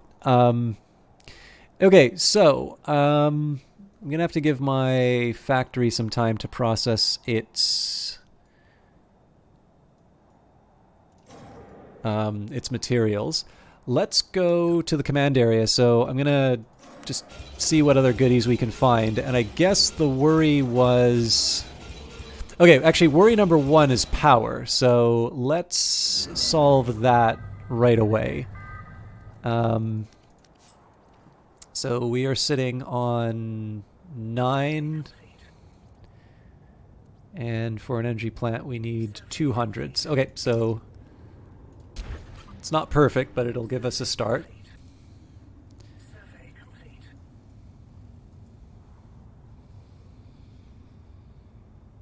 Survey complete. Survey complete.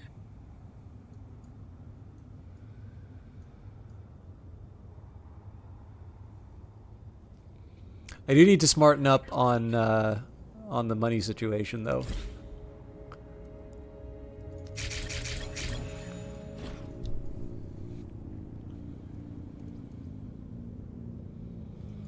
So why is there no upgrading happening?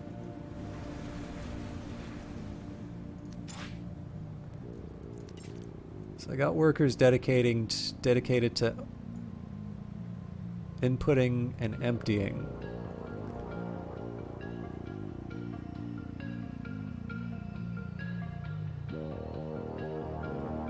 So there's a dedicated worker to emptying isotopes, but they're nowhere to be found.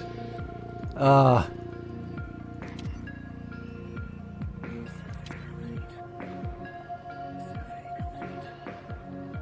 Someone took the job for sure.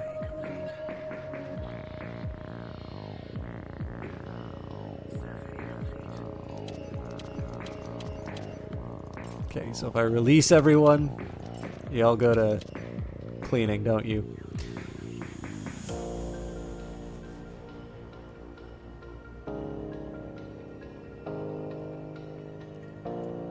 Alright, nope, but somebody finally did pick up the isotopes. So I'm just gonna do this again. I'm sure eventually they'll start cooperating. Alright, let's see what we're dealing with.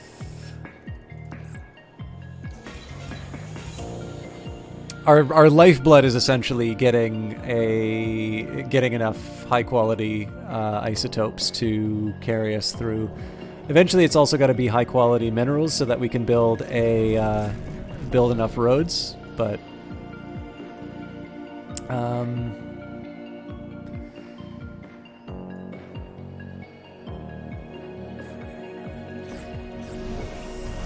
so I could upgrade it, but we don't have the quite what we need for upgrades yet.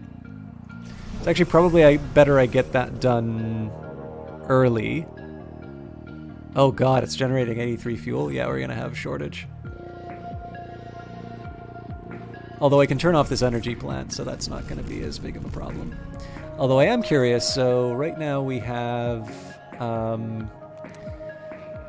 24 temp jobs and 8 full-time jobs. Huh.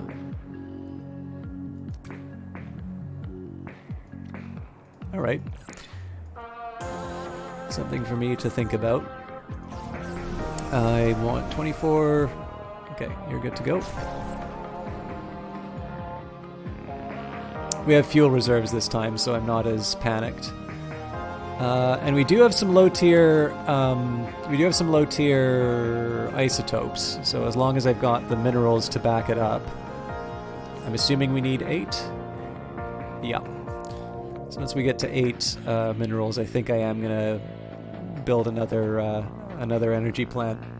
Just because again, it's nice to have the turrets for defense, but that's not really gonna mean anything if I can't actually protect my people.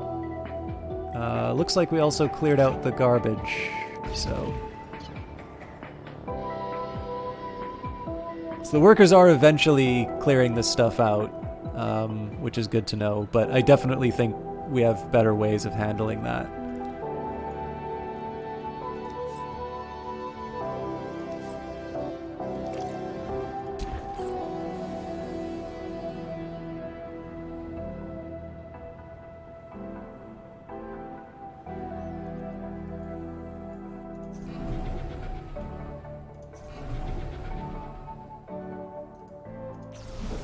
Alright, so for the upgrade that we want now, we need 10 level 3 isotopes. That is a fairly high priority upgrade, but, you know, it's also not, you know, 5 alarm, you know, we gotta have this done yesterday. Now, one thing I didn't consider is that I need to make sure that the turret coverage is for, like, everyone. So 1, 2, 3, 4, 5... Okay, technically 5. 1, 2, 3, 4, 5... Oh, wow. Yeah, so I don't know how comfortable I would feel about putting it up. Well, I guess I said I wasn't going to put it up there, did I? I kind of said that this is going to be for a fuel turbine. So I suppose I could put a... So if I put a turret here, the pylon probably won't reach it. It's 1, 2, 3, 4, or 1, 2, 3, 4. Okay, so it's kind of it's almost like moving a knight in chess. 1,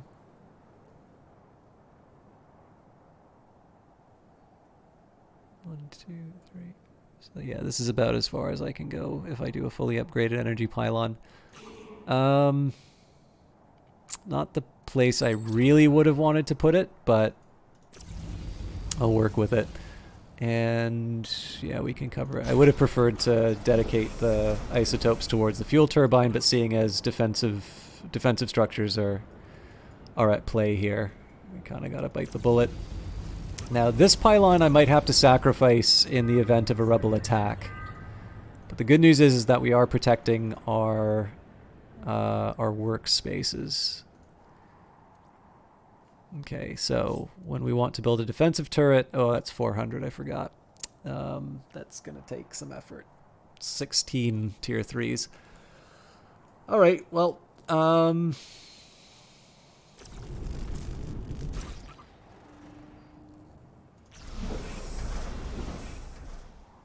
Oh, I guess I'll wait till I get to the 10 tier 3 isotopes.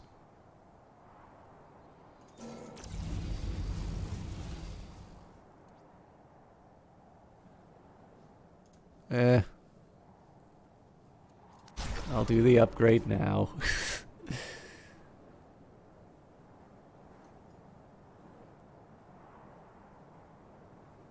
I have just too many priorities all at once.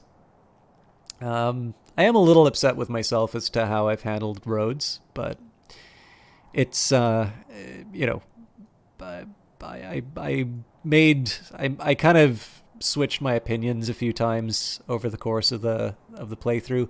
I do think this is eventually going to work for us, but a lot of this is really hinging on me getting my factories back up and running, which, depending on when the rebels show up, is, you know, that's kind of the big, that's the big question mark. Okay. Oh yeah, what am I saying? It's 4 groups of 25 is 100. What's 4 times 4? 16. Let's wait for 7 of those minerals to come by. Wow, we're really short on isotopes again. I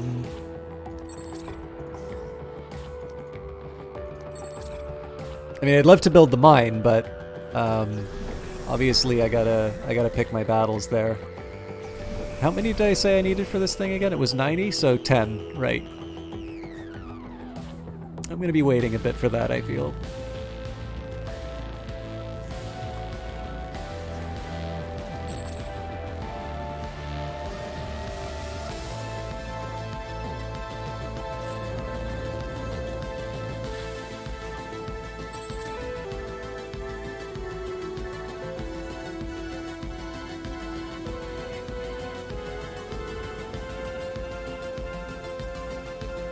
So I'm not 100% sure how I feel about putting a fuel turbine here, but maybe a fuel turbine here. They do kind of suck up a little bit of what's in the crevice here, but it's not... I mean, I could put it out further, but then I'd also have to defend it.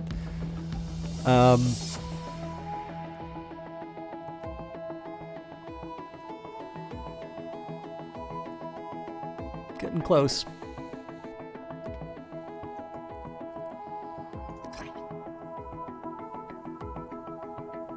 I'd improved the storage, but I'm a little worried. I should probably be focused a bit more on... should be a little more focused on my ability to, to sort of bury the city if I get in trouble.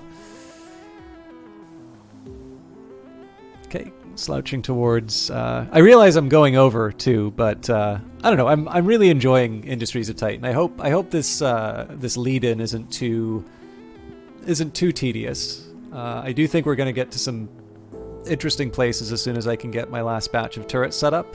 The thing that's nice too is I'm going to have all of this free space to play around with. I don't really have any intentions of building sort of civilian buildings. We're going to just kind of put those up in a nice big column on this side of the map. So there's going to be things like spaceports. I'm going to get a lot better at building batteries and fuel, sort of fuel storage. It'll be hopefully I'll have an interesting looking city by the end of this. Okay, looks like we're ready to build our turret.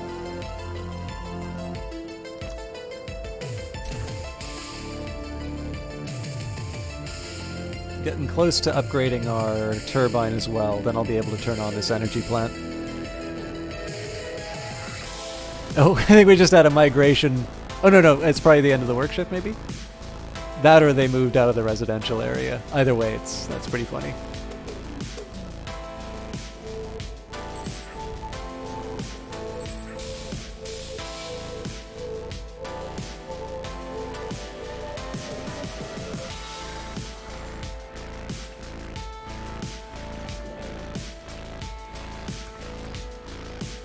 I'm also going to try something here. Let's go to the main menu. I want to see if resetting the save will free up those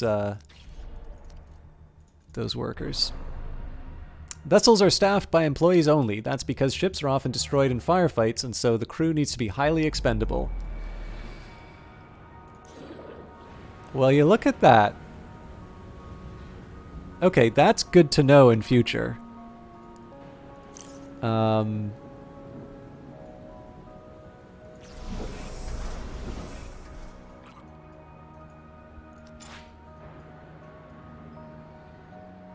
It does look like there's maybe a little too much of a priority for some of these other jobs.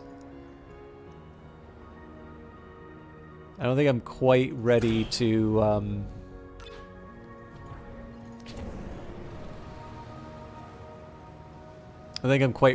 let the AI decide the priorities around here, but that's good to know. Oh no, this guy's idle. Nope, but he found something to do. Okay, that's encouraging. In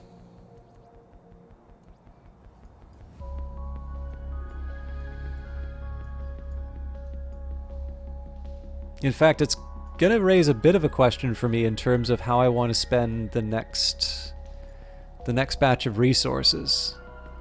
So my isotopes are more or less spoken for as far as the fuel turbine is concerned. We're ready to do that, actually.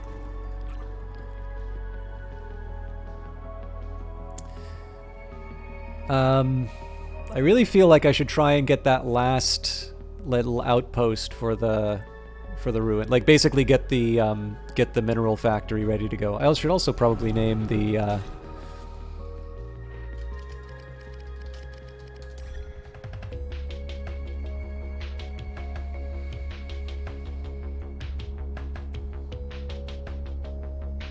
hire a methodologist to do a survey. Gavinator, oh, it's so good to see you. Have you been watching this long, or did you just stop by? Because I've been. This game is in early access. This is wonderful because, for those of you who don't know, Gavinator does incredibly good. He does good works. He does a lot of sort of charity work, and he has got these absolutely phenomenal tips in terms of how to save money and just generally not behave the way that companies would like you to behave. Just got here. Okay, great.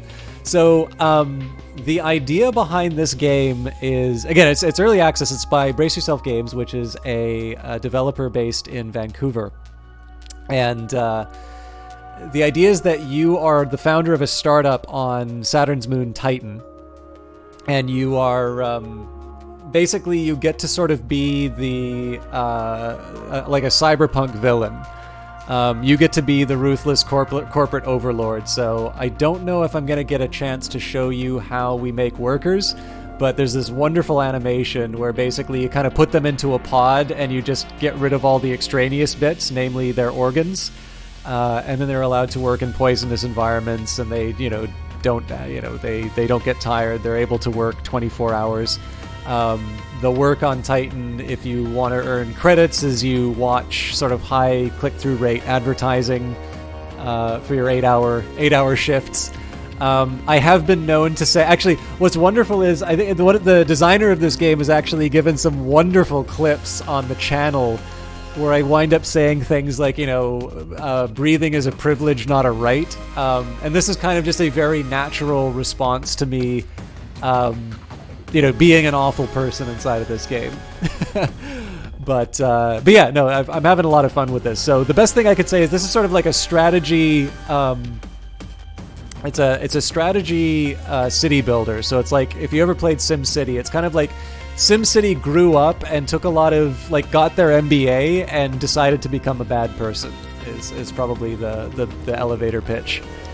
And I'm trying a few new things here. So they've greatly improved the some of the bugs that were keeping me from making progress last time, but my workers are still behaving in slightly odd ways. So what I've done is I've put some dedicated workers towards tasks here, and right now there's no jobs for them to perform. But because I've noticed that there's a tendency for a lot of my workers to just run down and do a lot of waste cleanup, I'm sort of saying, okay, you get a coffee break if you're, if there are no isotopes to move in, and I'm in the process. I made a rather dubious decision to sort of rip up all of my infrastructure and move it. So eventually I'm going to just demolish the prosperity shed and sort of move it over here. But in order to do that, I need to sort of make sure that I can defend it, because it turns out that there are people who want the things that I've, the sweat of my brow, the good works that I'm doing, and that simply will not do. In fact, there's probably a group of them just on the corner here. You can sort of see these red lights. Those are probably the rebels. But the game's been pretty merciful at not throwing any rebels to me yet. So, anyways, I really appreciate you stopping by, Gavin. I was thinking about wrapping up. I normally go for about 3 hours, but I'm having a good time with Industries of Titan. So, is there a win in this game? Yes. So there is a Zen mode. So if you just want to build pretty cities, you can do that. But the best way to play it, in my opinion, is the standard mode here, where it'll say there's 10 rebel camps left. I went for a little bit more of a difficult start where you have lots of resources to start off with. But it does mean that there's more rebels in the area. Again, it's a wealthy area, so everybody's sort of attracted to the wealth. And so the objective is to find and ultimately destroy the rebel camps. So the first one, once I build a shipyard and I get vision on it, I'm going to move over here and send my, I don't know, we'll eradicate homelessness is what we'll do in this area. But the idea is that as long as you get rid of all of the rebel camps, you win. The rebel attacks keep getting stronger, and so if you do not deal with the rebels quickly enough, they will basically become too powerful for you to handle, and you'll get to see your hard work destroyed. So yeah, the win condition would be to get rid of the camps, and then what they do then is they give you the option of playing the endless mode, where if you want, basically you'll just face increasingly difficult waves of rebels. And it's like a rodeo. You see how long you can stay on it. But I should probably explain a couple of the mechanics as well. So what I'm doing here is there's ruins from a past civilization on Titan. And you are effectively hired by an organization known as the Council. So in order to expand your territory, you have to pay influence, which right now I'm generating at 4 per minute. There are things that you can do, so you can donate, aka bribe, artifacts to gain influence. You can also use your influence to request things like money, credits, as well as resources. I get the impression that the artifacts are highly sought after on Saturn's moon, because of course you can donate artifacts, but you cannot request artifacts. So it's described here. Artifacts are ancient technological devices harvested from ruins. They can be used to convert citizens into employees or traded with the council for influence. So, you know, a little bit like government, right? You expend your influence in order to get the powers that be to do the things that you want. Speaking of, let's see where we're at for upgrading our... Oh, wow. We're not upgrading any isotopes. What's going on, guys? Why are you slacking? You're kidding me. They got somebody dedicated to emptying isotopes, but they're not actually doing anything. Alright, well.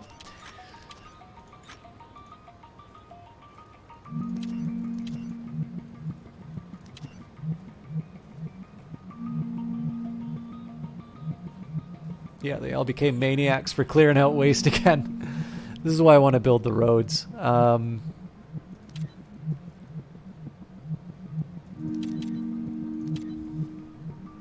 Yeah, exactly.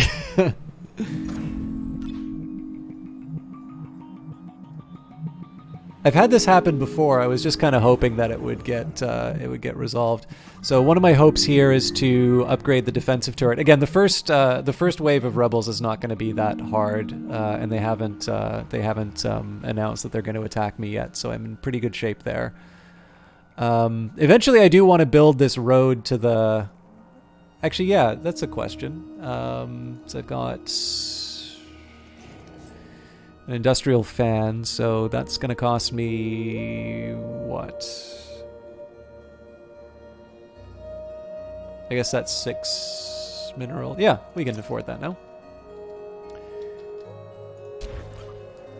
So I could do, just to give you an idea of the type of person that I am, I could do an air purifier, removes harmful pollution as well as ethane from the air to create a more breathable environment, or redistributes harmful pollution as well as ethane. Nothing like a fan to blow your problems away. And of course, you know, we're all about redistribution here at Nucleosis Trust. And so we'll just basically blow the pollution away to somebody else's area. And then I was going to expand out so that I could build my mineral. So we needed 200. Yeah, not quite ready. Oh yeah, I was completely ignoring. The game actually does a lot better job. I don't need to do the math manually. If I just take a look in the right-hand column, it does the math for me. I'm halfway to what I need for my minerals. All right, yeah. So I'm gonna go back to assigning people to these jobs, and hopefully they'll smarten up. Because I really do not need that stuff to come online. Oh yes, also I can turn on the energy plant. Okay. So we got somebody working the plant right now. 147. So we'll do a quick fire drill. Actually, we'll do a fire drill when the workers are coming out of their... Okay. This is like one of my favorite things that they added a couple patches ago. So here we've got a happy worker. We will do a call to arms. This is what they look like when an attack is going on.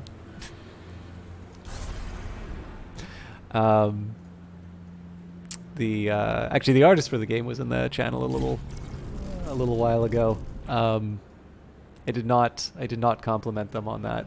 Excellent little bit of animation.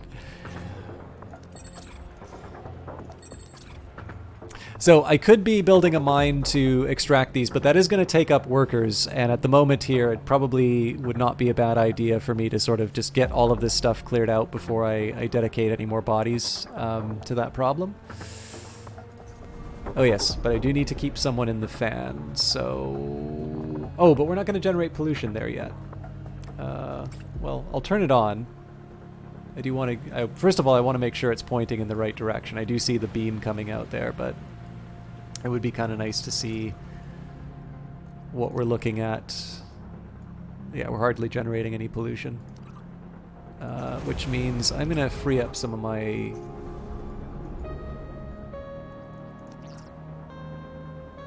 Yeah, this is actually not going to be very conclusive because there's nothing to blow away right now, so let's just turn that thing off. To upgrade this, I'm going to need 36, and we generate 9. So I just need one more high-level isotope, which I actually probably have. Yeah, it's just sitting there, waiting for somebody to pick it up.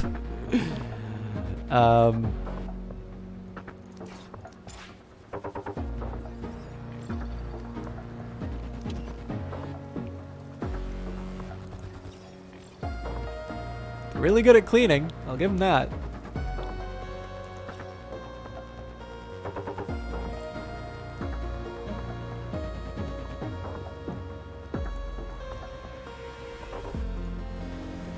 Would it help if I turned it off and turned it on again?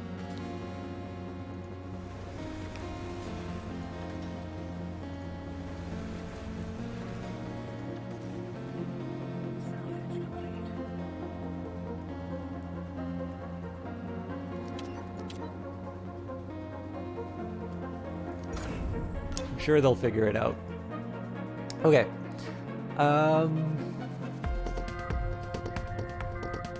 We're so close. So I think I said I was going to put down a new... Well, possibly put down a new command center. Oh, I messed up, didn't I? No, I don't need to upgrade the command center fully yet. Okay. So I need to get coverage of the mineral node. If ideally get... Well, no, I don't need to worry so much about the... Now that I think about it, I don't need to worry so much about the defensive turret. I do need to extend my range as far as possible, though, so that might work. So would this, though. And I wouldn't need to upgrade the pylon at a time when I'm short on isotopes.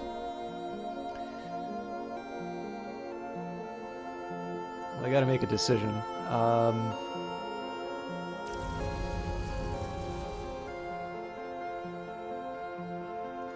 Yeah, I'll go for this. I don't feel good about it, but...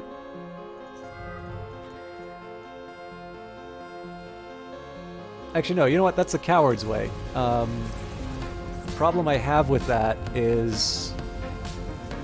I'm still gonna have to get some kind of defense in place for... Well, yeah, okay. It's actually not as... It's not ideal one way or the other. Let's see how far this command center takes me. 1, 2, 3, 4, 5, 6. So for a fully realized command center, 1, 2, 1, 2, 3, 4, 5, 6. Diagonal 1, 2, 3, 4. 1, 2, 3, 4. That's really dicey. No, I think I'll build it here instead.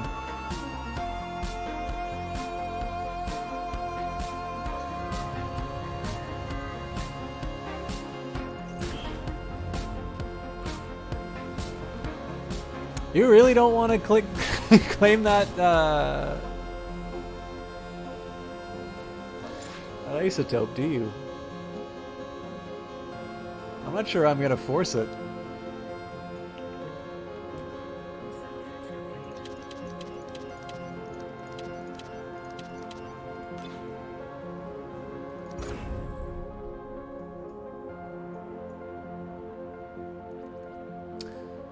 Okay, well, you know what? I think I'm just gonna cool it on telling the game what to do. I'm gonna let them get their waste cleaning out of their system. And I'm going to focus on... I think what I'm going to do here is I'm going to focus on... yeah, because it's already... It's assigning... It's no longer just assigning stuff to waste. And I know that the first rebel attack is actually not going to be all that threatening. So let's upgrade the pylons so that I can get the... that's not going to cut it. I'm going to need another upgrade, I think. We'll put the command center down, so that's going to need 200 in minerals, which we've got, and 4. Okay, we're good there. So the nice thing about this placement is that it's going to give me sort of full access for the mine and the, be able to get a fuel turbine built inside here. I'll have my mine, I'll have my factory, and I should still be able to at least start the roadway. Again, the hope is to have the roadway sort of go... I guess I'd have to kind of go around the back like this, but basically I'm just trying to minimize the amount of pollution that winds up wafting over. I'm particularly worried about pollution that might kind of come in at the side. There's only so much I can do to prevent it, but doing little things like putting the mine over here is a good start. Okay, 36. Do I have 36? Yes, I do. Again, I pretty much abandoned any hope of upgrading that turret anytime soon, but we'll take things as they come. You're loading up on...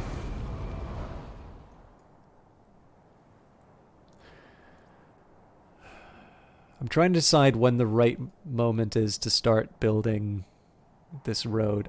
I probably have to get rid of the prosperity shed before I start building this road in earnest. Oh, am I off by 1 on this thing? Oh wait, no. This makes sense because I want to drive it straight into the...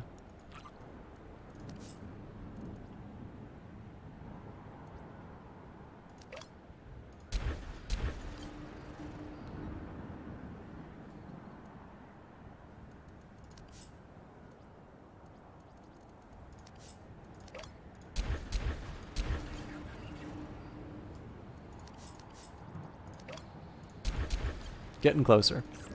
Okay. So we'll send out survey teams to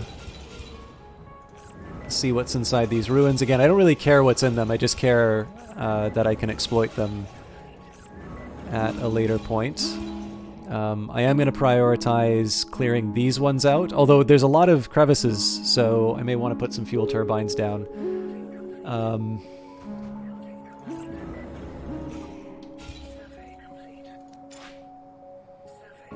I'm a little worried about the fact that there's not a lot of going on inside of the manufacturing areas, but I'll try and be patient.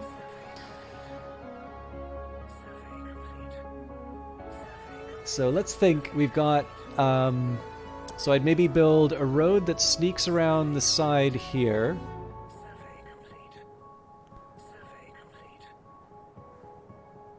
Okay, so I can definitely fit a mine in here. So let's say we do the mine. So the turbine goes here. I'd have to keep this open for a road. Okay, so mine, road,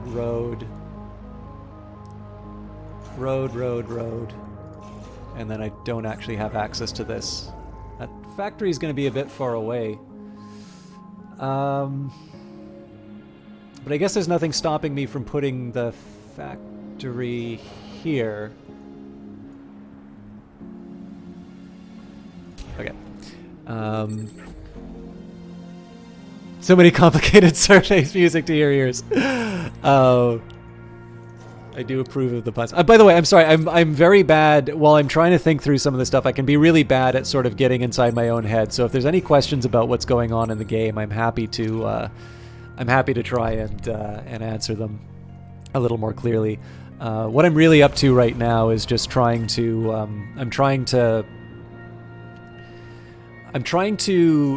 move the prosperity shed away from where it currently is, because it's this very Hitchhiker's Guide. It's currently in the way of a bypass. But in order to be able to build it, I'm beside a mineral node, and in this game you can extract minerals and you can refine them. Refining them will allow you to build... Basically, it's more efficient use of the resources. I'm sure you know what refining is and did not require that elaboration, but... So the challenge that I'm running into right now is that there is pollution, and I'm trying to avoid the pollution from sort of wafting over to my, my apartments and such over here. But I also want to make sure that I kind of keep the roadways clear. So I've settled on building a mine in this area. One other thing I could try is building the mine over here. Well, would that work? Well, that defeats the purpose of the roads, though.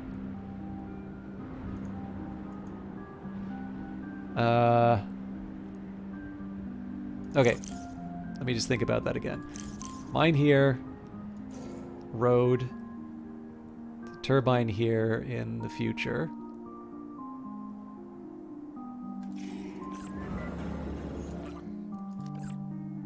So yeah, the factory seems to make the most sense over here, but I potentially block myself off from further expansion.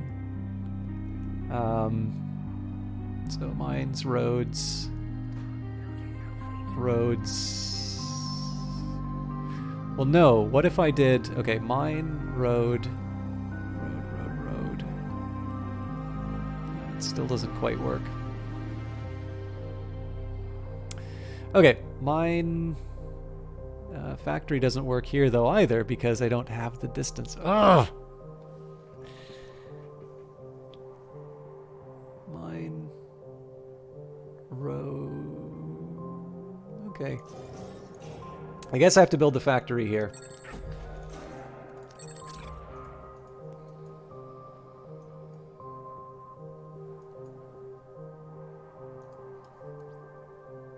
Oh, but we've got a ton of upgraded isotopes now, so I get to go upgrade happy. The good news is that the workers freaking out about cleanliness is actually resulting in some I've actually got people working the jobs that I want them to, and I can also bring a whole bunch of new citizens in. So if you'd like to see the bold new citizens who will be watching high click through advertising, behold. And better still, we even have a photo mode.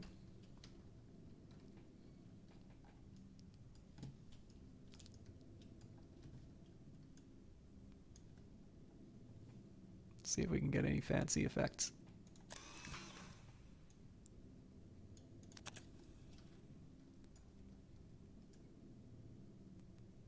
Maybe this is a better way to get it great.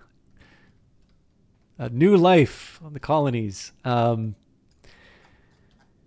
really probably should have had a factory floor, but one thing that they added in this update, I should probably change the field of view. They've added a skybox. So if you want to see these nice sweeping vistas, oh wow, I went really high up. Let's try and bring this down to something a little more workable. But as you start building out your your enterprise, you get to take these majestic shots.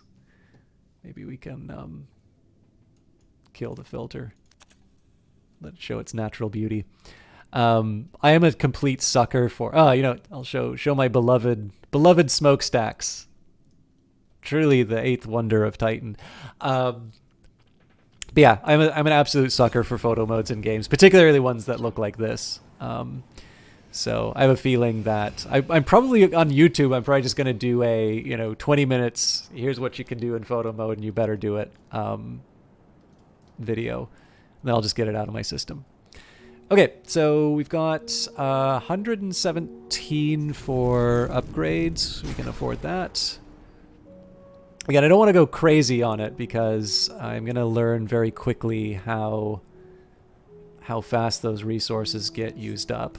But we can finally afford to put down our final factory. I am, of course, going to need to figure out how I'm going to defend all of this as well. That might actually be a little bit easier than it looks. I might just want to put the turret down in these ruins and call it a day, because there's nothing really obvious that I want to defend other than the factory, the roadways, and so forth. So we've already got survey underway. Collections people will get back to us when they're ready to report the results.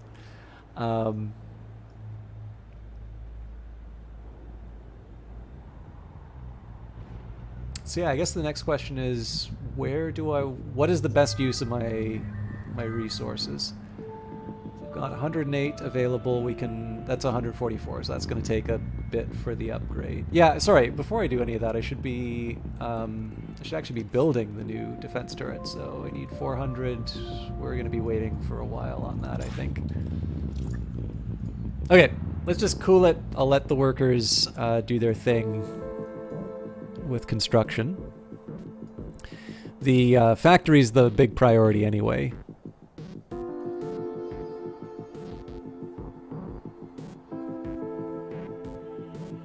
This very large number of minerals makes me sad. Survey complete.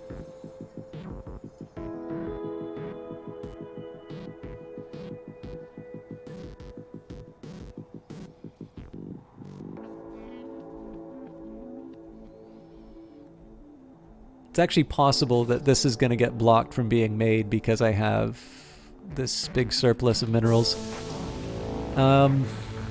So what's a clever way? What's a clever way that I can fool them into? Oh, well.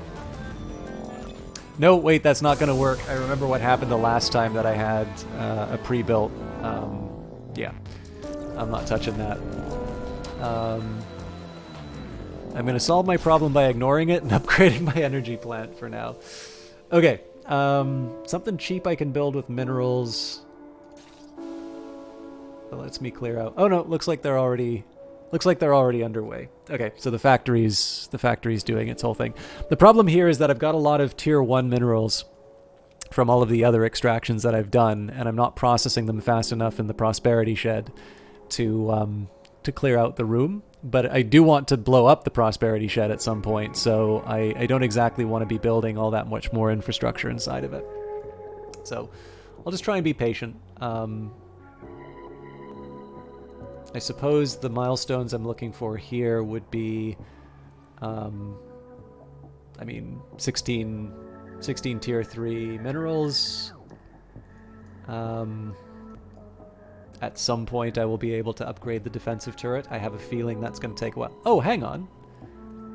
I don't have a source of tier 1 isotopes anymore. So I do have enough to build a mine, though. What I don't have is the range on my pylon. This turret's never going to get built. Alright, well, that's life. So, 9, definitely caught it. I only need to upgrade it once. Then we can extend it out. So it has removed this energy plant from the grid, which sort of sucks, but I've got, it's what I've got right now.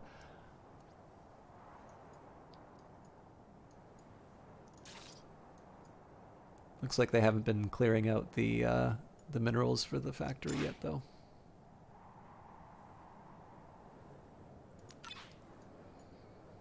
The hope is that once this road gets built, the amount of effort that's being put in cleaning waste is going to dramatically reduce because the trucks are going to be picking it up constantly. I'd love to do more upgrades to these buildings and such, but I know that I'm a little resource constrained right now, so I'm just sort of waiting to have this stuff be realized. It's a very weird problem that I have, which is I have a lot of low-tier resources that are blocking out my... they're kind of blocking out my ability to get other things done. But I don't want to waste them because the things I want to build are so expensive that they're so expensive that I'd basically be in a situation where I'd clear out my storage, but then I wouldn't be able to build any more of these upgraded resources.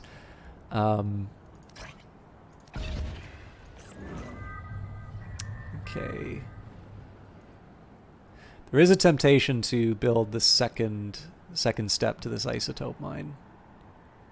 I'm just trying to weigh the pros and cons. Well, there's one big con, which is it prevents me from building my defensive turret, which I kind of need. This is the only area that's not currently defended against the... Ah, well, that's encouraging. So I think the time has come for us to turn on the industrial fan.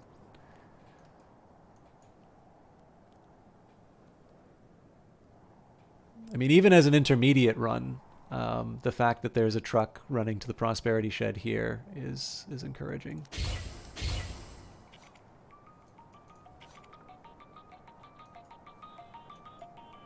Might have been an anomaly, though. I don't know.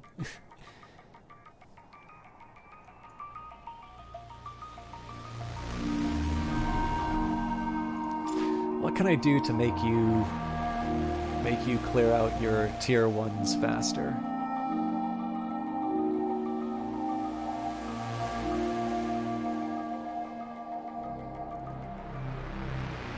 Is there something like medium expensive that I can... Well, smokestack, but I kind of already have one of those, so that doesn't really count.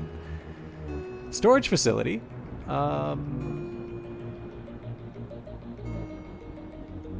know what? That's actually a pretty good idea.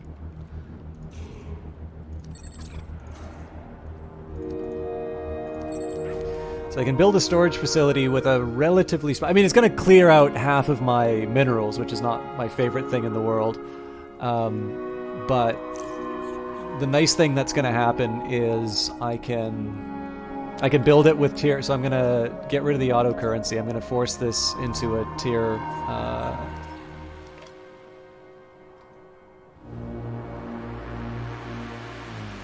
which direction are you facing?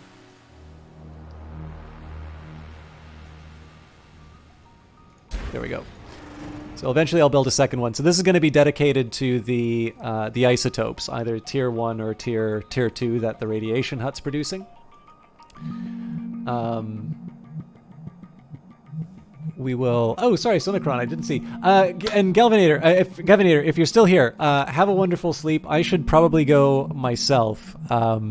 If you are gone before I noticed, I'm sorry. You can't hear this. If you just said that...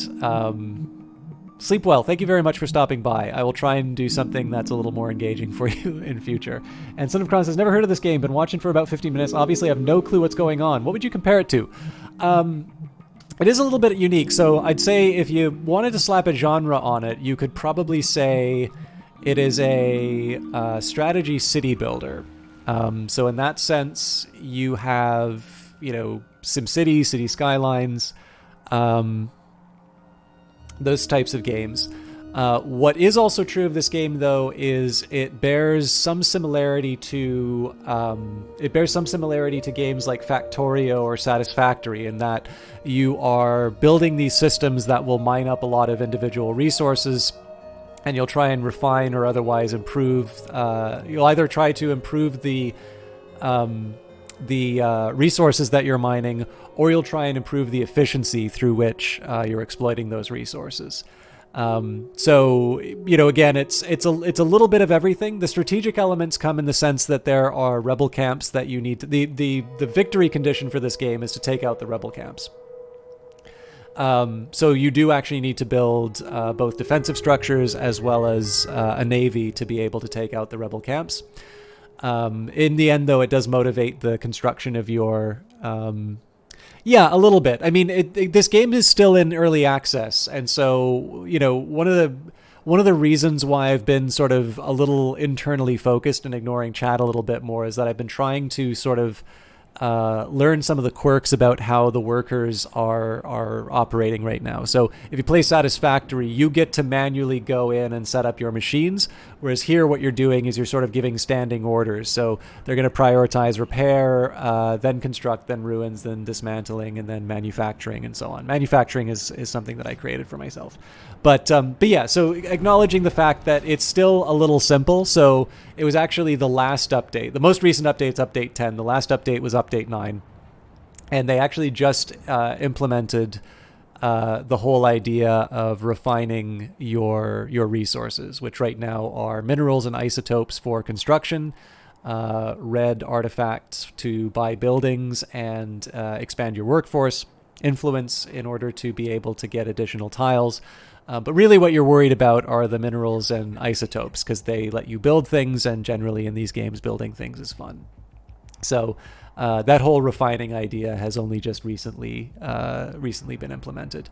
But I can definitely tell you, if you look at the roadmap for the game, which I believe you go to braceyourselfgames.com, you'll be able to see the plans. Like, they have got quite a bit planned, and so I originally sort of thought that this was a much more simplified style of city builder, almost kind of like Into the Breach versus XCOM.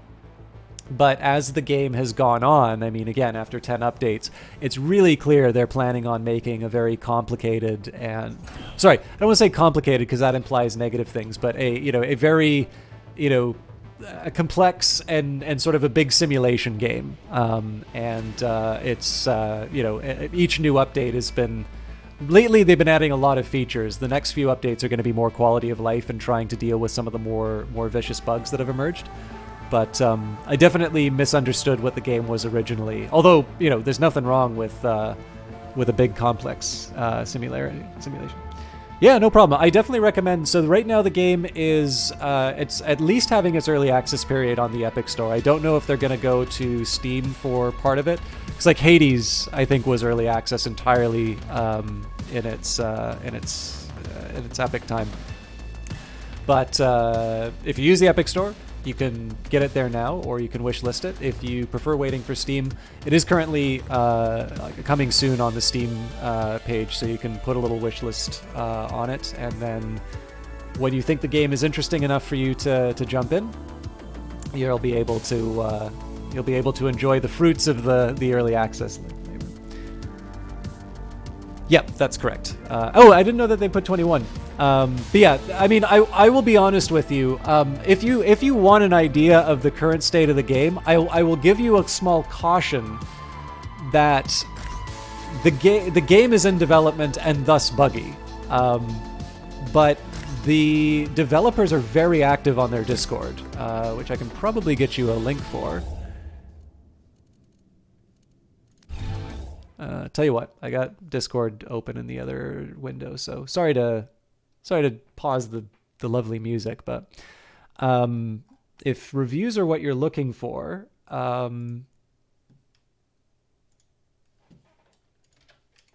check out that Discord.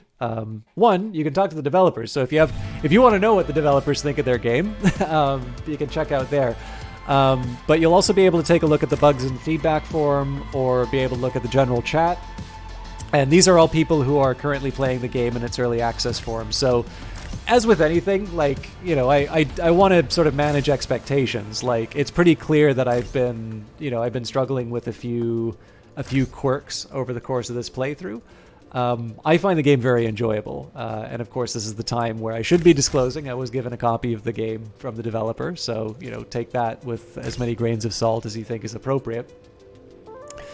But that's probably in the absence of a Steam page which has reviews. I think the Discord's probably going to be the best source for you to hear from people who have played the game. Not necessarily bought, because I'm active on that Discord, and obviously I was given a promotional copy. But that's probably going to be your first best while you're waiting for the early access period. Sorry, I also know I don't give short answers to anything, but I figured the info's helpful when people are trying to decide at what point they want to come in. Because I've definitely learned to really like early access periods, but I also sometimes find that my understanding of games is ruined by them. So I try not to let my enthusiasm run away with me, knowing that some people might want to wait for a little bit more stability.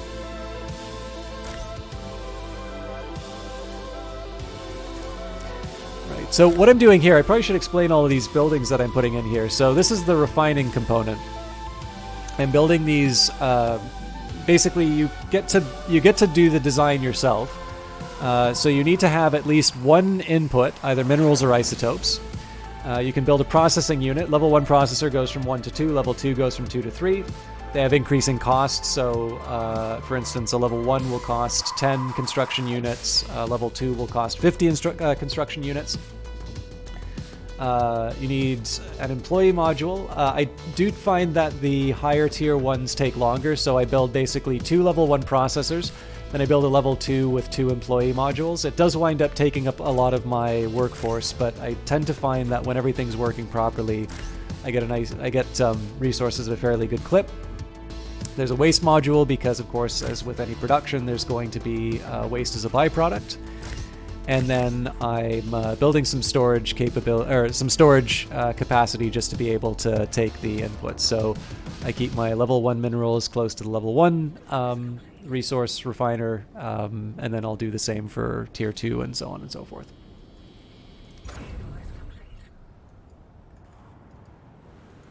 Now, while that's being built, I'm not quite ready to destroy the prosperity shed, but we will we'll move on. What do I want to call this?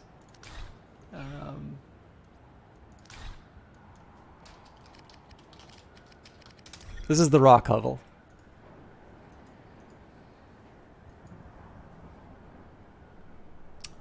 So I think I said I was going to put the mine here.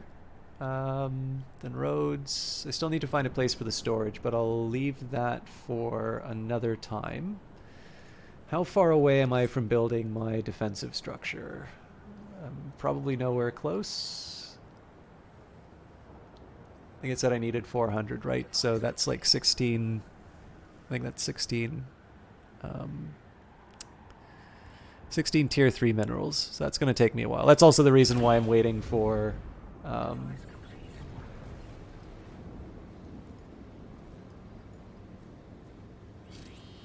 Oh, I know what I'm going to call the floors too. So this is going to be punk.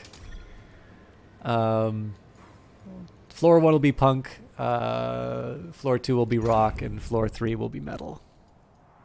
Did I name the floors on the radiation hut?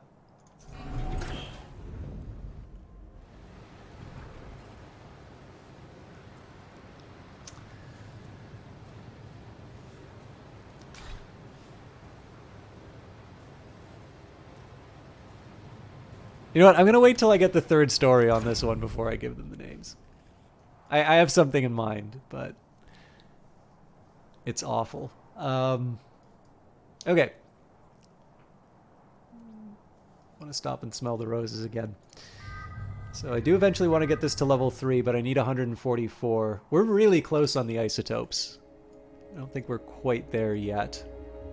I also need to remember that with my high tier minerals, at some point I'm going to want to dismantle the prosperity shed and get the road built. Why did I disable you? Oh yeah, actually getting this thing upgraded is probably not a bad idea. So we're already tier 3 for these fellows. We're actually doing pretty well as far as power and fuel is concerned. So I'm going to preempt the demand. I'm actually going to upgrade the industrial fan right away.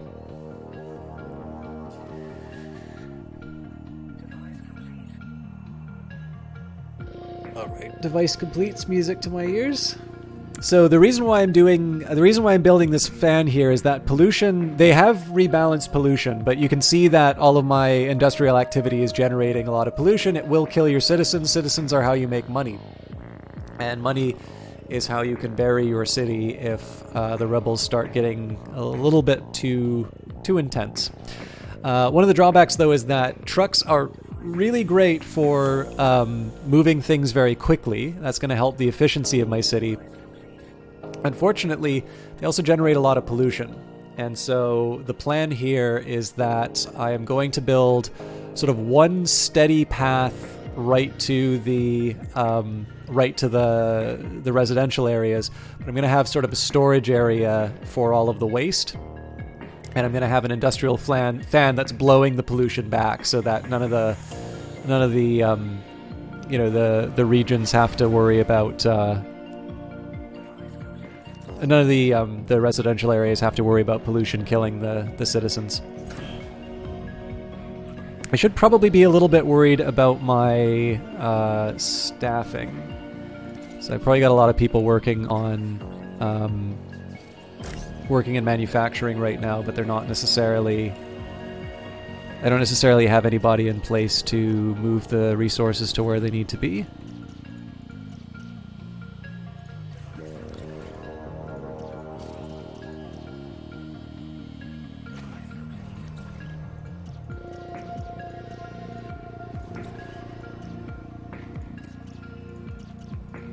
Just doing this to balance out some of my storage. Okay. I think we are ready to move into the next phase of the operation.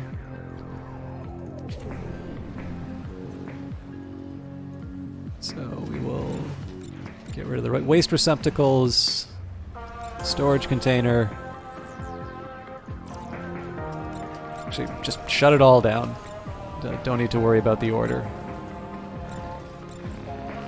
Actually, that's not entirely true. I should probably make sure that the manufacturing is done first.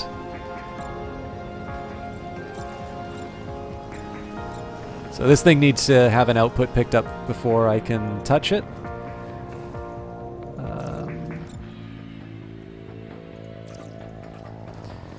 Okay, done processing. So it's just output. Same story here. I'm not going to be able to get rid of that until everything's cleaned up. And then finally, I'm going to get rid of the waste modules. I do those at the very end because, as you can see, the waste kind of goes all over the floor, and there is a limit as to how much of a garbage carpet you can have. So, but I think we're okay. It's really just a question of waiting for these these minerals to get picked up. Now my minerals it seems like a bunch of them vanished. The main reason for that is that they do actually need to move everything out of the storage containers. So and it looks like everybody's really obsessed with cleanup right now. So I am gonna reassort my authority. No isotopes to move, a lot of minerals to move. It's kind of one person for each job, I think. This isn't the most efficient way to do it, but I kind of need to... Oh, good lord, nobody's dismantling devices. Okay, let's also get somebody dedicated to that. It'll be slow, but the work will get done. And then when the time comes, we'll be able to demolish the Prosperity Shed, and we will have production sort of dedicated to the rock hovel. Unfortunately, it does mean that I'm going to be sitting and waiting for a lot of this activity to happen, because minerals are basically they're how I get things done. So if I don't have if I don't have minerals, I basically can't build anything. But I don't know. I'm assuming at some point the output from the rock hovel's gonna catch up.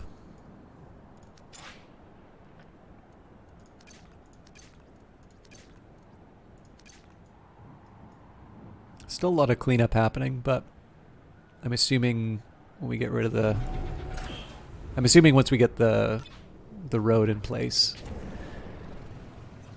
we'll be in a slightly better spot. Did I not tell you to... Nope, just the icons are gone. Okay, I'm actually gonna watch. I know this isn't the most stimulating imagery, but I'm actually gonna watch just for these things to get cleared out. I do have a small worry that there is a worker that's sort of like it's sort of phantom assigned to it, but it isn't actually doing the job.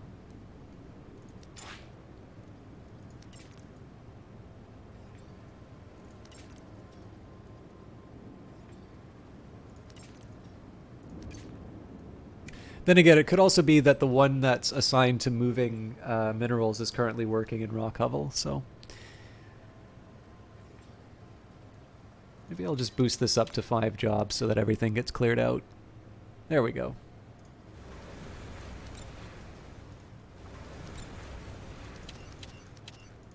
So I can sort of afford to take that back to a single one. The moving resources is going to be a really big. That is going to be a really big job. But again, I gotta wait. I think I will wait until the. Oh God, not this again. Okay. So what I'm going to do here, I'm going to do a manual save this time. I'm going to go back to the main menu, and it seemed to be that if I reset the... It seems to be if I reset the... Oh, actually, you know what I'm going to do? Garbage Carpet was your nickname. Was it really? I'm actually going to quit out the game for a little bit. I don't know if this is still the case, but... there was a memory leak in update 9. And again, it was a known factor. It's not like anybody was hiding anything.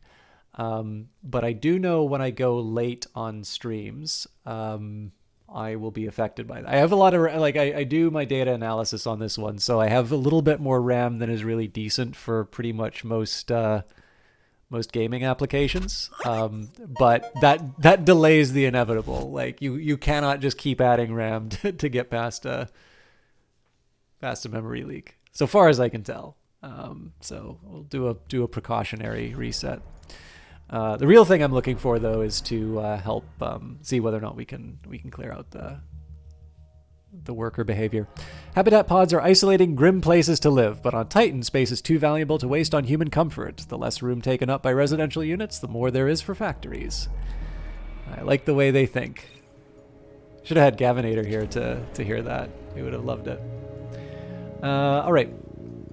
Are we demolishing? Yes, we are demolishing everything. Unfortunately, it looks like they are stuck in their little dance. So... now I'm curious if I just tell everyone they're free to do what they want.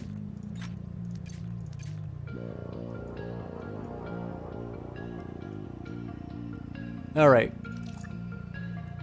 I'm just gonna leave them. I'm gonna leave them to their own devices there. We're at level 3. I probably really should be waiting. Really probably should be waiting on my. My workforce expanding before I'm dedicating. So I'm dedicating 3 people to this industrial fan. I'm dedicating 2 to energy plants. I'm dedicating 6 to the smokestack. So what is that? That's 8, 11. It's almost a third of my workforce that's assigned to like these basic things. Then I've got 1 worker in the mine. I've got 8. There's like 16 assigned to the different factories. So once I get my minerals back, I think it's time that I upgrade the conversion center.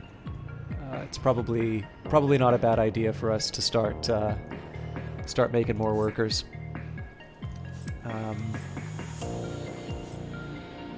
Technically, I can afford it right now. Oh yeah, and I'd still be using tier 3s to do it. Okay, that's encouraging.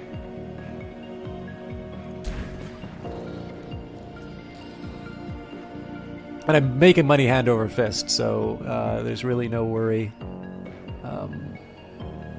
There's really no worry about running out of cash.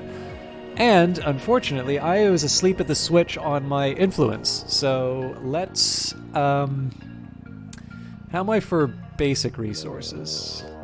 Technically, my minerals are pretty deplorable, but I have a feeling that will change. Okay, here's what I'm going to do. I'm going to go hunting for red artifacts first.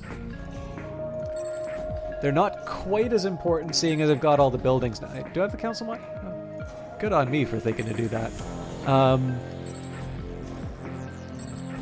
think I'll just clear out the red artifacts while I can.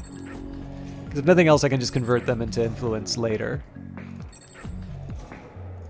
But I think what I'm probably gonna want to do once I've got my spaceports in place and I'm, I don't really need to worry about credits anymore. I probably am going to want to have just ungodly numbers of workers. 73. Yeah. Let's go crazy.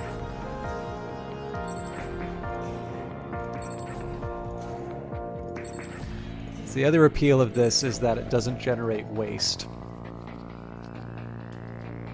Alright, so we'll speed that up. I have a feeling that we're not going to see a lot of manufacturing activity happening while, while the ruins are queued up.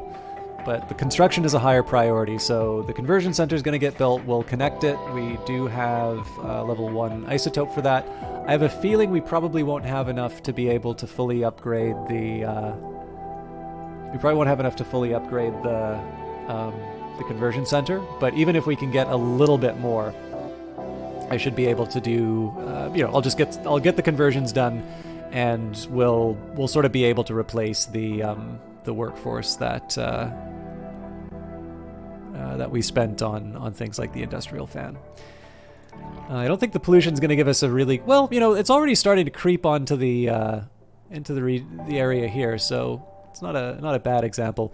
But yeah, the thing I'm going to be worried about the most, so the mine is over on this end. The mine over here is going to be a little bit closer. It may be that I have to build more fans. Like, I might have to build sort of like a wall of fans. But presumably at that point I'll be a little bit better. I'll be a little bit better situated as far as my my resource production is concerned. Again, I really shouldn't be destroying my my main factory at this point, but it's in the way of my it's in the way of progress is what it is. At some point I will build this additional isotope miner, but we're still doing okay for picking up these we're not, the isotopes are being made, and the bottleneck is definitely not getting the base level resources. So at this point we'll just we'll wait it out. Maybe keep an eye on oh god, yeah, they all went to clean up. Which is funny because we have so many ruins jobs for them to work on. We'll see what happens when the construction job's done. I can zoom in and see the majesty of upgrading.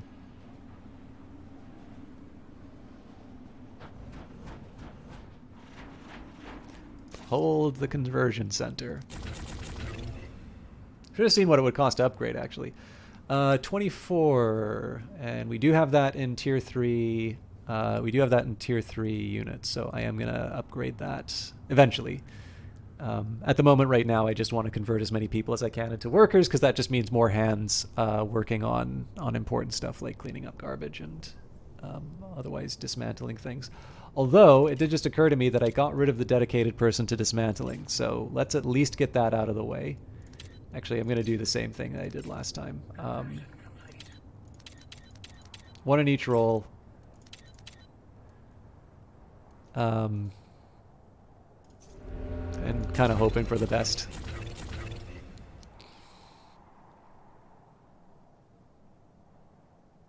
I'm a little suspicious of how quickly those conversions happened.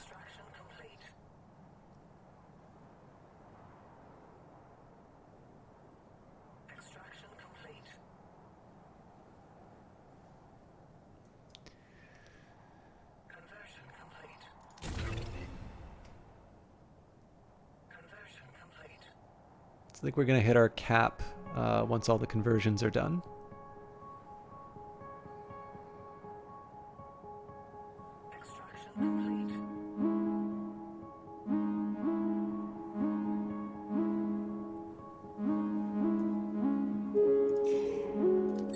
Again, grabbing more red artifacts. Those are the ways that I make workers, although I've got 73 of them right now, so it's not like I have...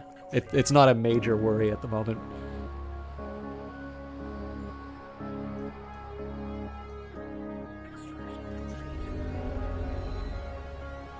I think probably the conversion's not going to happen until...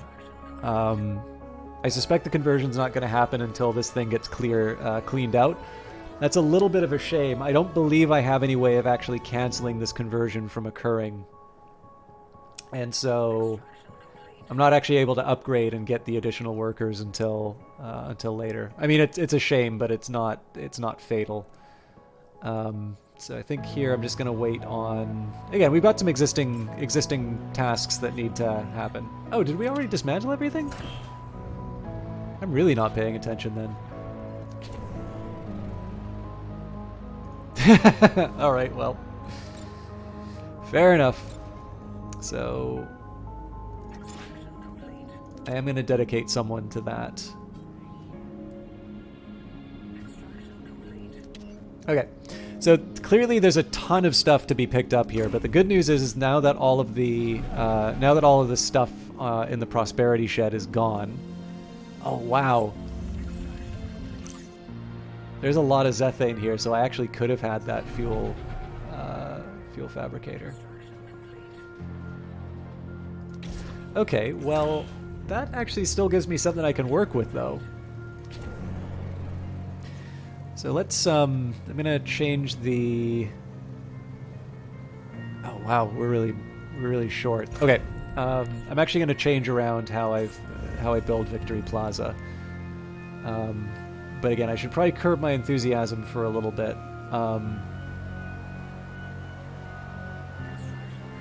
Right now, I'll just wait for the prosperity shed to get dismantled.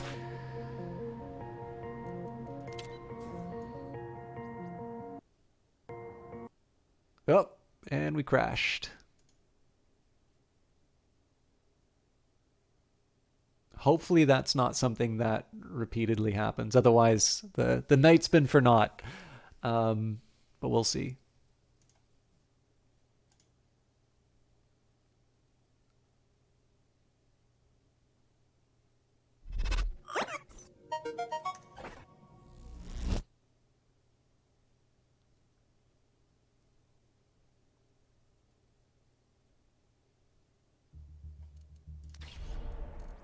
I know it used to give me a message saying that during the first 6 months on Titan, over half of new arrivals report feeling somewhat discouraged, or extremely discouraged by their living conditions. This despair generally dampens as they become accustomed to Titan's status quo. All right.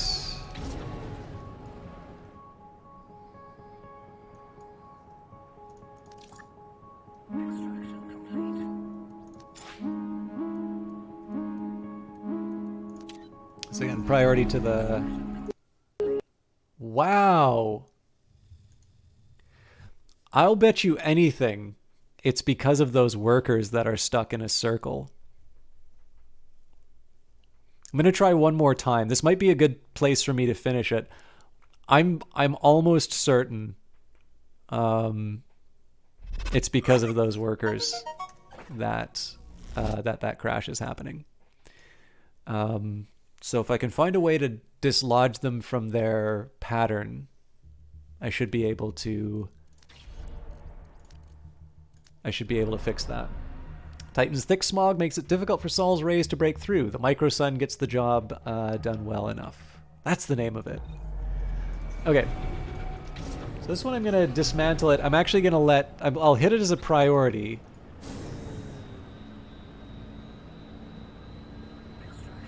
I'm not going to fast forward or anything. Yep.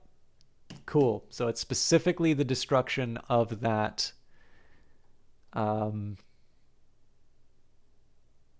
Specifically the destruction of that building. I'm going to send a bug report for that.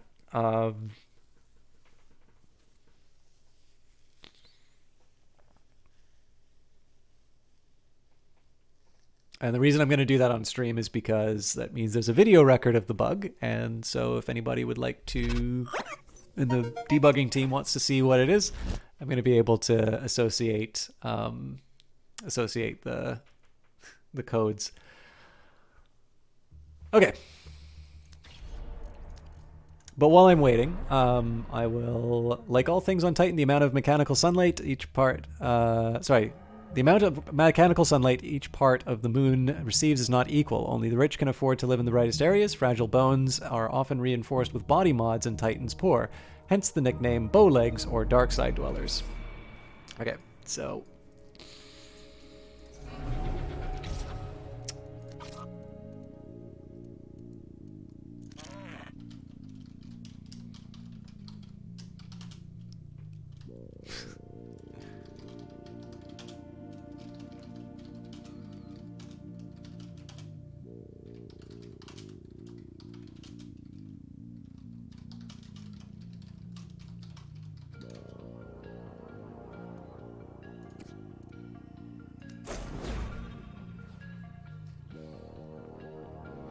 I'm going to experiment with this a little bit off of the